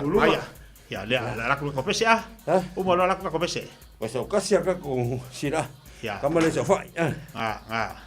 Chao ni la laku ko pese. Ready go. Kas. Ya. Lua. Kolu. Tua, Pa. tua. 5. Tua. Ongo. Tua. Fik. Luma. Valu. Tua. Iwa. Luma. Sfulu. 5. Aia, mangaia. Pa. Ia. Kolu. Lua. Kasi uma. Ia, uma. Pese. Pese la luak. Ia. Sauka. Pese wa luak. Sa ima ya kako a. La ko fa fifio le a si ko six. Ya wa luak. Masnani ne kuna de mama ye.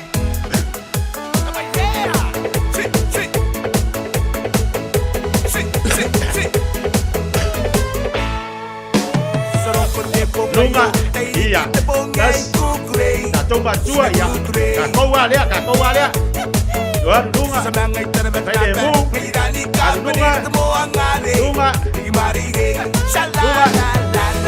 lalo, oi lalo, ayoy, sama yang pai, lunga, siapa? Ayoy chino, albapea. Oi, Aya. Halo.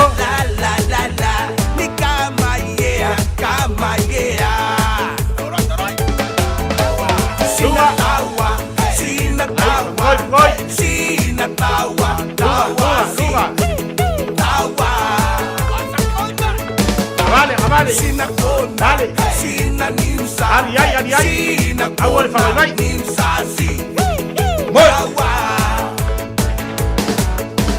Rumah. Ayoy. Dos. Rumah. Song. Iya.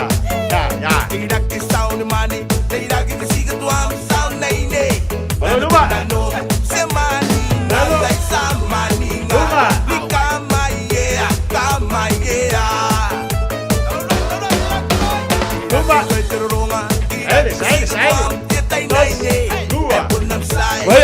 Ayo, Luis.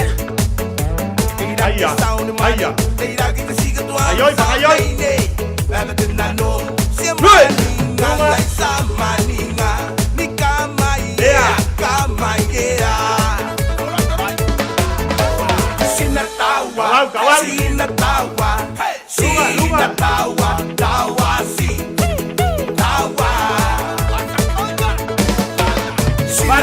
Vale.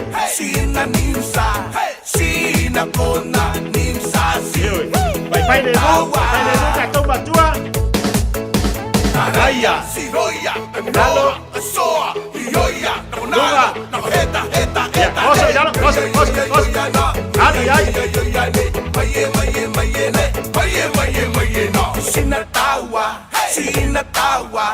Sina tawa. Tawa si. No. Tawa. Ese de magayo tawa el papastino. Vale. Ya. Tawa el papastino. Vale. Ya vai la manga ya. Vai la manga ya. Sau ni mo chachou matua ya. E fai sa fai ya kwa ka ko supalanga mo chachou matua ye. Pa tawa a. Lunga. Ya. Lunga. Yes. One. Yes.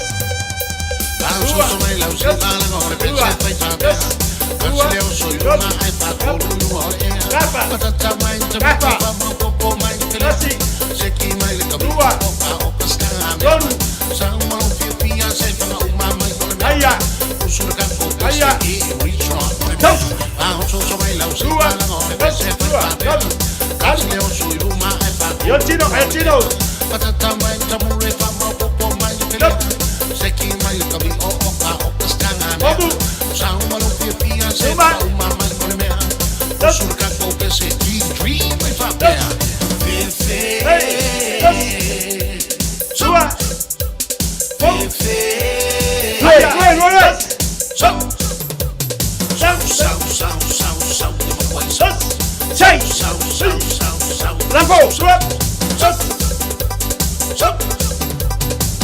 Luis.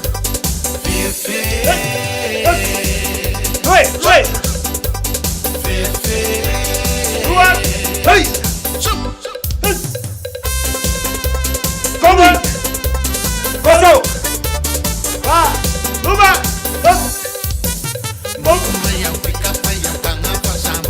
Ayoy! Sí, Luba, vai! Yes! Luba!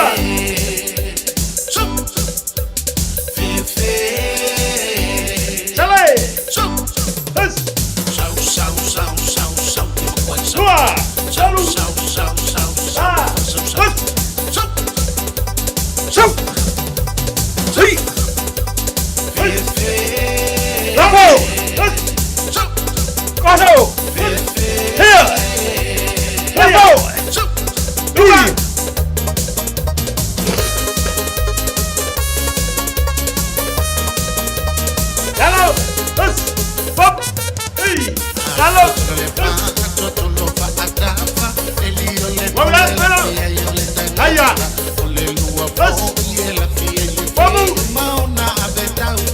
Luba!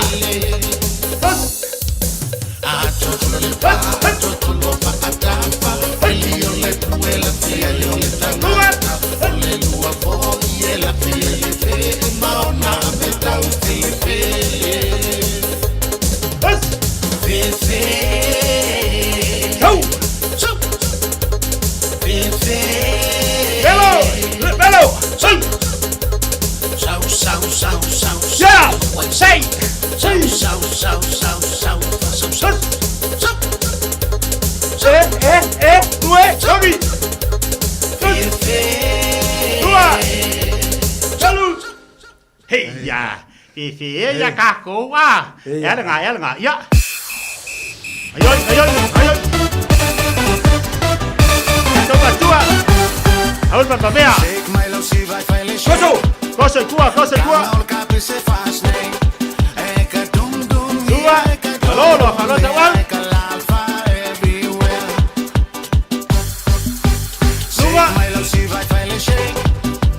Calla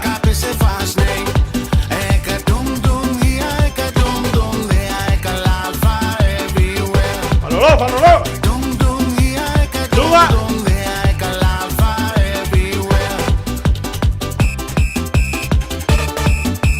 Capa Yes Luba al capa Luba al capa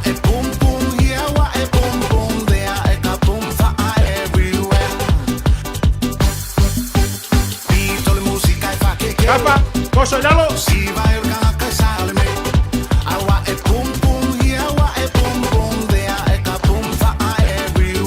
Aya.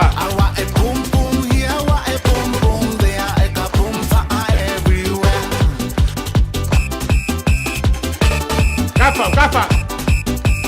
Dua. Dua. Da. Sumba.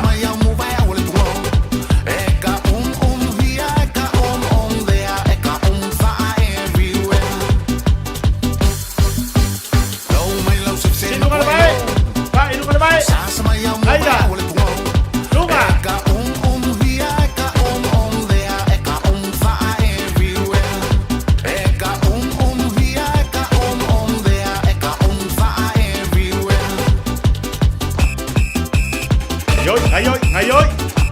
Pamalos. Papalos ya.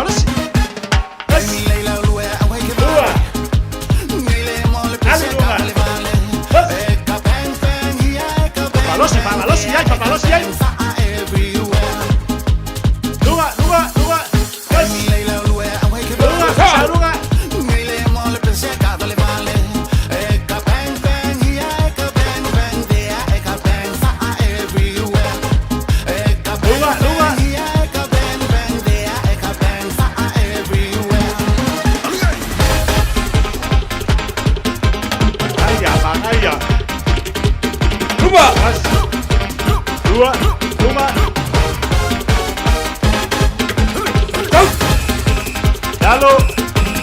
Oh, lalo. Oh, lalo ta toma. Ahora son pungos. Yo ya chino. Lalo. Maya. Dua.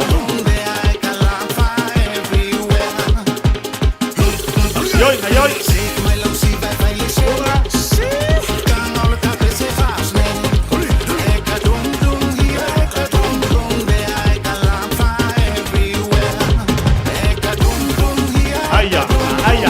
Quieren ayoy.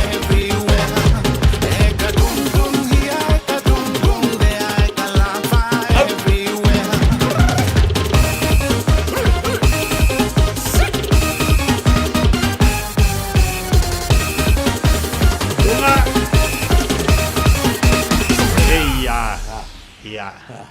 Laku di sini. Ya, kako pongai dia, ya, delay. Delay ya pongai bi. Lalu. Ele tu é esquelo, mavalo tu é pongai bi. Yoi, pangayoy lo pongai bi. Terus, dua. Nah, mavalo tu é pongai bi mang. Kapa. Dua. Terus, dua. Lepas. Ulu. Dua lo ulu ay yoy. Kawan. Ayah. Ya sokai. Oi. Ya de leng sokai ngo pongai berkiro. Ay tu é esquelo, mavalo tu é pongai bi mango. Ya tulung lah. La. Ayah. Kamu lo mengapa? Iya. Ngoi. Gas. Dua. Kolu. Ba. Sui. Gas. Dua. Kolu. Ba. Ngoi. Iya. Bay bóng bay. Ayah.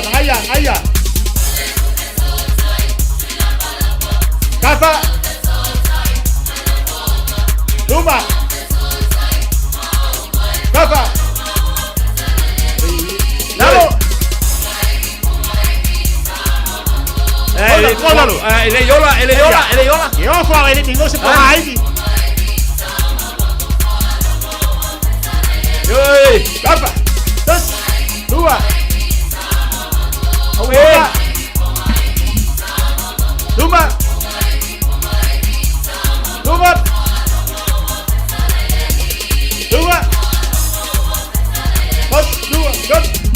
Iya, wah, dari mana ya? Kio fusi pongai vi ai koi. Das singa fakingi.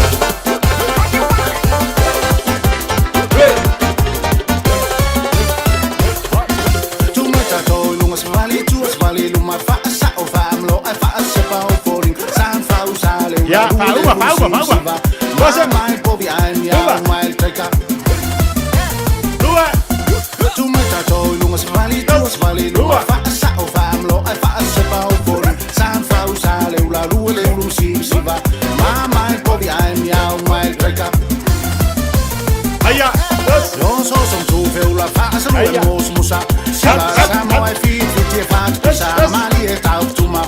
Siva fa kupa. Yo so al me ai vai se mawa. So som tu veula mos musa siva samo ai fi ti fa pisang mali e tau tuma siva fa kuka so al me ai vai se mawa ya sabia oi baby gaba tu le quiz gaba sabia oi baby gaba e mai le gaba sabia oi baby aya pau ya coba sekali komplain.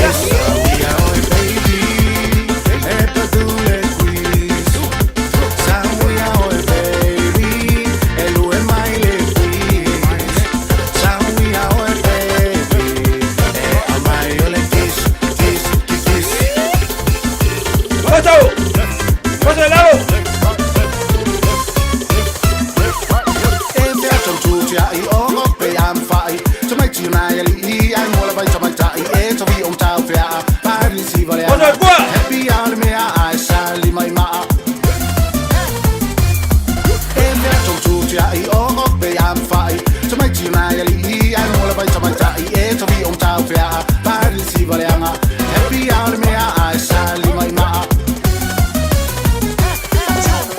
se vai vai vai passare le un fella fatta minuta milo ai te ai di mole fu tal fu vai scagliare fa pe fu fanga mei ai ka cuor co se vai vai vai passare le un fella Aia, final.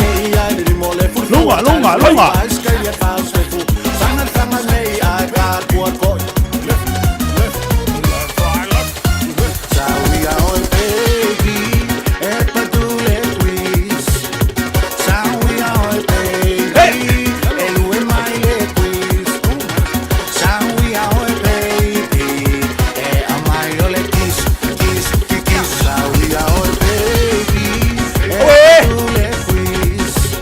Malo. Final.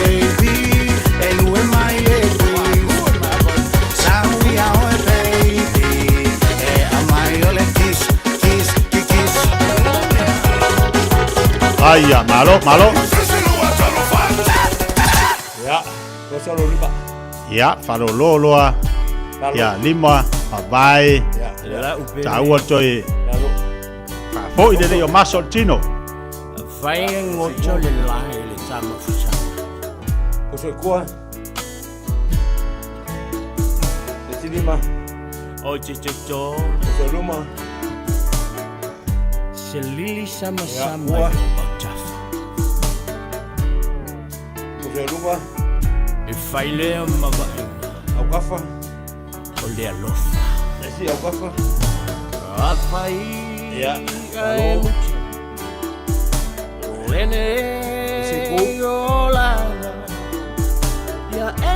First.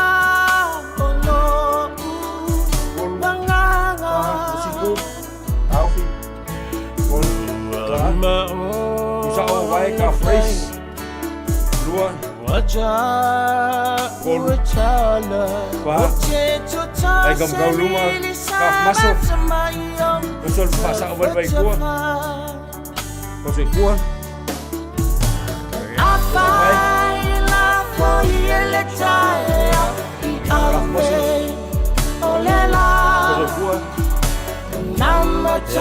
Sao hơn vậy? Được chị bay. Linh kỳ đúng không? Dạ. Đúng không? Đúng có không? Không. Cua. Cua mà cả biết không? Để chị cua. Dạ. Bili. Bác kia. Bác lên.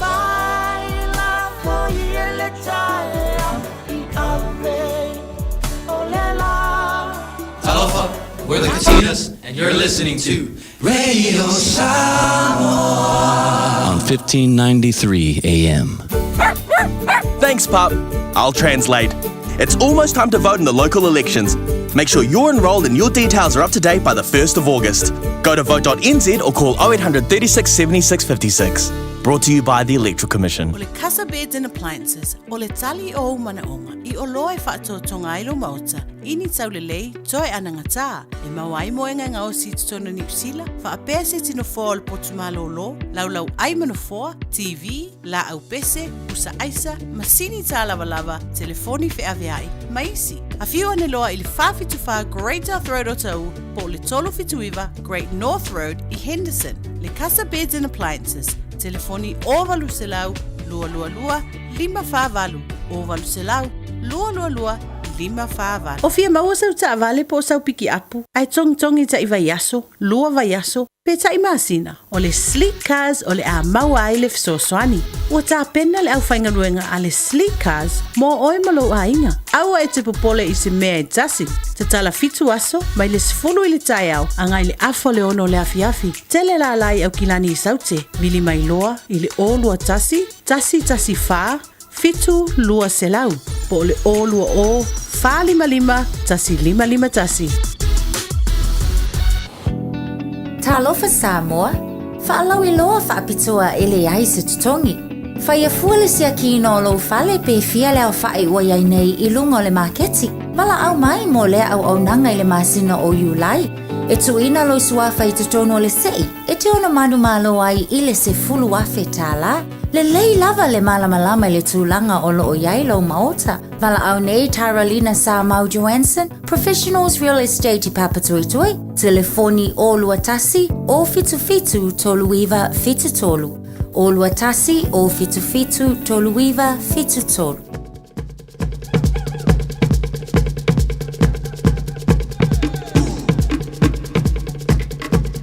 Le lei mare le tele ma minuto na tale o le tu la es fumartas tatu fa marstino mana yan ni ta ya fa malo fa tele sungon fa fenga ya mo le tatu sumpa okai ese le tahua le mo tanto fa ilo fa marstino o alo si fo malo ina de lei tahua ya le fa yo fa marstino le sungon fa fenga ya wale wala ma fa fo le malu lula to ai o fang wa yo tapo kalame ina yo mo fa ino so sani mo tatu wat no sungon fa fenga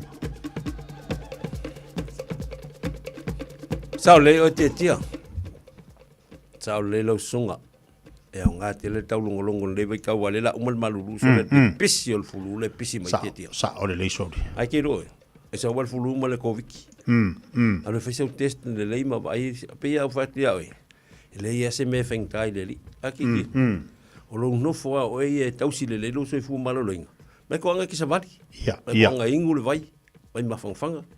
Fai le ki polo ma le fiu ma le o le pesi mo le fulu o kau le I le fulu I pena do so ma meia ma fo la ui mai ngal fa ku ma ye ba ki ringa ma ali kiki pa ko I le ke le fo la ui o sau ai ngo kwai le e ka ngaka ba ko le ia ki ringa fulu ka ka sau no lo sunga fa fenga o fa to la tala langa o e se ko nga fulu ngo sau ma me oskario e ma kaukia Makua makaukia, wa uwo o le kang ko ngā furu whapea. Talu ona, o sau ngi sira. Kile ka ia furu ngi sira, o la ko skari o furu. O fo mai. E te ilo le vai no uloa e au ia. O le ki polo. Fiu. Ma le fiu. Ma le angiang sainga. Saka whakasi da le fiu ma le angiang sainga. Ulo e ma le hani Ngā mai lola ia lea, kakau le ki pole kokong. Ku ia ma le hani. Whaasukai. Ia ma le lenga. Ma le lenga, ngā turmeric. Pingi la kamanga. Uma. Kamalanga ki kango ingu le kai au. Ngai whea rua I ala ia lea. Ma e tau mawhai, e wha afulo tino. Nga. Wha afulo tino. Ma whai le vix, e wha afuai.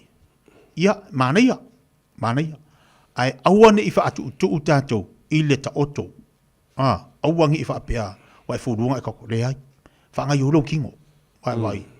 Ole lava lau wha maristino, ole whainga, ole whaingo fia fo inana I te I mai. Ile ka pe a me saule mai le ai. Ola uia na tau tinonga le o fai atu. Au ki fa ku e wa ka furu fa longa ku kingo wa pepe. Pe ngasi. Ngai ngofo ya le fa se ngaruenga. O louta oto. O le hakili ai. Au fia wa le fali. Le te tia. O le mele o le mai e ka oko. E ke fa ku ku inga ngasi alu kingo. Awa kining pepe lo kingo lo ka oko. Ia. Ona wai fa ku melo ma fo e wa ka mai ia fa melo mar ki apolo ia mo ka ko lo ngai ke mai ko ia ma ke le ko mai si mai lo ko ia mo e wa o ngale mo vai le ma fo ole ma fo ka ole ma fo ia valu se fu pasene lo ma fo io ole exercise ngale lo su pasene ole nutrition le taunga e lo su pasene a lo mindset e ka nga valu su pasene a ko le se la na e alu la ia makua faia ia mo walo se fu malalo ingali ateti moni o kele ia lu e faisa ku fulu kal mo de sulu ka usanga keke le wo sulu le ka usanga langal amakanga ku fulu ngo walo i failo ku kawanga o mo ko ngai le masangi lo kingo me yo ku a kawanga o fa me ka le failo ku fulu le lo ko mo mawa o ia le angal le yo le tu le umbanga failo ku o kele fulu o lo kele so le fale ko ki ale faingo makua e oso mai lo fiva oso mai koi sole le oso ngala lo fulungo lo le fika wir kui fulu lo king sa no le sunga fa e ya tanga ta o ngai le tui le fa pe o fa ya tu fa le ngai na le tui ngaru nga fo ya fo mai le tem fa moli a yeri tanga ta o ngai e fo tanga ta e mo kwale o ngai e le o ngai to le o ngala lo le o ngai ke Abai la kalunga fai nga uma mai kuinga ke le e mo e ke fulu ngal kafe funga le kalem au ke le ko kinga inga pol melenga kinga inga uma lo kuifulu alon ko inga ngase alo kingo so le vango ngi usila ke le fulu ke le o ye kuinga fulu ai o le oskari lo vai asu malangai o walu e fulu mai o fa pe le aila ele a nga oskari ya ele a nga o le oskari ke ngofo la walu ngalo war ko misa ku pe ko sa pe alo lo fa mi sa ka ya e al fatu al kafao ma man ko sa o le mele a ta mau fo le tetia o lo so fu malo loinga na yo lima o mo fa mo wiele ko yo lima ma ko ka ko mau ana ta am tangal ta ko pula me o lo so fu malo loinga o le na yo lava au e no au sesi o lau ai e fa nga ia yo au o mea uma ke fai e fa nga ia yo au ai kam foi la ke ai pet tau sami kang mo mo fa mo fai e uli me lungo me ai danga e si am e saudi wa ke le lo me o fe el bang mu ta ko fa pa ia me ai ia nga fa mala ia kasinga me awala mai fa ma o mo si am fo e fe leile ante lo pasta marka ko va ai fo ia wa alang ka ko ka fika ko ni mau ka ko va ai me ai mai mau pa pe ka ko mo inge ya so nanga tau na ai o vo kingo nga fai le tua o fa me nga fai e tua tanga te le palpala e ngala e me wa vai le poko le ko ki ata mai le ko o le ka mai le tua nga fai mo le tua me u mai le fai ka ki kilo fa me nga fai ki kilo wa le lei me u ma ku sa nga fai ki kilo le tua ko ia nga me u ma mo tanga ka ngolo ko fai ka wa nga le anga fa pe le nga ka e le fai le ko mana ya iyo la faiona tu fa o tata no nga mani fa so ile ni ta pa ma mai tata fo ngan pitani tau do ma fo ile fausa ile fawina tangata ile fainga ile tu tangata ile pala ai na mo moto to ya la me uma vai ma ila kanga ko ai ma ila au lang ko pala e nga ka e mai ko fo kanga ya fa mai ka ko ile nga ile fa mai ka ko ile nga la au ka ko mo ola ia ka ko ia ka iru ese kanga ia pe atatu ia vai foi le vai ai alu le vai fa mai na tu ia tu lo nei tu ka fe mai le koko male vai le ka fe mai le vai nga le ta le ka wa nga mama ka bu siri Lai se mai tatu telefone nei tai ala ngala Britania tu fa wa tina po kalami ia mo se fo malo ni mal tatu fa marstino Malo soy fua o se fufonga Samoa Radio Samoa ta silima I vatolu amo se kia Radio Samoa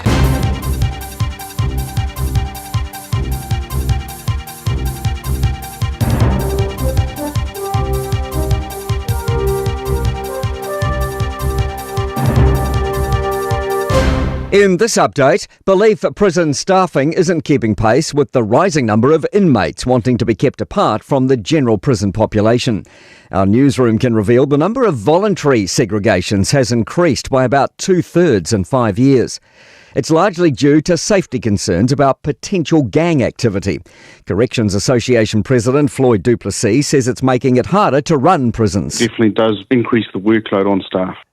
Chris Luxon says the government's still finalising the details on easing the foreign buyers ban. Winston Peters says he expects an announcement before the end of the year. National ACT and New Zealand First will need to agree on how far to go in scaling back the ban introduced by the Labour-led government in 2018. The Prime Minister says the government's taking its time because it wants to get things right. We both want to make sure that actually if you're going to come to this country and invest, we should say, well, thank you for bringing your capital here, and we should find a way for you to be able to purchase a house. We're both aligned on that. A growing number of households are struggling to cover the rising cost to heat and power their homes. Latest Stats NZ figures show energy prices have been rising much faster than incomes this century. With more, business reporter Michael Sergel. Household energy prices have increased about 171% in 25 years. Wages and salaries have only increased about 80%. More than 100,000 Kiwis are struggling to pay their bills, but major electricity gentailers say support is available for those facing hardship. Police have confirmed a man died in Rotorua Hospital on Saturday after being found critically injured on a roadside. The 20-year-old was taken to hospital by 4 men who discovered him about 7 p.m.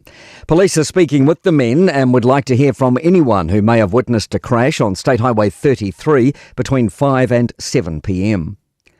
Bargaining will take place today between Health New Zealand and the Nurses Organisation ahead of a 24-hour strike starting Wednesday.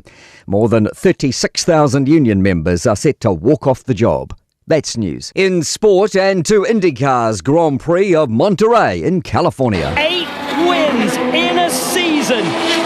Sensational. Alex Palou took the checkered flag. Scott Dixon's finished the best of the New Zealanders in 5th. Meanwhile, Shane Van Gisbergen's placed 19th at the latest NASCAR Cup race at Indianapolis. A souvlaki-sized saga has emerged in the AFL. Geelong skipper Patrick Dangerfield was accused of disrespect on the weekend when he was filmed eating a kebab in the dugout as his side trounced North Melbourne. He tucked into the Greek grub after getting subbed off at three-quarter time during the win. Dangerfield said the chill of Marvel Stadium triggered his appetite. That's sport. I'm Malcolm Jordan.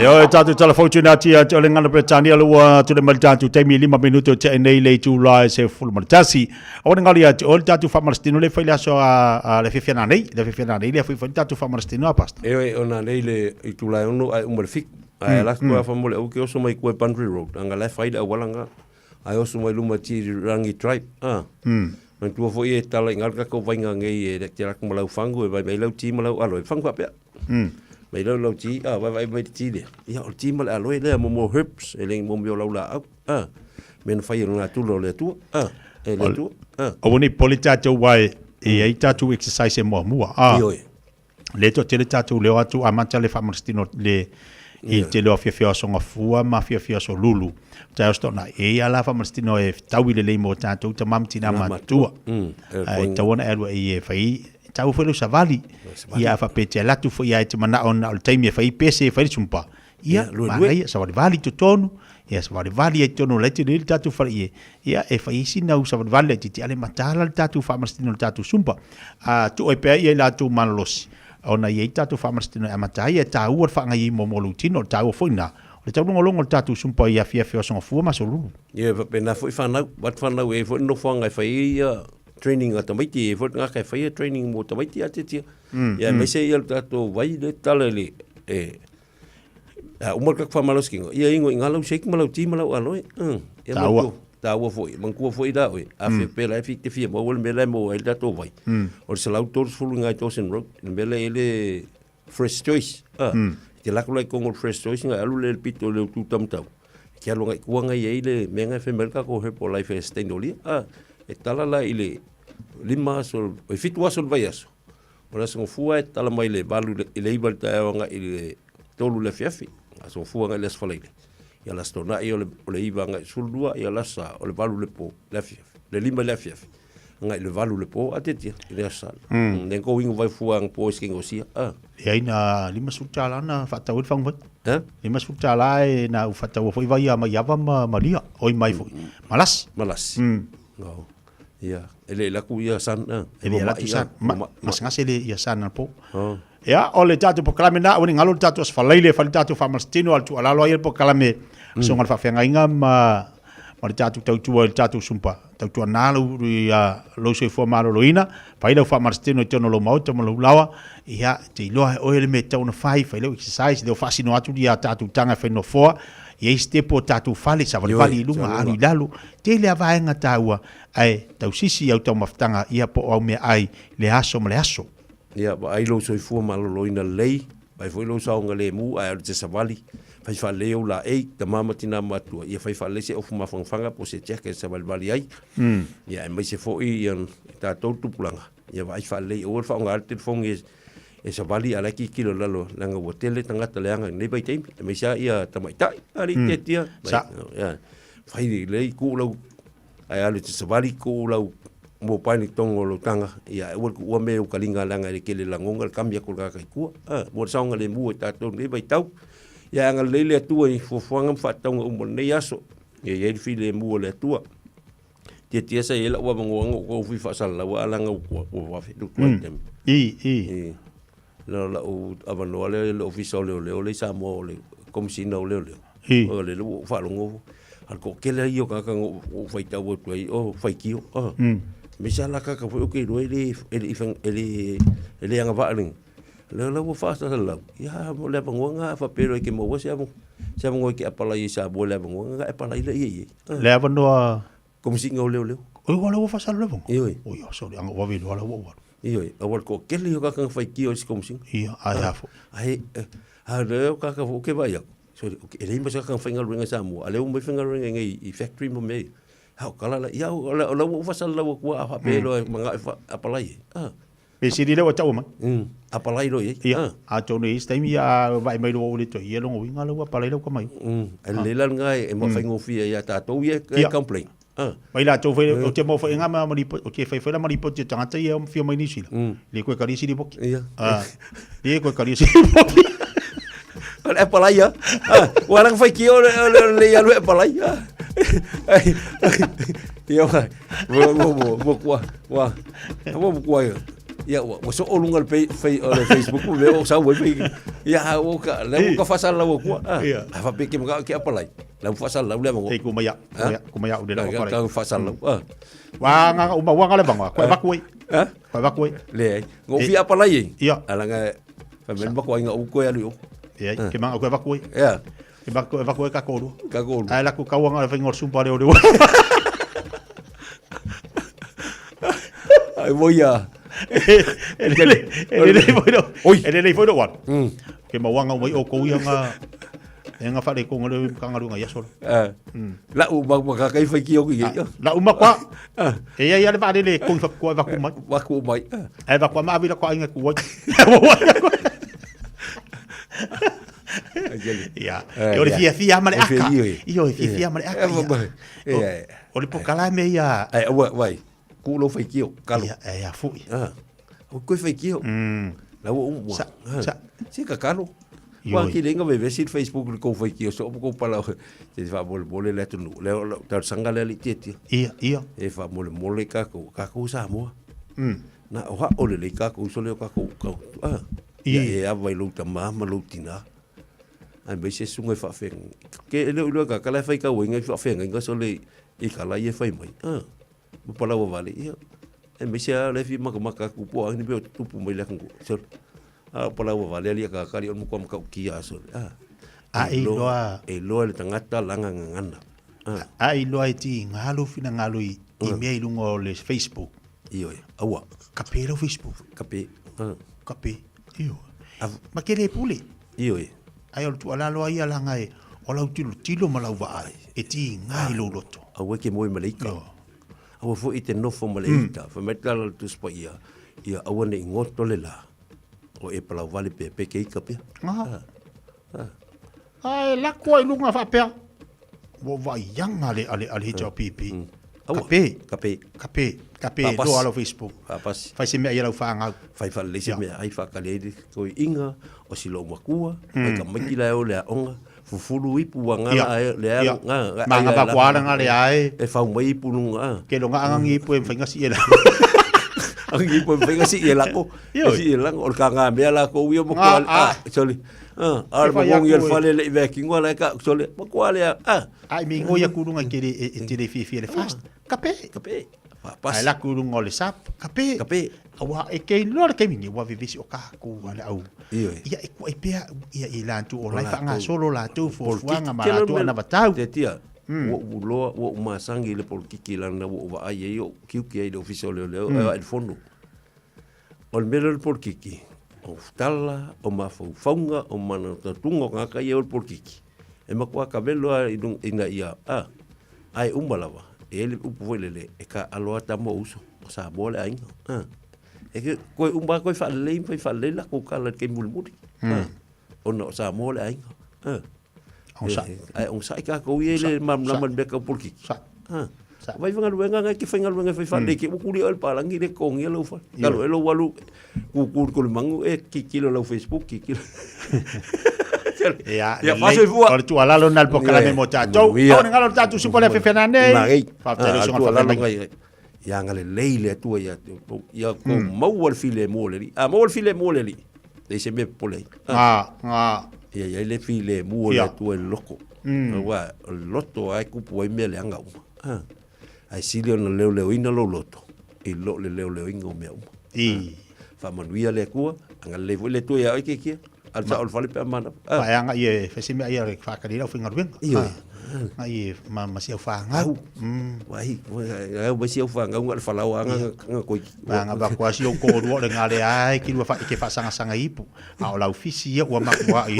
Sa la ofisi. Au kako ipu ia wa makwa mafakia kako ipu le ni apa au ki le o lango o ame ipu e fufulu ko e vai ko o kako arunga ia wa makwa le aga fa ia le fainga le o ia le la fa se fu ma nuia le alo fa ku ya fa ma nuia le tua se fu mai manuia o ia io la waru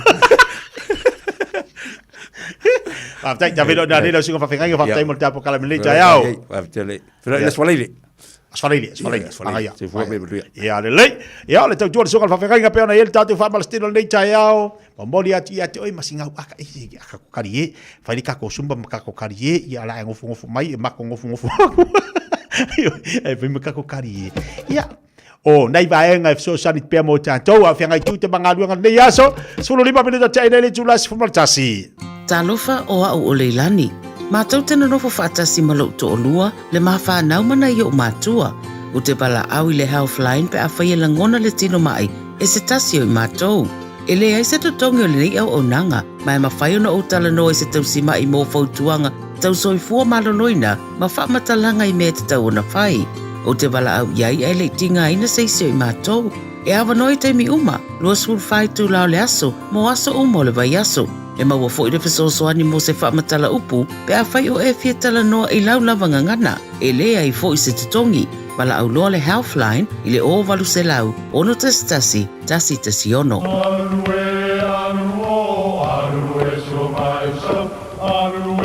O Samoa o le atunu ua mai a o na tofi, o le la au ua mai a o ngā tātulanga, e le to e tau au whangaina, o le vai fo i ua malili, ua mai a o na saiki. A o lau polo kalame o le vau filifili. Ua na o se toi wha manatu. Ua na o se toi whangu ia ua nganuu Samoa. Mau upu ta oto, mau upu tu. E ala lea i ala ngā upu ma muanga ngana, ma le vau ngana. A wane i emisia le tātou polo kalame. I afi o aso lua taitasi le itu la e valu i lunga o le Radio Samoa. Ia manu ia tele, lau mai moanga ma lau whaasaunga Samoa. O le awa nanga le sebe mawai o loa nanga tae peo TV, speaker JBL, telefoni Samsung, moenga Sleepwell, City no 4, pusa aisa ma o loa o ngā i leo mukuka. Maua foi o lotu aisa, vai tau mawha maisi. Tutongi i nei New Zealand e piki alo ai ngai Samoa. Whapsota i mai le Facebook po le Instagram ale Sapa Pia Samoa, pe emaili mai i le buy@sap.ws. Sap, lau fale o loa numero tasi i Samoa. Tasi 5 Amo Radio Samoa.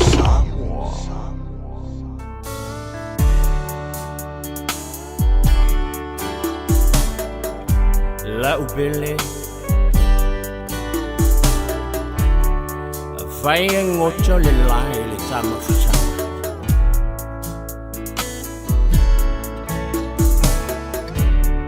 Oje jojo Selili sama-sama yo baktafa E fai lea mabaenga O lea lofa Apai ai mucho Lene yola Ya eloa Ono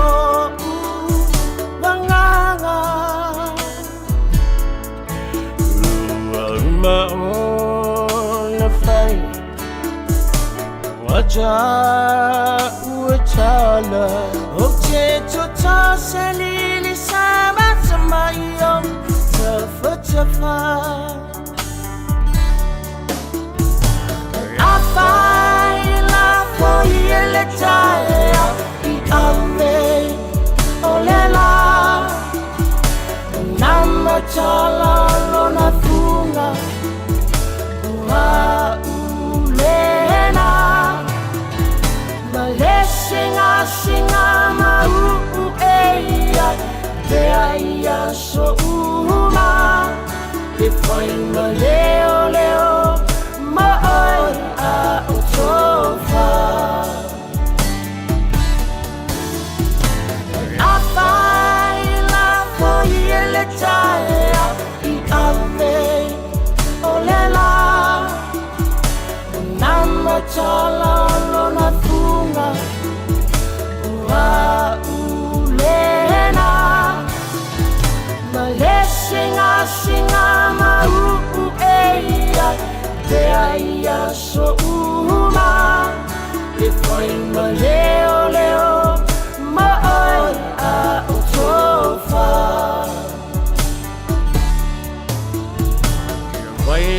Wailema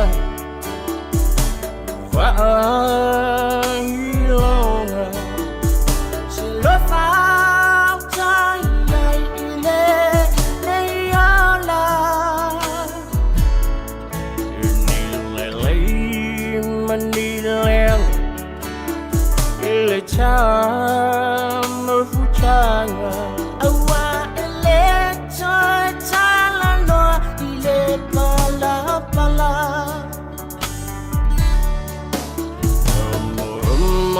Moongana Lukne Changacha Waile Lale Wale Soy Fuanga Awle Java Aselu Shata Fola Umai Tasilota Alunga Sa Alulungani Afaila Foyele Taya I ame olela Nama chala lona funga Wa ulena Maleshinga shinga mau eya Beaya so uma Define maleo leo Maoi a utofa Afaila foyele taya I ame olela Nama chala lona funga Wa ulena Maleshinga shinga mau eya Beaya so uma Define maleo leo Maoi a utofa La ubele Vai ngocho le lai tamocha Oji teto Selili sama-sama yo otafa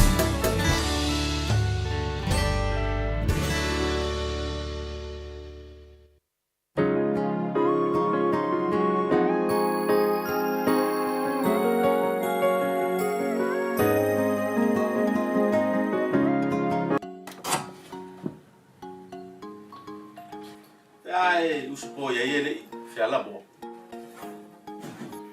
Umefunga iko kama tuwe. Radio Samoa, Tasilima Ivatolu Amo.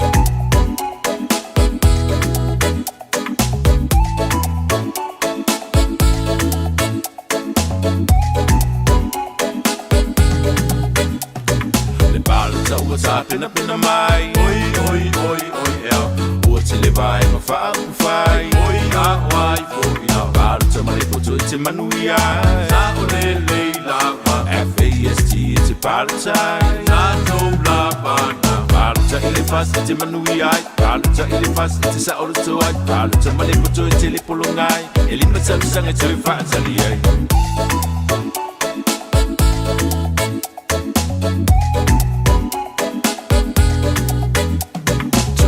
le fasi ile pensiona oi oi oi ea o vai te wale fai la funga oi ya sa fulo le tasi miliona oi oi oi ea pa tu lu le tala e fai la bapona sa le la ba toi fa bon si falea onga oi oi oi ea le ai tala fula le sa miliona oi sa asia parta ile fasi te manui ai parta ile fasi te sa olo to ai parta male puto e tele polongai ele matsa sanga toi fa tali ai toi fa fu a wala te tele oi oi oi oi ea la te tele pe oni malai balele oi kai mangaya si o tu tongi o tana te fai ngaluenga oi oi oi ea la ona e matiba na olo e ba e ba le la ba si ti o tana te fa mai oi oi oi oi ea tele o pisini si o manuia se ko e sa kasia parta ile fast te manuia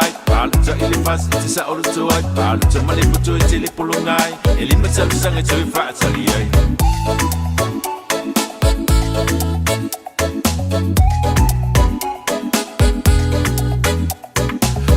se polu masavai oi kai mangaya na fanua foula le wa felua oi oi oi oi ya o mo tu pe atengata mama oi kai mangaya se te mi mo ele masania oi sa kasia o fausia fo inisi fale ma oi kai mangaya o fai o fie fo ile feoa ia o malana parta ile fast te manui ai parta ile fast te sa olo to ai parta male puto e tele polongai ele matsa sanga te fa tali ai ole pai e ola fa tali tali oi a mai fo ina ise manui e pa umai le langi sa le la a ole tanga te ola ma fa fa oi oi oi oi ni atina e ma fa au ia o malana ia le besi ai te fa fa sa le la sa mo manuia o sia una ma se ko esa pasia parta ile fast te manuia parta ile fast te sa olo to ai parta male puto e tele polongai ele matsa sanga te fa tali ai sa mo si o tu nu o pele tasi o si o nei fa tu ia tato tu fa tasi se manuia to mai ile langi ia o ma tu yesu ile o feeling ai na ia mau tu fa lu lo leo malu ia tu si o fa tu manuia la fainga palota manuia samoa atoa uma awale fa taua la palota ai ola ula vai le aia manuia la fainga palota manuia samoa atoa uma awale fa taua la palota ai ola ula vai le aia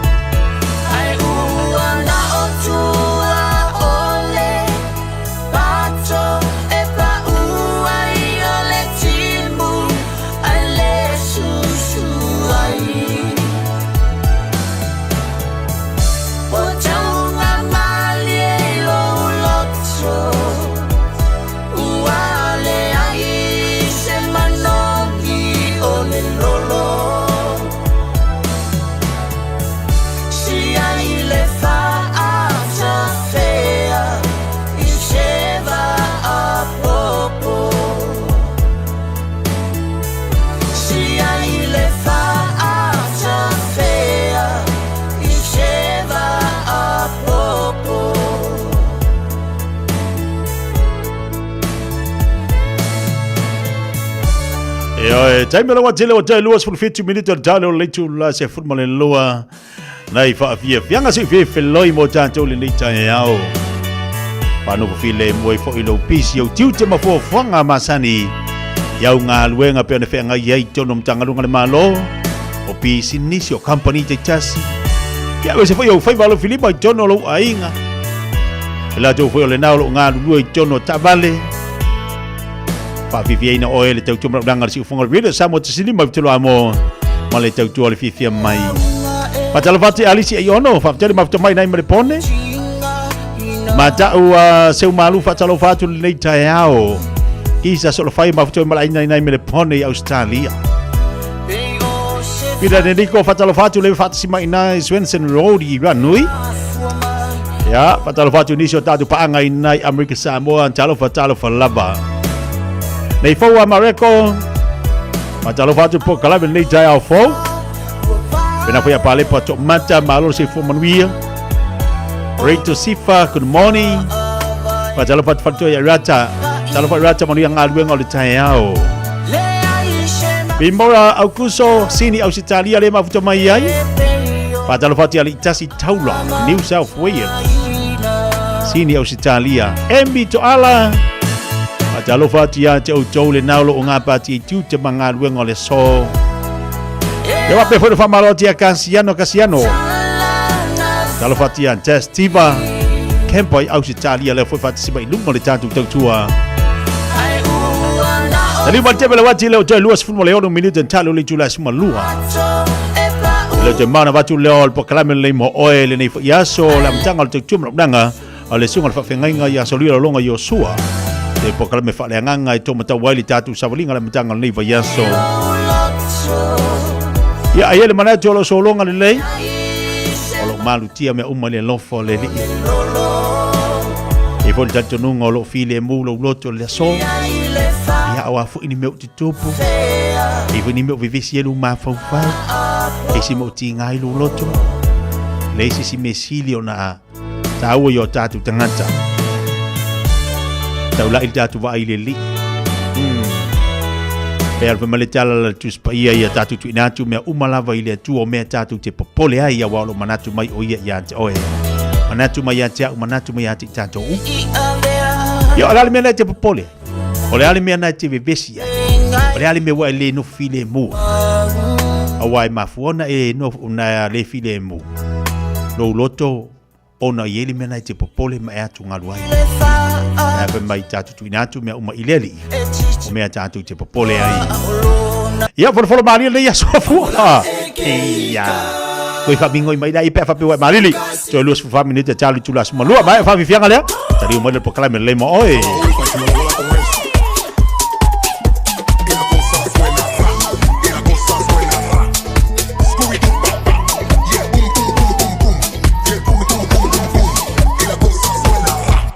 La cosa suena rap, Scooby-Doo papá, y el pum pum pum pum pum, y el pum pum pum pum pum, y el pum pum pum pum pum, pum pum pum pum pum pum, y la cosa suena rap, rap, rap, rap, rap, Scooby-Doo papá, y el pum pum pum pum pum, y el pum pum pum pum pum, y el pum pum pum pum pum, pum pum pum pum pum, DJ, hey.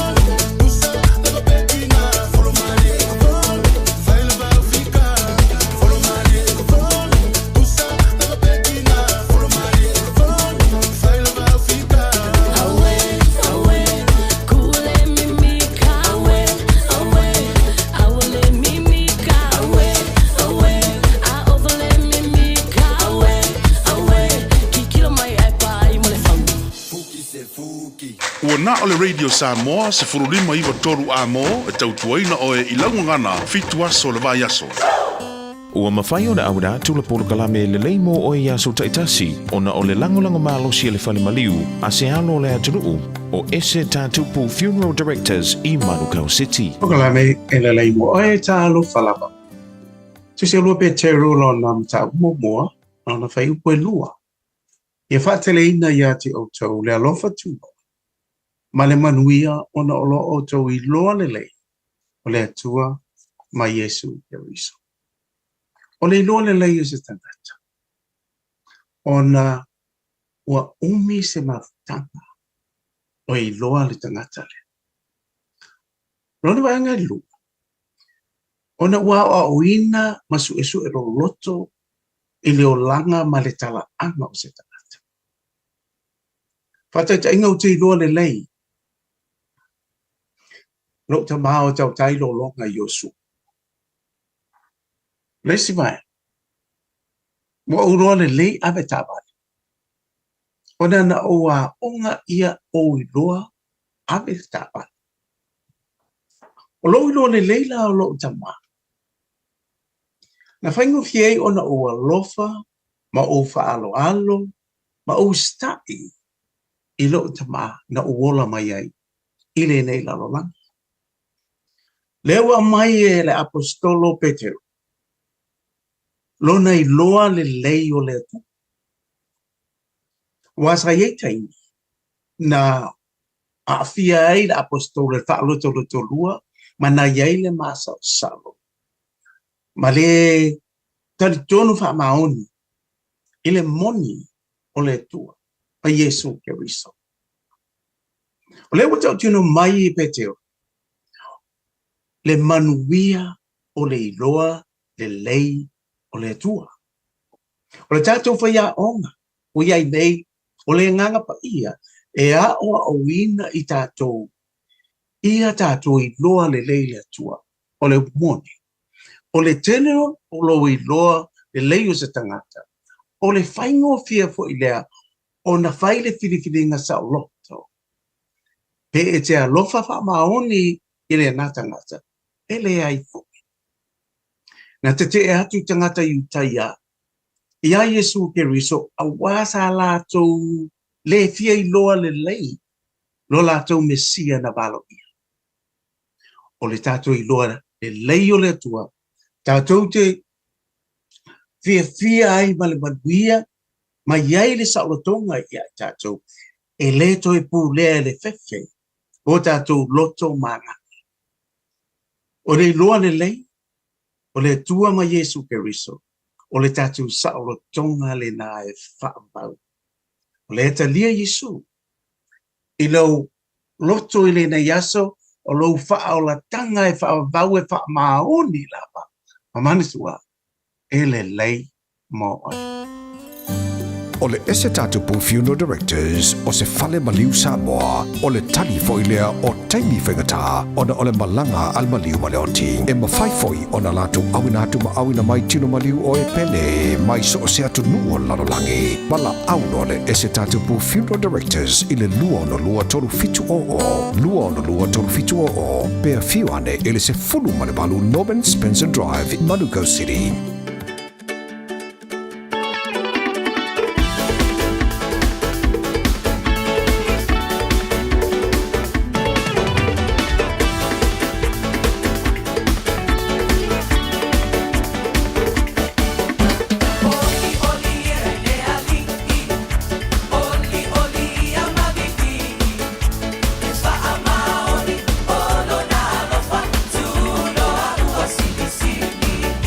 Oh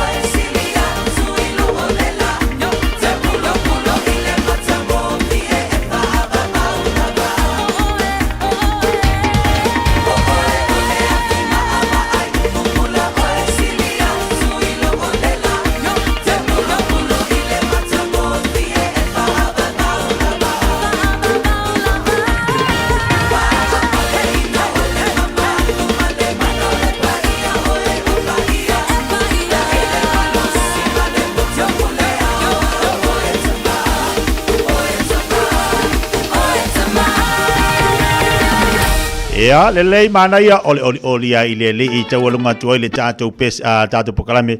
Lelei mo oe lelei aso, lelei mo oe, lelei mo au, lelei mo tātou umale upo le tua ma le whamarasi au, pēnei whaafonga ma ia oli la ia ile li. Oi, lei si me silo le tau o le tātou oli le li. Pe ia upo fo le whaisalamo le ni tai au, tātou tu inatu ile li mea malama tātou te popole ai. Ya se me wa matu wa e fa no ai matu wa popole ai lo loto wa maku wa ile ma fai va pe wa le so fa mo aua o te popole o le fia se o le lesi le vai la usilo na tau o lo fia ave ese atu nisi me ti lo na e ma fai lo ma fau o me fale ainga ia o ngata maiti o ngā ruenga o le ekalesia i o le fai ngā palota vai ure kele I o ngimea e fai o lo mafakia kau wha o nganga ka maiki o lo mafau le kau tina ino le ainga o lo mafau le ngā ruenga wa amata o na tau wha le tonu le ngā ruenga la tau sa umar fai ngā pāloka e fai mai o lo anko I o lo kāsingi la aru le pāloka o ngimea uma wasa poku wha atasi le teime atasi wa e leilo po le hali mea o le a fai wa le aima so fia e maua ai o le soasoagi la le pokalame tia mo ka ngai vese le fai ngā pāloka I le me fai kele wha pe o lo anko po o lo kāsingi la wai ku whekaria la ku mai whelak pāloka ia ma ai ia le ngā ruenga mai te tau ona le leile ngā ruenga I tau siai le ainga la tau a velau wha mua I tamaiti ia I lo ainga I lau whanau ia ai a whapea whanai te popole I me whai le lotu I whaira I tatal no le whaifi au Ioi, whaasore whaifi au a meo mele le whare kongu I le mau au nganga lotu. Pea whapeo ka mai ki ngai kupu le whawhika aule. E ma whai o na whaasoa. Ma le isi te leo mea e tupu leo langa ma le sei fuanga nei. Wa e le mawai ia se toa. Ma e le mau tonu wai. Awea lau wha mua mua ilo wainga. Awea, a whapeo wa whai malenga ia kampangi ia. Te iloa le tātou ngā ruenga I le toe mamau I le toe ini masina. I le toe tele na tapuni lea. Wa e popole po, dali mo se kupe mo se au whanga, ke popole. Paule mea ia e taru I le li, e maisi si ngā ruenga fsusuani molu a inga. Ia wape wa e popole, te se ngā ruenga au lea fu I loma mai, ia kusanga o ringi whaavela. O ke popole le kusanga, popole I le se mea e ka maiki, ma e popole I lo wola. Wa ai popole ni ma fele tātou mafau di telo mea. Ona stress leo tātou mafau. Ma tātou le mautonu. Whatupu mai le iat oe. Whatupu mai ia tātou.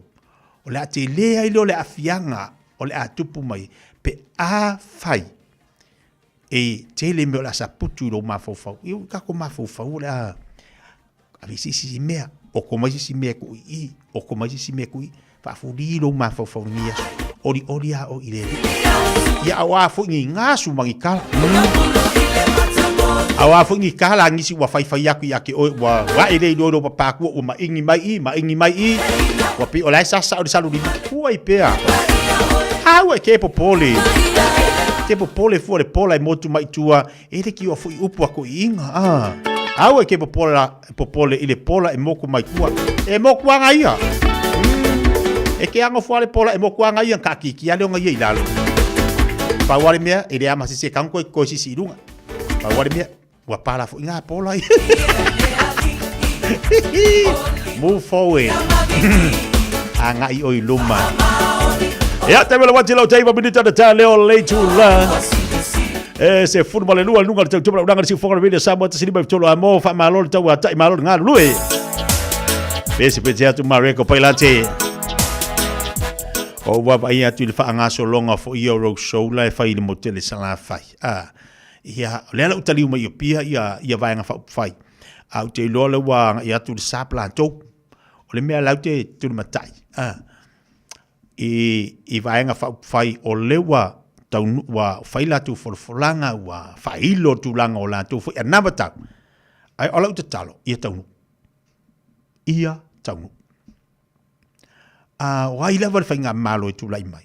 Lau te talo. Ia taunu ule li matau sanga. Ia taunu. Wa vea lesi ana wa taulanga e fatu pesa utala. ole tau mawhai o tātou, e su e mai ia tātou pālota. Ai whai mai le si sui, o tātou sa wa e matitiva, ta wha anoa noa. E matitiva mātou sa la whai. Ia ala ai maua le talo, maua le whai. Mala aua ti a inga lai manuia le mutele sa la whai. Ai pe e whai mai, ua matitiva mātou sa wai. Pa ua le mea unga ulonga ia uia I lava I kaime. O le mako mauri e kasi ale I ngai la ua kele. A kai loa e ka ikai ai a ka lako le makeki o ka ki mori kele le whakaukalo o le ia, tere le ia ia awa a vea le nau ia mo whai mai e matitiva mātou sa la whai awa ka koke poi ia e ok ia ka mai sa vai ok ia ka mai sa la whai ere ka mai ki o le moku ere e kasi ale mori e whakauar kalo le makeki e kasi ale mori e ka palolo koe le upon ala ai no ka mai le moku e pasa sala se upon koe ka palolo ki sa vai vai balu au fai va ka ko kari e ngari kai au le fu ina kan fu lua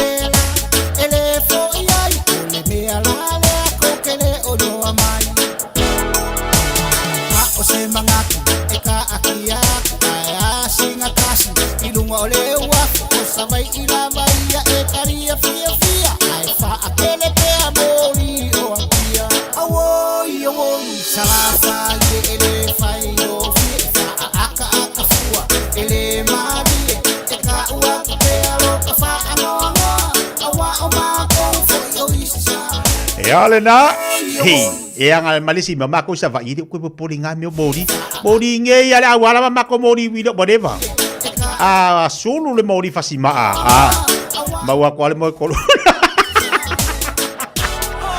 ke vai ya ko sungu i lo fo e ko popoli ma ko nga mori ma ko o le wa ri mo mori ya sola yo ile ko popoli kama ki sala fai au delay beautiful savai Lelai to lugo se tau joba sa uranga te tia le fo ia so fa te tia sa mo le atu pele ma tatu maftanga le fo ia so fua le to tolu minuto de talo le tu la chef malelua tatu te ma futa foi ilunga po kalame le fifia mai stemi ya ai o ngali atu e tatu fa martino na le fifia na nei Manuel to maftanga mal to fa ia fonga mo se manu fansi sione tapena mai wale fa o wino tatu tua se pa e fo stemi o le fiafi ai manu wi lava nei taya a lova te latu sa mo le atu pele soifua ma Manuel Fai mea alofa I a inga mawo I Samoa, e ala ili whaatawina o se Hotel Ta Alofa Voucher. E mawhai ona whaongaina mo aso tā ua whailongaina. E pei o aso whanau, whaipoiponga, pe whai malolonga mo tā whawhawai whaiungo vai aso. Whaatau e oi New Zealand nei, ai piki e lau ainga i Samoa. Tanga i ane i le pacific40.com/hotel. Ma whaatau nei loa. Pe wala au i le o lua tasi, o valu tolu tolu, lua lua lua tolu. O lua tasi, o valu tolu tolu, lua lua lua tolu. Faasilsilanga i lupe faalele ma tama whanau a fastauta. E whaatulo atu i pa ia ma mamano o le ainga sātuala o le ainga whaalangilangi. Ai ua mātou valulusia ia o le la au. Ona o le ngā luenga o le manuanu tāpua ia le whakasa o loo fausia i te tonu siu tātou nu. E tāla sanga tuai ma le nganga o le whaaloalo ina ia tātou awai uma i le tātou tausala a wāsef sosoani mo le ngā luenga. O le rifa moe moe o le a whaia i le asto na i aso lus fuluono i ulai i le mauto Samoa i mangele. O le a manta i le sefulu le taia o mai mawhai o le whaapso ta i le komiti mo le whaamawina o la au tautau sala. Whaaptai o lo sainia ai ono pulu whaaea whale upolu i le olu a tasi whalua fitu valu tolu o. Le au pepetele tala i lene i le olu a tasi 5 tolu whawha ma ape po moe mausu sofara i le o iwa lua tolu 5 tasi. Mātau te whaia ni fo aroi le aso lava e te whio mai ai i le Shine Dental, ai e iai e inga whaapitoa. Mātau te salia le Afterpay, Zip, Q Cards, whaapea Wins Quotes i le Shine Dental. E whaia fua whaatalanoanga ma le ACC i le Shine Dental. Le aise tongi mo whanau i le bao le sefulu lua i le sefulu walu tusanga i le Shine Dental. Talanoa mai le tongi ino le whainga o nifo e whaonga ai le Zip, Smile Now, Pay Later. Le aise tului i le Shine Dental. A whio mai le 575 Great South Road, Manukau pe bala au le lua fitu ono fafa. Lua fitu ono fafa mo le Shine Dental. Radio Samoa Tasilima i Batolu Amo Radio Samoa Tasilima i Batolu Amo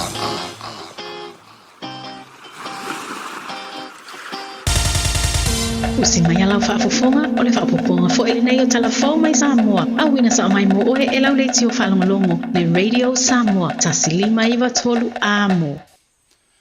O te whatalo fo ila amatanga o le vai o sa fōu le tātu utino o tala mai Samoa. O le whaaiunga o le vai aso na amata whana ai lo toa mano fuanga o iei whale a onga i lo tātu motu upolu. Ia mao se tasi leo ngā luenga o mutua avene i aile malosi. O le mta ngā luenga o le soifua maloloina. Ai lango ia isi mtanga luenga le malo. Wa fa ilo ile office city o pulenga o mtanga luenga o aonga manganu. E fast food fafale a onga na o yeide nga luenga. Ile aso to na ina te nei. Ai olo ave le fau tuanga le office city. Le fionga e au Chris Hazelman i pule mo komiti o aonga ina ia te tala fai to o Paolo Toa. Fa pepo tua onga e urufale yeide ufainga luenga. E mafua le fau tuanga. Ona yeilo to ana fe de fa ngore va yaso le ngaruenga ai olo loka pa fa pe mapoto e amata e ngaruenga i tato wa onga i le Amu Academy maisi o tato wa onga amata i to tonu lava ale i faleata e fa pe fo ile le onga tulanga lua o vainganga ya le onga le mosa i vaitele le tulanga lua o vaitele ia fa pe isi o aonga amata i te tono le nuu nei o no. Ia, o lo iai fo inisi o tātou por kalame pe o le aonga mo whanau, o lo iai ia mana aonga tūmau, e iei la le aonga senese, o lo te tono o le loto o le aonga whilela marisi i Murivai. Ia fa pe fo i le tātou model school, o aonga lea mo Lato o lo o ina le por kalame o whaia onga mo a onga amata i te tono songi. Ia na wha solo atu lola ia, i isi o nuu te tono i tu malo i amata mai ai sa nganga, se i o lava i whalatai ia mara aingaltai. E ei fo ila isi o tato a onga, e pei o le tulanga lua o whale atiu. Ia, ele tau whaamtalaina, ia o le aonga nei o lo whaonga, ia maota malawa o ainga. Ia o lona winga, o le awha penana whaatino le ngaluenga o naitama, i maota malawa, e whanga umai au tafa, mo le aonga o whale atiu whaamone mole. ai o le talusanga mo tātou a onga umalava. A onga I kalesia, a mata mai a le tātou a aia le kalesia me tisi fonga ai whaleula. Le ofisa siri o mtanga aluenga o a onga manganu, le fionga ai au Chris Hazelman, I sana saunanga whaalawa I tele moa onga uma I le atunu, o le a whea ngā aluenga le nei vāiaso. E se furu lima vaenga po teams ua whaatino ina ngā aluenga le nei vāiaso fau, o le whana ina leo lo toa ma po tua onga ma a mai a upolu, ona whaasolo atu le I lo tātou motu o savai. O le vāiaso nei foi ua tāpuni a umai a onga I lo tātou atunu, ma ia onga whata I tai o atu le Universitea o Samoa, a o whaia ngā aluenga mo le pui pui a leo le atunu, mai le pepesi o le dengue fever, po le fever o pona iwi. Wa ave aima le tu alalo le whaatun sida o le mtanga aluenga o a onga manganu, I le pūlenga o le Universitea o le Pasifika I Elfua, e sila le saunga le mua o tangata uma, mai le wha mai mga aluenga o whaatino, ina ia tafa sa finangalo e tāpunia fo I a onga uma, I te tonu o lea Universite. O ata nisi na po e mai le whale mai o tamaiti le mao tangase ngasi mototua, e peo na sasala lau le api o fōlinga o mōri mauinai, le whaatumuria o lea vaenga o le whale mai nisi o mātua mō lātou walo ma whanau, I lātou o suru wha iatu mō tonga fitinga, ona o aunga o le fiva o pona iwi. E to rua whana witi o wha mauina o whana ola, e mafua I aunga lava o lea wha mai, talu mai le masino I anuari o le tausanga nei. I ngā ruenga o le tausia o le tūma malau tele o le wha unga o le vāiaso, sa a mata whaatino ai lo tātu wasanu o atoa le wha mamaina o nuu mafio anga. O sui o nuu masui te maitai o nuu mafio anga sa ave I eide whaatala o ula. Ale mta ngā ruenga o tina mta maitai a tina e o fio anga maanga viso tai. Ina ia ngā lulu e whaatasi me tangata uma o nuu, e whaatino le ave e seo la pisi ma o taonta o lo nonofo, ma tautu ufuai ini seti o le namu, e fe ave a ina le vai rusi, o le fiva o pona iwi. O le ua matanga lua o se whaamsino o le whaamsino nga maua lunga mō se vai taimi. Le fionga le whaamsino o le whaamsino nga whaitu malo. Le fionga lo au le awha au Kustino Donald Gerslek. Ina ua mai ai o na whaatau tō. I lumo le na fionga I le au le malo I se sauni nga whaapitoa le whaamsino nga. Sa whaia le maota wha le malo le au mamalu o le malo I vai lele. O le amatanga o le neiva yaso e tau au fiai. Le whaamsinonga o whainga palota, mo le amata fufongaina o tangi o lo lu iai anga wa au nisi o sui whaatutua le whainga palota, o lo loma le tātu o tunu. Whapea lu I le anga wa ai aso e te tau waina nofo mau I Samoa. O suenga o neima tā upu e te to rua whaamsino le whaamsinonga maua lunga e tau veina, e pei fo I o isi tau rumanga le whaamsinonga o whainga palota, sa whaatino au rumana I le palota tere le tau sanga e rua olu o tasi, whapea le mai au lea whai ngā whiriwhiringa o le tātu putuno. Stasi leo mafuanga o le whiriwhiri o le whaamsino o le whaamsinonga whai tū malo, e ngalua mō se teimi le whaamsinonga siri o le tātu putuno. O isi whaamsinonga e whasotai le whai ngā palota tele, o tangi ani whainga whaatosina sori tū la fono, e ono whauruatu pe a mai a le whai ngā palota, I le aso lua sfuru iwa o le masina fau o au kuso. O le porkalame o le Guardians e autu le su e masa ili, I le si manga o le ngātei whale ma o lo whao ngā ai ma le waa folau o le ngau alofa. Nā whea ia o ngai le tū malo anu a maa I le vai aso na te nei. Se lau tous furu walu whanau a o ngā o le tū malo sa maua le avanoa, e uru whale atua I lunga o le ngau alofa ma whaatino ia o onga, le ana whaatino e sui o le whaalaptonga o le whaasao whaavao malo, po le Conservation International. O ia o onga sa whailo ai whanau, le tā ua le ngātei whale le sami ma mea ola o nono whai. I se pepa o whaamtalanga whaalau I roa mai lea whaalaptonga whaavao malo, o lo whailo ai le whaatonu o le Conservation International, le sunga le au sa lilo le ilani Duffy o sefa, le tā ua o le whaau penga ino whanau o le isi au ngā tupulanga fōu, I le malama le I le tā ua o le whaasao le siu manga, e pe o le siu manga o le ngātei whale, a wā o lātou e whaalango I eile manui o le siu manga, mo le lumanai o isi au ngā tūpulanga I le I whiola masoifua mai. O lea tā ua e mawhai e fōi o na lātou I loa masi le fia, pui ngai siri o na tā ua, e whawhetau ia I suinga te tele o le tau. O le porkalama o le Guardians, o le a whanga solo atu I tūmalo uma o le tātou tino. O le ua mai o na toi fausia le tūlanga ma toi whaatua I ma le lau papa whaalau I loa le Billboard, A le sui tau vā le tu malo palo tau whale atalua, le tō whale atinu o Wayne so i alo. Le ana whaaleanga e se tangata po ni tangata fo i le whae unga o le vai aso o mawai. E le ngata ina whaatama ia lea mea tō tino o le sui tau vā. Ai na ave whaanga o iei ma le mori e ola le malo si o le la, na ola i loa ai le lau papa whae roilo le po. O le mori ua whae loa le sui tau vā na wha mea lo whane, e se a inga anga le lei o le pitonu o whale lau niu, le o lo tu ai ma le lau papa whae roilo.